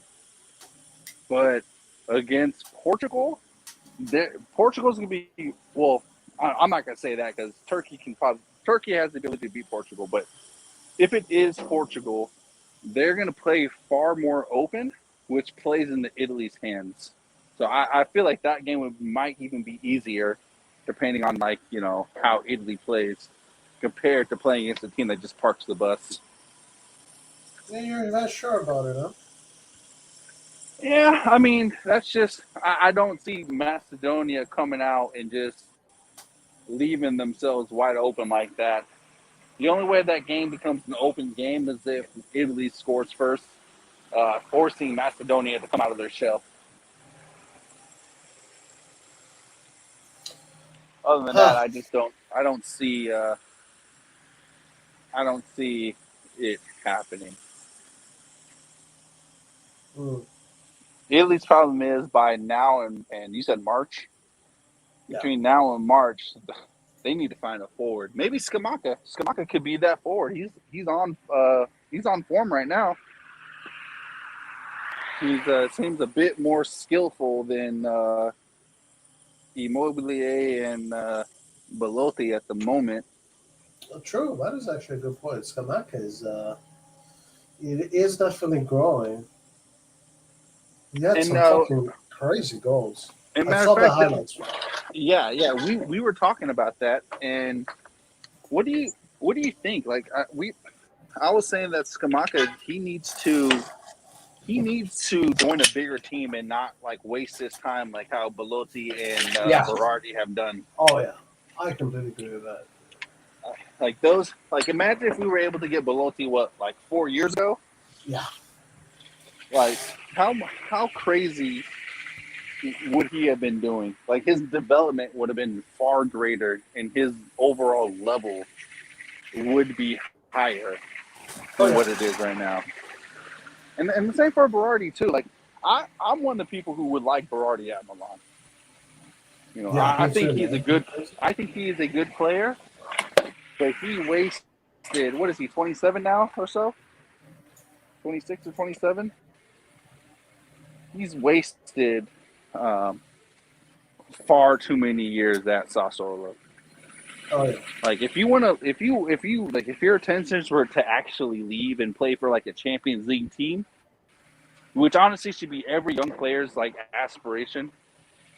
I question his mentality and thought process, because why would you continue to waste time at Sassuolo knowing that they're going to charge a price that teams are just not willing to pay for? Yeah. He is wasting his time there for sure. Yeah, he wasted his time there. So it's just one of those things. I mean, he could still do good for Milan, but I don't really care for. Damn, this shit's making so much noise. What the fuck? Man. I don't really care for Belotti anymore. I think we don't need a player like him. I would definitely, if we're getting an Italian forward, and just Italian, just that's it. I would go for Scamacca, and if that's not possible, I would definitely go look into Luca as well. Oh no, I'm definitely going for Luca, dude. Definitely. Yeah, these are, and as a matter of fact, I'm gonna take it back. I would get both. because you can always loan Luka out because we're still going to have Giroud. So you can always loan Luka out to allow him to get Serie A game time. I think that would be the best thing for him. Yeah, that's what I was saying a while ago. Get him, then fucking loan him out. Yeah, like all these players should be belonging to AC Milan. And then, what do you think about if we get Torino's center back? I said I would be fine with that, but then we absolutely need to loan out Gabbia for like 1 or 2 years.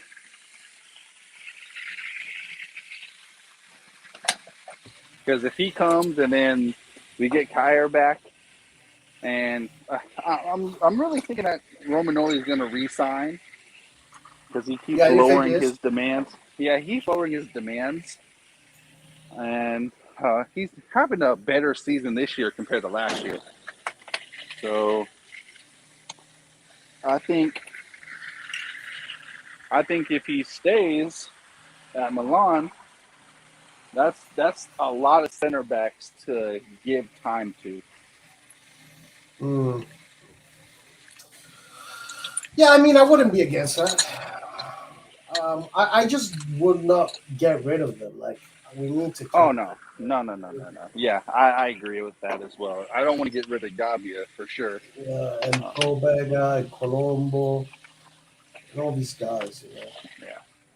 Yeah, and I still firmly believe that Milan does not need to get a center back. Like, I'm not in the narrative where it's like doomsday, because like I said, we conceded the majority of goals with Kyer in the game.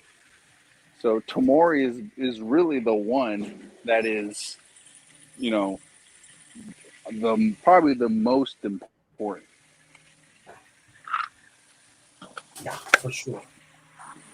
That has been definitely established.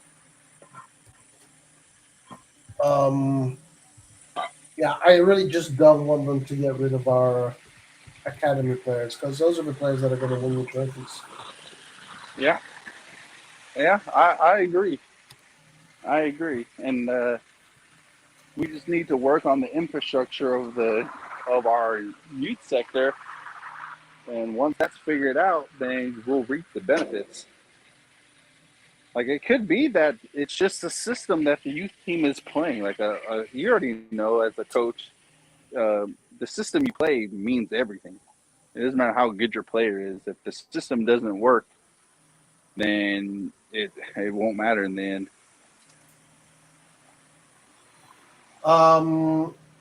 The system, yeah. No, the system has to be strong. Has to be really. It has to be.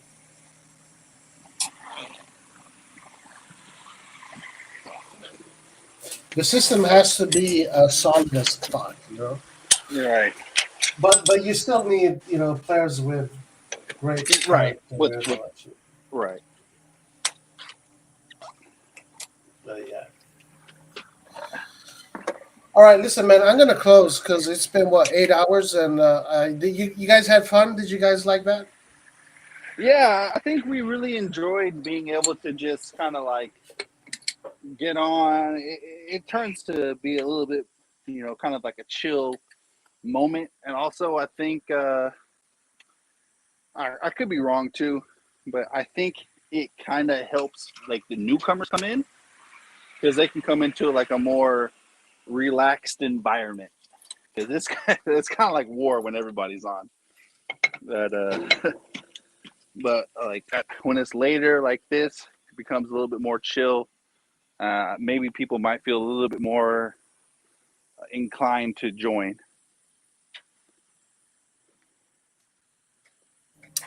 Ollie's asking, am I streaming? No, I'm not. Unfortunately, that game is very early here, and tomorrow I have a very Saturday. Yeah, it's like 6 o'clock in the morning for you. It's like 8 o'clock for me. Yeah. So it's very difficult for me to stream. But I mean, it's not because it's early. I'm still going to watch a game, but I'm working. So yeah. Yeah. All right, Nathan. Listen, I'll catch you probably Sunday maybe. We'll see. Maybe Lard is gonna have the stream on Sunday. I don't know, but I'll catch you soon, my man. I have to restart my computer. So I'll see you in the future. Alrighty. Good night and Forza Milan. Forza Milan, ragazzi. Arrivederci. Buona serata. Have fun. And tomorrow, let's kick ass. All right. Later, my man. Bye. Ciao.